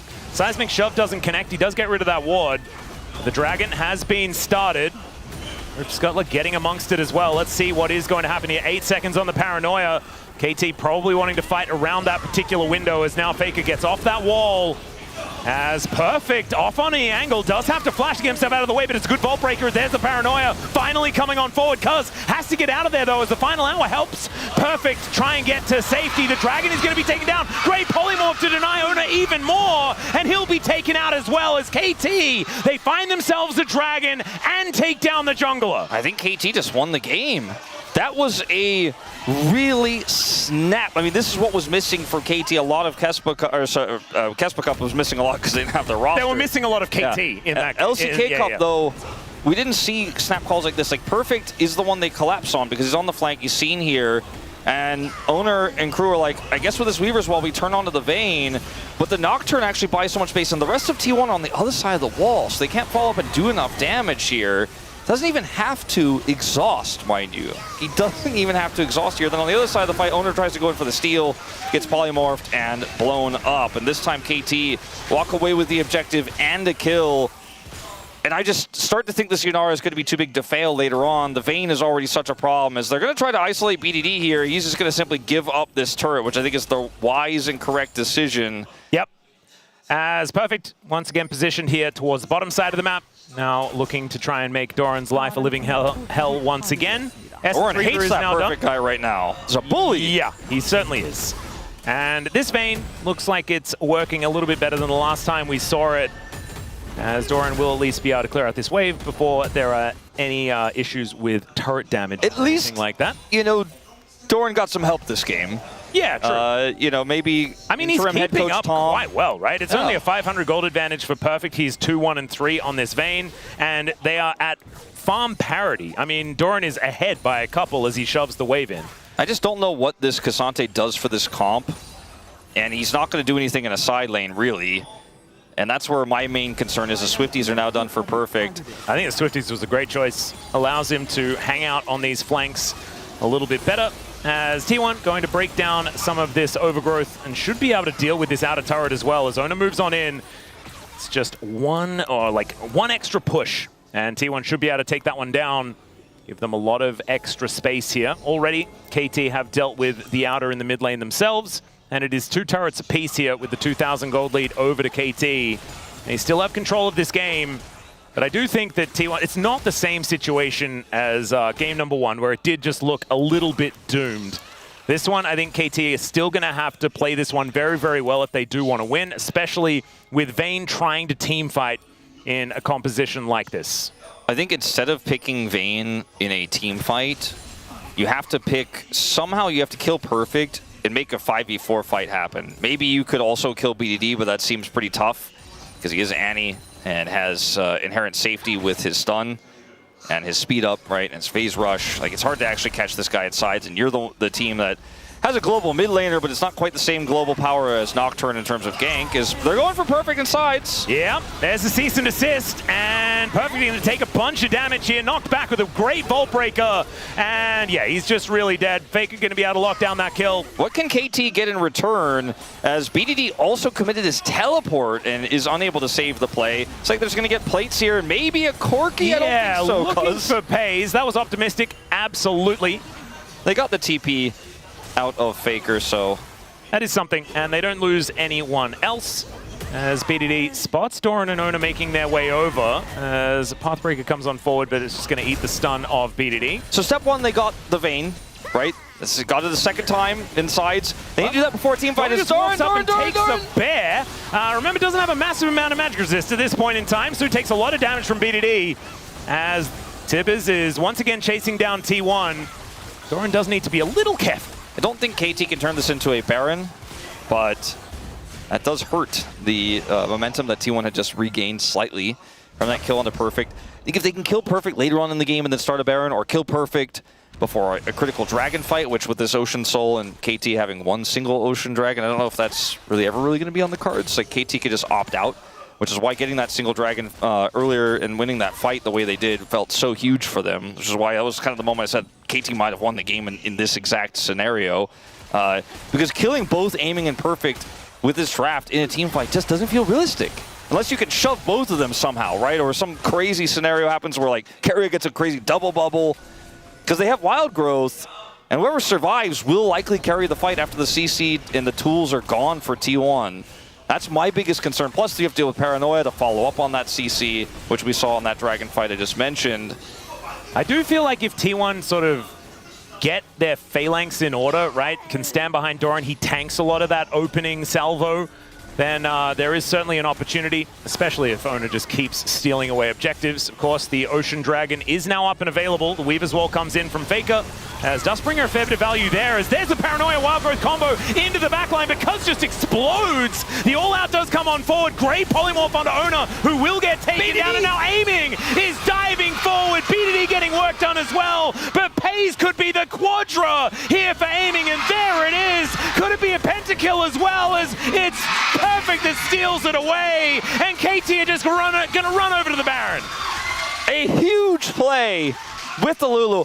I've been saying it since LCK Cup. I don't know how this pick isn't just first pickable. I don't know how effort hasn't been on the best team in the league this whole time. This is quite simple, right? The way they set this up. As Paranoia gets called here from Cuz, so he can avoid the shove, and he turns that avoid into an engage into all of T1. And then BDD, look at this play as well. Boom, double stun. Aiming gets on the Faker. Pays is down at half health. And it's just KT playing as a team, 5-man unit. And the support here in effort, sure, he played 2 Enchanters back-to-back, but both the performances have been great, and he just looks like he's on the same page. He looks confident, whereas neither Palu nor Ghost, who didn't really even look like a support player half the time, could find those angles here in LCK Cup. Now KT are about to beat the defending champions on Effort's first day in. Yeah, and like get their revenge from the world final. Like, there are so many things that we can talk about here. It's a 5,000 gold lead for KT, and they still have Baron for another 2.5 minutes in this game. The Drake still up and available here as BDD, man, a lot of damage, and has rocketed to the top of the damage dealt after that team fight. And looking for his Zhonya's as Weaver's Wall coming on forward. Cuz going to eat the ulti from Ona. And that, I mean, that spell shield timing was kind of ridiculous. I heard the smite come through. I think he did try to break it with the smite, but it just didn't quite work. Is that what happened? I feel like that's what happened. I was trying to see, but I'm not 100% sure myself. But the end result is they don't get him, and KT get more on the map. Yep, Slurkle coming on forward there as well as the polymorph onto Doran means that he cannot even play the game. Another wild growth on to the Nocturne as Doran doing his very best to stay alive. It is the Nocturne falling, but it's aiming, free hitting, finds an extra one, is now Pays in trouble. Tibbers is going to die, and Pays at least will live in this moment as Faker just saying hi to his ex-teammate here. As the Glitter Lance does come down, Seismic Shove is avoided, but it means he has to walk towards T1. Still, he is going to survive. Effort walks away as now BDD throws in a bunch of damage towards Carrier, but cannot get over that base gate without the flash. And they still have Baron here. I mean, Perfect is going to take out this inner turret, and there's just no T1 on the map. This is going to be a huge cheer from KT post the play. There's no jungler here for KT, but they don't need one to take this dragon, frankly. The control they have right now, and they have the damage to back it up. In moments like this, Doran is trying to be that front line you talked about, but there's just so much damage with double 80 carry here, and he doesn't have MR. So even though he's itemized against double 80 carry here, BDD does so much to him, he just melts. He's practically doesn't exist in these fights. And when you're behind the 8-ball, it's hard to play this comp like a pick comp. The Vi Talia just doesn't work, and there's too much damage. I think this Vayne pick worked well in the isolated matchup into the Cassante, but also just works well as a big secondary consistent damage threat in team fights. Not to mention the fact that Doran is a lot smaller than he otherwise would have been. He's died 4 times so far in this game. I mean, obviously has been able to keep up in farm, so hasn't been kept down as much as he possibly could have. He's one of the smaller gold differences across the board, but it still doesn't matter. Yeah, in goes Ona. There's the Paranoia to avoid being picked off. Aiming gets himself to safety. Didn't have to use the flash, but did use the ulti. Flash was obviously on cooldown, and so wasn't able to use it anyway. But now doesn't have the extra damage available if T1 does decide to try and force something. 3 minutes on the Baron and 4 minutes on the Drake means that there's not a whole lot to fight for at this particular point in time. As Seismic Shove is going to connect their beautiful pick here from T1. They take down BDD. Unfortunately, Baron isn't up. Yeah, so there's it's not just a lot going to be a little bit of gold and a little bit more control over your own jungle finally. Yeah. Buying some space. But the last 2 picks we saw, this one onto BDD and one much earlier, the pick onto Perfect, came at pretty inopportune times for T1, where getting the pick means, you know, you feel okay about getting your blue buff if you're owner, and that's like, and Faker's like, I'm gonna clear this wave, and Doran's like, maybe I can step across the equator in this game. So it's a win, but it ultimately just is a tiny 300 gold dent into KT's massive lead, and when these real objectives are up, that's when you really need to set these picks, you know, get them to go in. Because I don't think you can 5v5 anymore. If you could get a pick like that before a fight in 5v4, I think you absolutely can do that as T1. I think they have to keep hoping for that. The fact that they were able to make this pick work and punish KT is a good sign, because we know it's possible even 5,000 gold behind. Let's see if they can do it at a more relevant timing, though. Yeah, my issue is that Aiming's just hit 4 items. This Yunara is very, very large. Infinity Edge in hand, as well as the Lord Dom, so even Doran is not going to be having a great time. Final Hour is propped here towards the top side of the map as there's a Paranoia as well. Cuz going to pay a visit to Doran, who will just, do his very best to survive, and it is not going to work. Another kill goes over to this Vayne. He didn't have exhaust, didn't need it, has it now. So it's like, all right, you killed me once in my overextension, KT say, but I'm back, and I'm still pushing, and we're still controlling your jungle. All right, inner turret is going to fall down here as well, and that lead will extend. 6,000 gold here for KT. Not as big as game number 1, but it is still feeling like they have full control here as we check out this fight. This was a long time ago as they find BDD. Yeah, so a while ago, but again, nothing up. Just an overextension, good shove there from Faker. Here, Doran doesn't have any resources. He doesn't have anybody who can help him out. A few Weaver's Wall here, try to make some play on the defensive. It's so expensive, and you're probably not going to save him anyways. Look at how quickly he dies, even with his itemization. Yep. And it feels like Perfect can just kind of tumble all the time. Now, is he going for a Randuin's? That would be kind of crazy. Warden's Mail has been picked up here. So Perfect just making himself as durable as possible. Paranoia coming down once again. Here is another Wild Growth on top of Cuz. But this time he is going to get isolated. Effort going to get pulled out here by Doran, who is looking to try and take him out. He does keep himself alive for a decent amount of time, and it's 2 kills here for T1. And now the carries don't have quite as much utility, but there's the exhaust out of the Vayne, and Perfect is able to take down Pays. Doran now in a little bit of trouble as aiming able to sidestep, dashes forward into the rocks. Didn't really want to do that, but they still managed to take down Doran.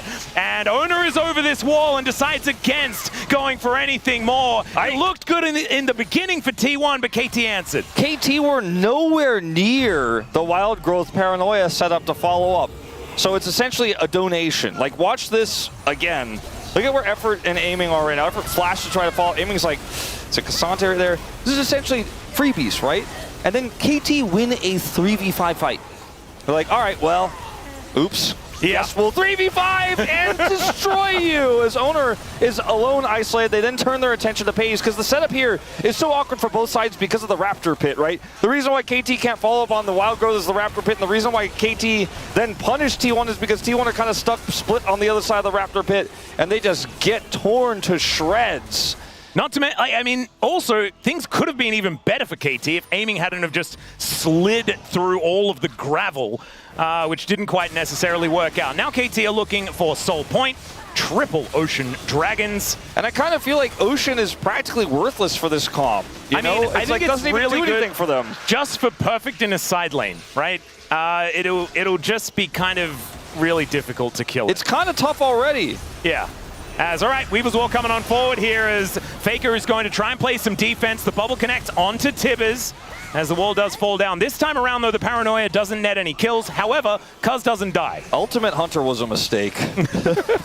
He does kind of just get to press this button. It's crazy. Look at this cooldown. Yeah, like, exactly. It's already almost halfway back. And this Baron is also not long for the world. They have a lot of damage. Perfect isn't even hitting it as in goes Owner. It's the steal from Pays as the Guardian Angel is going to get procced. I don't think that T1 are going to keep their jungler alive, but Cuz may be dead as well. Does keep himself up with the help of the Mikhails out of Effort. And KT, they'll manage to get a kill. However, T1 by a lot of time by denying that Baron. This really will, I mean, because only the jungler goes down, this really will be T1 able to wrestle some map control back. So this is pretty relevant in this game. I don't know if it'll save the game, but we'll go watch this again as Pays over the wall here, blasts it. And Owner goes through, goes into his GA, will still die, as he just put his GA together right before this. Cuz has helped survive with all of that from Effort, all of the abilities, the Mikhails you mentioned, as well as the Wild Growth. There's another Paranoia. As you said, it's got a 2-second cooldown. Is now Perfect. He thinks he's found Faker. It's going to be hard to tumble over those rocks, though, but still, let's have a look at what's happening towards the bottom side of the map as Doran gets a little bit frightened and might be able to take down Cuz. He'll find it! And it's a 1-for-1 on the bottom side. But another Baron buff is down, and Faker's pushed out of the lane here. So he had Baron Empowered Recall, went into the brush, bought time with his rocks. He gets away, but kind of crazy that he escaped that. I had a look, I'm like, did he teleport out? What did he do? I also was wondering, and I was looking on the minimap, but he just did mid lane power recall and left. All right, well, Aiming now has a GA. That is a little bit frightening. Perfect is building towards item number 4, still getting he is level things 19 in order. Yeah, level 19 on the Vayne is scary. This is really well played by Doran, because obviously just is a Nocturne and cannot actually cut through. Double cannon Baroned up minions here.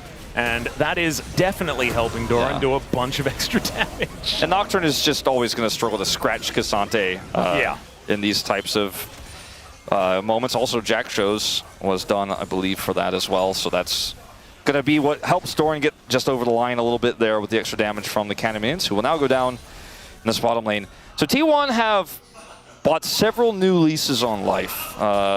Yeah, this game has gotten silly. But I still think most of the problems that we've talked about for the last 15 minutes persist. And they need to get a pick before a team fight, or even like when they got 2 picks because Nocturne and Lulu just kind of gifted. They were not able to win the fight.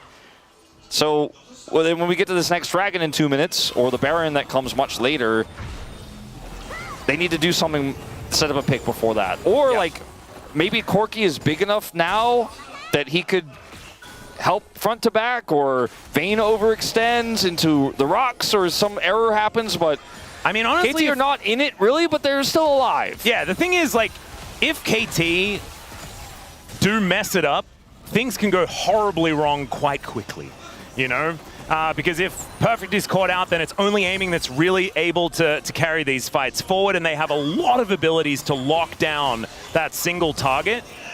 Namely, cease and desist out of Owner. You got to kill Aiming twice, by the way. That is a good point. But KT lying in wait here, and they have a lot of control of the map right now. Perfect is on a ward. If KT don't have, like, if they don't use their Wild Growth for a Cuz engage, they could also just use it to empower Aiming, which hasn't really been how they've been using it at all this game. Yeah. And that's something that T1 will have to deal with, is a Wild Growth Aiming that will revive, while also a Vayne is shooting at them. Well, Aiming is walking forward now, regrets it immediately.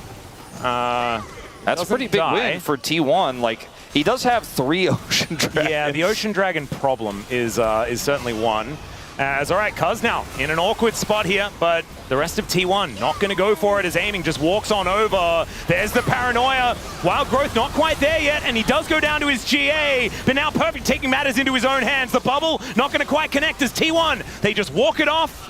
They eat a bunch of cooldowns. Owner flashed there. Faker doesn't have Weaver's Wall. I think this should just be a 4 Ocean Soul here for KT. Goodness.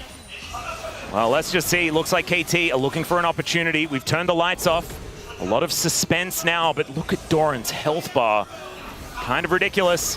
As the Drake has now spawned. Cuz will have his ultimate potentially by the end of this fight. Yeah. Oh dear. Just Ultimate Hunter things, as well as the item build. That's all right, T1, they are now on this Dragon looking for Soul Point themselves. It's Perfect, could be caught out, good Q. Gonna connect from Doran, but the exhaust is going to be there. That is the secure on Soul Point for T1 now, as there are 6 Drakes for both sides. We're still waiting for another one. Wild The teamfight still hasn't down. really happened just yet. As in they go, Doran looks for the opportunity. There's the Silver Bolt, so a lot of damage onto this tank.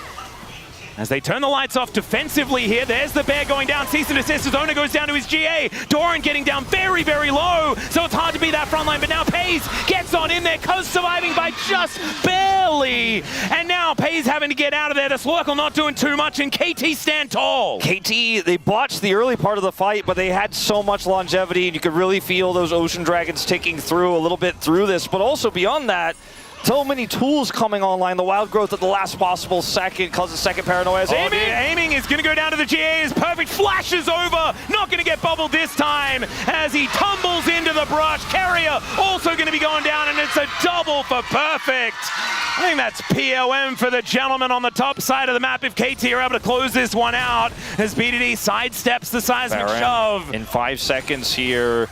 Oh, it's not a time to be dying here in this game. To end. I mean, the TP here from Perfect says we have enough to push down. I mean, these death timers are so long, 40 minutes into the game. Cuz is going to clear this mid wave, and they'll have 2 waves coming through eventually, but I don't know if they even need it. Cuz could just come up and join his teammates as Fakers is trying to buy time. Yeah, Dash Cannon from BDD not going to be able to catch up to this Talia.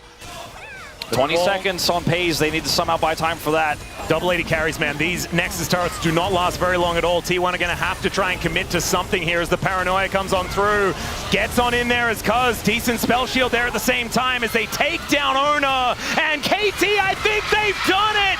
2-0 in the Telecom War!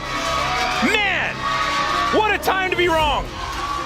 And Perfect hits level 20 in the final fight and puts a huge, huge dent into the hopes and dreams of T1 fans everywhere who thought that loss to D+ might have just been a fluke. Surely they'll come back strong. Telecom War, we're the favorites, but it's always a big win if you could win the Telecom War. If you're T1, if you had walked away from this and you're the 2-0 winner, feels like you got a lot of wind in your sails. Not one person predicted this, but KT with effort in tow just destroyed T1. Both games pretty one-sided. The first game obviously nearly a perfect game, but the second game a huge win as well. And give this man his POM. Absolutely.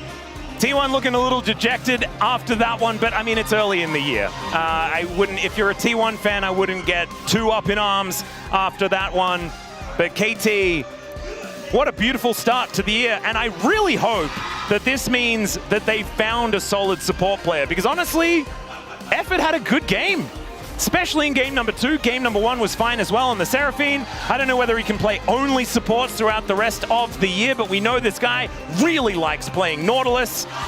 And there he is, huge cheer from the crowd as well. And we will have Effort on the space as well to get a little bit of a word as to, you know, what he's done since moving towards KT and all this sort of stuff. So really, really cool to get the inside scoop. I'm going to put my comment in because I have been notoriously a comment forgetter. Just say perfect series. It's easy. Well, I won't say what my comment is because I would spoil it. That's what I would have said. It would have been on the nose, and I would have loved it. That's probably what I would have done. Man, what a weird end to the day. It's weird, but after game 1, I don't know. To be honest, after game 1, I thought, okay, we're probably in for a longer night because I thought the draft was such a massive issue. In game 2, the draft felt really hard to play through the mid game for KT, but we knew that if they got to the late game where they have 2 carry threats, it gets a little bit easier. And there were moments like this too, where I was like, I think T1 are just going to play the map better. You know, they're going to get back in it. Yeah. Because if you get to a late game where this Vayne is scaled and the Yunara is scaled, and you have the, you know, Annie's CC, you have the Wild Growth CC for the Nocturne, it gets really hard for T1, especially from behind with no map control, with Paranoia basically being on a 2-second cooldown. In moments like this where you're like, damn, this draft is insane. I think Lulu is out of control good. I've been saying it forever, but... Oh yeah. Targeted silence is something that was largely removed from the game. We forgot about Lulu. I just don't think, or I didn't think, that T1 was going to get to this point in this game. I thought, especially with that pick, the set of picks in the bottom lane and the kill top side, I was like, okay, T1 are back in it. We're going to 3. They're gonna put KT down before this Vayne and Yunara become too big to fail, too scaled up. That just didn't happen. They just couldn't do it. And I think there might be some votes for Cuz in this series. We had a phenomenal series. There also might be some votes for BDD. Yeah, I wanted to vote for Effort if I had one, just because I feel like that's the difference that we've seen from LCK Cup to now. But also just perfect finding consistency, right? And 2 good matchups for him. Yeah, it's just all of KT played well. And I don't know what it necessarily means. I'm not going to get enthusiastic. We're going to need to see a bunch more tape of this squad, but the more competitive my LCK is, the happier I am. And this is a really cool start for KT. And T1, obviously, back to the drawing board, but I mean, they've lost matches before, and it has not really been an issue. They can take these things in stride, and we'll see how they develop as the season goes on as well. BDD topping the damage charts is not what I had on my bingo card in this game. Yeah, he did Tibbers a lot, and he did hit a lot of big stuns. He did also hit Doran a lot. He didn't have a lot of magic resist. He also was playing in a game where there was a Yunara and a Vayne, so yeah, kind of thought that aiming would top for sure, but I also thought Perfect would be a little bit closer to aiming. Perfect does pick up player of the match, which I think would be a crime if he didn't get it. Sure, I know there are some votes that could go elsewhere, but if the overall voter base didn't give it to him, I would have been upset personally. I would have as well. I think that Perfect had an incredible series. The fact that he even wins on Vayne, I'm very much looking forward to the space segment, not only for the interview with Effort, but also with Did's reaction to Vayne being picked and then winning. Does it mean that LCK is better than LEC? No, I think that it means that Perfect wasn't playing against the LEC. Therefore, the Vayne worked. So we've identified he was not the top laner for either BNK nor Genji. Yeah, I don't think so. I think that I mean, transitive properties, I don't think necessarily connect. Are you sure? Because like what I was seeing was, oh, I guess LCK is the third best region now because they lost 2 best of 3s, or sorry, best of 5s to the same team. That's how it works. Every time there is an international, it is just the team that finishes third base. Like that's just how it works. Now it's time for the interviews. Throw it over here from Perfect. Thank you very much, guys. This is Dear for the POM interview translation, joined by Perfect on the side of KT Roaster. It's only April 1st, but things are starting to heat up. You just secured your first win. How do you feel? You know, we're winning. As soon as the season starts, I want to keep this momentum going. And in the LCK Cup, you suffered a tough reverse sweep against T1, but today was a clean 2-0. Did you see it coming? What was the practice like? I think we tried to focus on feedback around our team synergy. And I think the players' confidence is actually improving day by day. So I think that has actually made a huge difference. And Effort stepped into the starting lineup, returning to the LCK after 739 days. So how was getting in sync with him? Effort likes to look for those really proactive engage angles. And he's actually really good at making everyone else feel really comfortable, and you know, he's a very reliant player. And so how would you rate Effort's performance today? Honestly, I didn't watch bot, but if I were to just talk about team fights, I'll give him 100 points. How nice. And game 1 had a sweeping kill score of 12-0, a dominant victory. So did you expect to win so dominantly? No, I didn't actually see that coming, but I just had a really good feeling about today's match, and it felt like I would perform pretty well. I'm feeling really good right now. So what did you do well to secure this win? I think the only thing I can think of is the laning phase. I can't think of anything else. Yeah, I think that was pretty impressive from you, so it looks like that's the most memorable. Yeah, I think game 1 went really well, but honestly, game 2 left a little bit of regret. And yeah, in game 2, despite you saying that we saw your top Vayne against Cassante performing so well, so was this a pick rooted from your confidence, or can you walk us through it? Honestly, in scrims, I've actually been bullied by this Vayne pick, so I thought it's so unfair. I just wanted to get my payback. So do you think you have avenged yourself? Yeah, I think so. It actually felt pretty good. And, you know, in game 2, you stole Aiming's pentakill.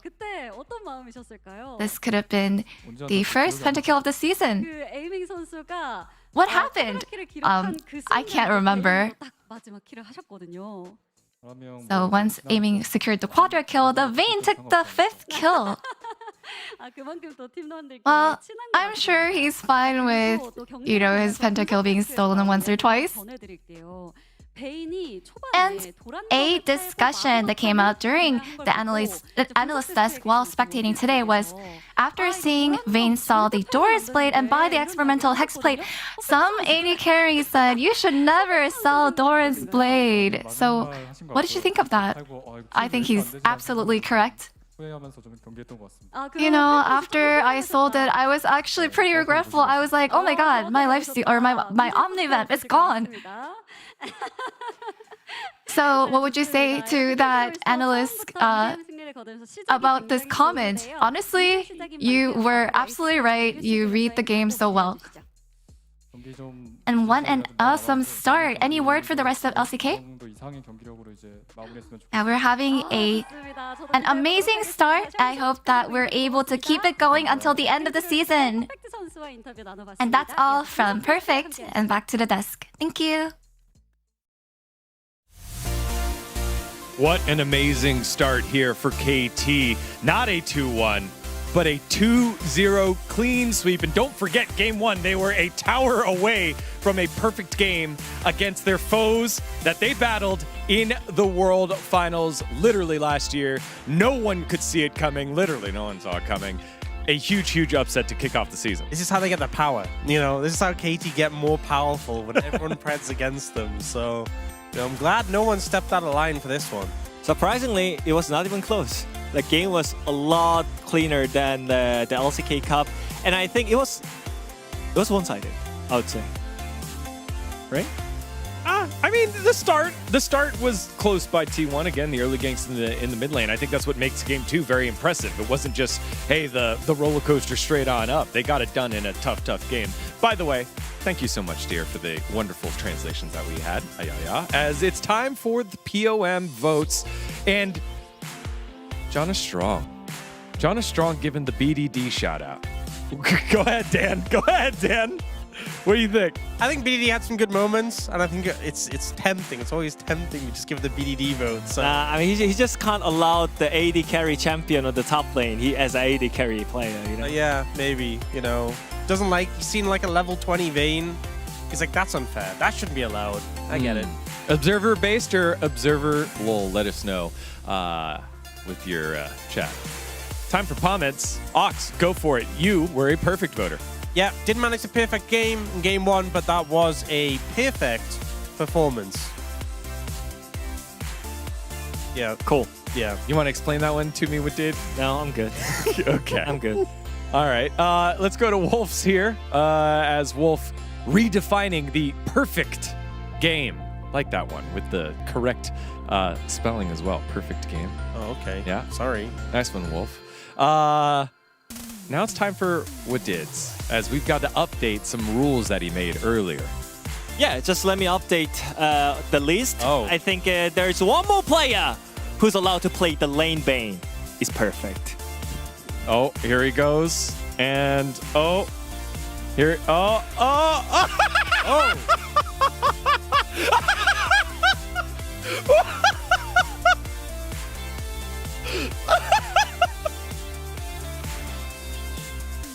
Wow. Nice work, perfect.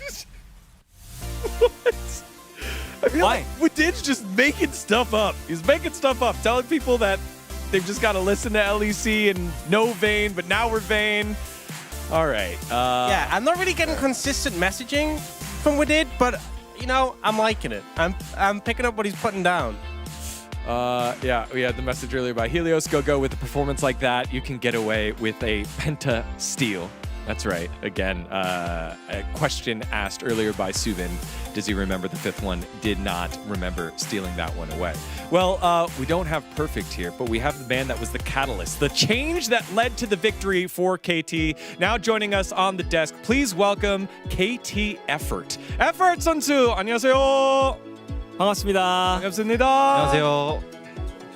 Wow. 축하합니다. Effort, everyone. 2-0. Undefeated in LCK and in 2026 for KT. Now, Effort Sunsu, it has been 2 years since your last LCK game. What was today like and what did it mean to you? 2년 만에 다시 LCK로 복귀를 하셨습니다. 좀 어떤 의미를 가지나요, 오늘? 제가 작년에 25년도에 이제 쉬면서 경기를 보는데 너무 게임이 하고 싶은 거예요. 저 자리에서 다시 한번. 그래서 그 순간만을 꿈꿔왔는데 오늘 그 꿈을 이제 다시 꾸게 돼서 너무 기쁩니다. Yeah, last year I was just watching LCK. I mean, it was like it motivates me so much to play again on the LCK. So it was my dream to play again on this stage, and I finally made it. So I'm really happy about it. Absolutely. KT struggled quite a bit during the LCK Cup. how do you feel your addition to the team has helped resolve some of the issues that the team had during the LCK Cup? 이제 LCK 컵에서 KT가 여러 가지 문제를 겪고 있었는데 어떻게 본인이 어떤 것을 좀 팀에 가져온 것 같나요? 저희 KT 선수들이 다 개개인이 기량이 너무 좋고 그래서 뭔가 팀 합적으로 조금 안 맞는다는 느낌을 저는 LCK 컵 때 좀 느껴서 그런 부분을 좀 제가 최대한 팀을 좀 하나로 뭉치게 할 수 있는 그렇게 하는 방향으로 좀 제가 해보자. So we've got the mechanics already. I think every single player had the skills, but we couldn't really mix up really well as a team. So that was my first goal to kind of build up the synergy between the players. Now, coach tells you you're starting the first game, and it's against T1. Did you expect to win this dominantly against T1? 오늘 이렇게 T1을 상대로 압도적인 승리를 할 것이라고 좀 예상을 하셨습니까? T1이 뭐 항상 너무 잘하는 팀이고 그래서 당연히 힘든 게임이 될 거라 생각하고 뭐 경기 내용적으로 솔직히 뭐 쉽다고 생각하진 않았어요. 근데 뭐 결과가 너무 좋게 나와서 너무 기쁩니다. So obviously T1 is one of the best team in LCK. So it's gonna be. We just expected it's gonna be really rough matchup, and also I think in-game wise, it was. I don't feel like it was perfect, but at the end it ended up really well. So I'm really happy about it. You've played alongside Cuz before when you were both on T1. Did the pre-existing synergy help you gel with the team, and how does it feel to take down your old organization? 이제 커즈 선수와는 T1에서 같이 호흡을 맞춘 적이 있는데 그게 좀 도움이 되셨는지 또 어떻게 보면 친정팀을 상대로 오늘 승리를 가져오셨는데 또 그게 어떤 기분인지 좀 궁금합니다. 네, 일단 1군 처음 콜업 됐을 때부터 일단 커즈 선수가 있어서 너무 적응하는데도 너무 편했고 지금도 실제로 너무 친하게 서로 지금 다 친해졌는데 다 너무 잘 지내고 있고 T1 상대로는 이제 친정팀이기도 한데 너무 잘하는 팀이잖아요. 그래서 항상 뭔가 이기고 싶다 좀 그런 팀인데 오늘 이기게 돼서 너무 기뻐요. So since I got called up for the LCK team, he was the one because Cuz was helping me a lot, so it was really easy to kind of chip in for the team. And also now I'm really friendly. I'm really close with everyone right now, so he helped me a lot about that one. And also against T1, I was there, but also at the same time, like they're the good team and they're the team that everyone wants to win against, you know, because they are one of the best teams. So I really wanted to win like every single time, and now today kind of proved that. So I'm really happy. Absolutely. Now, Effort, you've played for half the league. You played for T1, you played for Sandbox, BNK Barracks, you played for Nongshim, you played for Bro, you played for KT. You have so many fans. Do you have any message for your fans across your whole career? 절반에 가까운 LCK 팀에 소속되시면서 정말 많은 팬들을 보유하고 계신데 오늘 팬분들께 마지막으로 한 말씀 해주신다면. Always thank you for my global fan, and I'll do my best. Wow. 항상 한국말로 한번 해도 될까요? 네네. 항상 너무 응원해 주신 분들이 많아서 제가 다시 복귀할 수 있었던 것 같고 그 원동력으로 항상 너무 감사드리고 글로벌 팬들 정말 감사드린다고 네. Yeah, the reason why I could come back, the motivation was always because of the support from the fans, and that's the reason why I'm here again. Thank you so much for the support. You can feel it. You know, we do a lot of interviews, everyone, but Effort's, I don't know, it's just conviction right here feels very palpable. So again, congratulations, Effort, on the huge victory, 2-0 against T1. 축하합니다. 축하드립니다. 감사합니다. 인터뷰 감사합니다. 감사합니다. All right, and with that, time to take a look at the updated standings. It is not only a 1-0 there for KT, but a clean 2-0 game score as well. They're tied with Hanwha Life Esports, played against Bro. And T1 down there at the bottom, just a memorable effort, if you will, in terms of a victory here for KT in the Telecom War. I mean, starting off with a 2-0 loss is a big hit, especially because T1, coming off the LCK Cup performance, they were pretty good, but not to the level they had hoped for. They wanted to come into this LCK season and step up from there. It's not the start they wanted. Yeah, I mean, definitely, I feel like it was really not expected from KT, but also they took the risk. You know, like everyone kind of afraid to pick Vayne on top lane against Xante, and he proved it, and he got POM for it. So I'm really happy for KT right now. And I think it shows that you got to watch out for everyone, right? KT beating T1, Yes. 10th place HLE coming up with a 2-0 as well. Okay. Everyone is a threat. Yeah. Okay, Dan. All right. Well, those were today's matches. Let's take a look at tomorrow's matches. It all kicks off with D plus Kia up against Nongshim Red Force. That was last year's Legend Group, Rise Group matchup. And then the debut of Kiwoom DRX up against the Supers. The DN Automotive Supers will close out tomorrow's matches. Now, before we go, we need your help. Who tumbled better?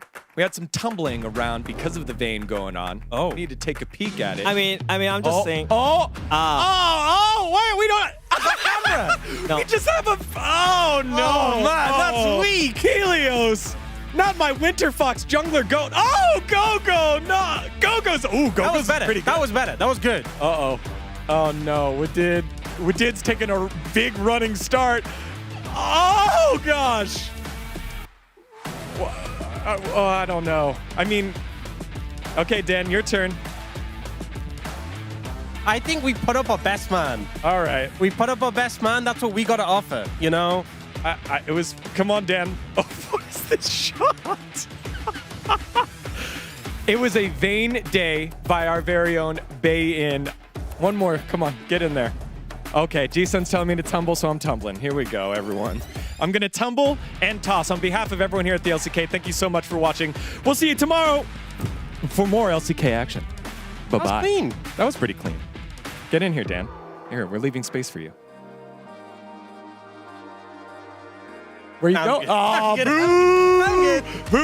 I'm good. I'm good. Boo! Goodbye.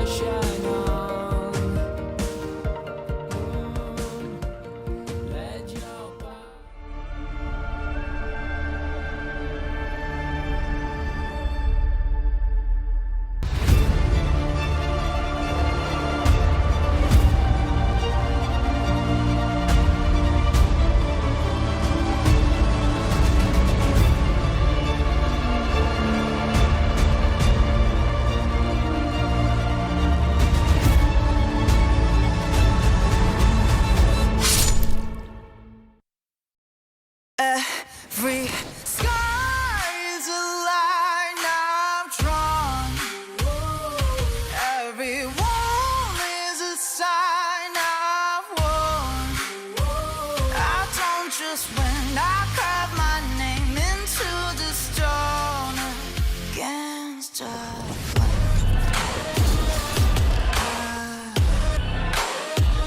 I don't just win, I live my mark into the stone.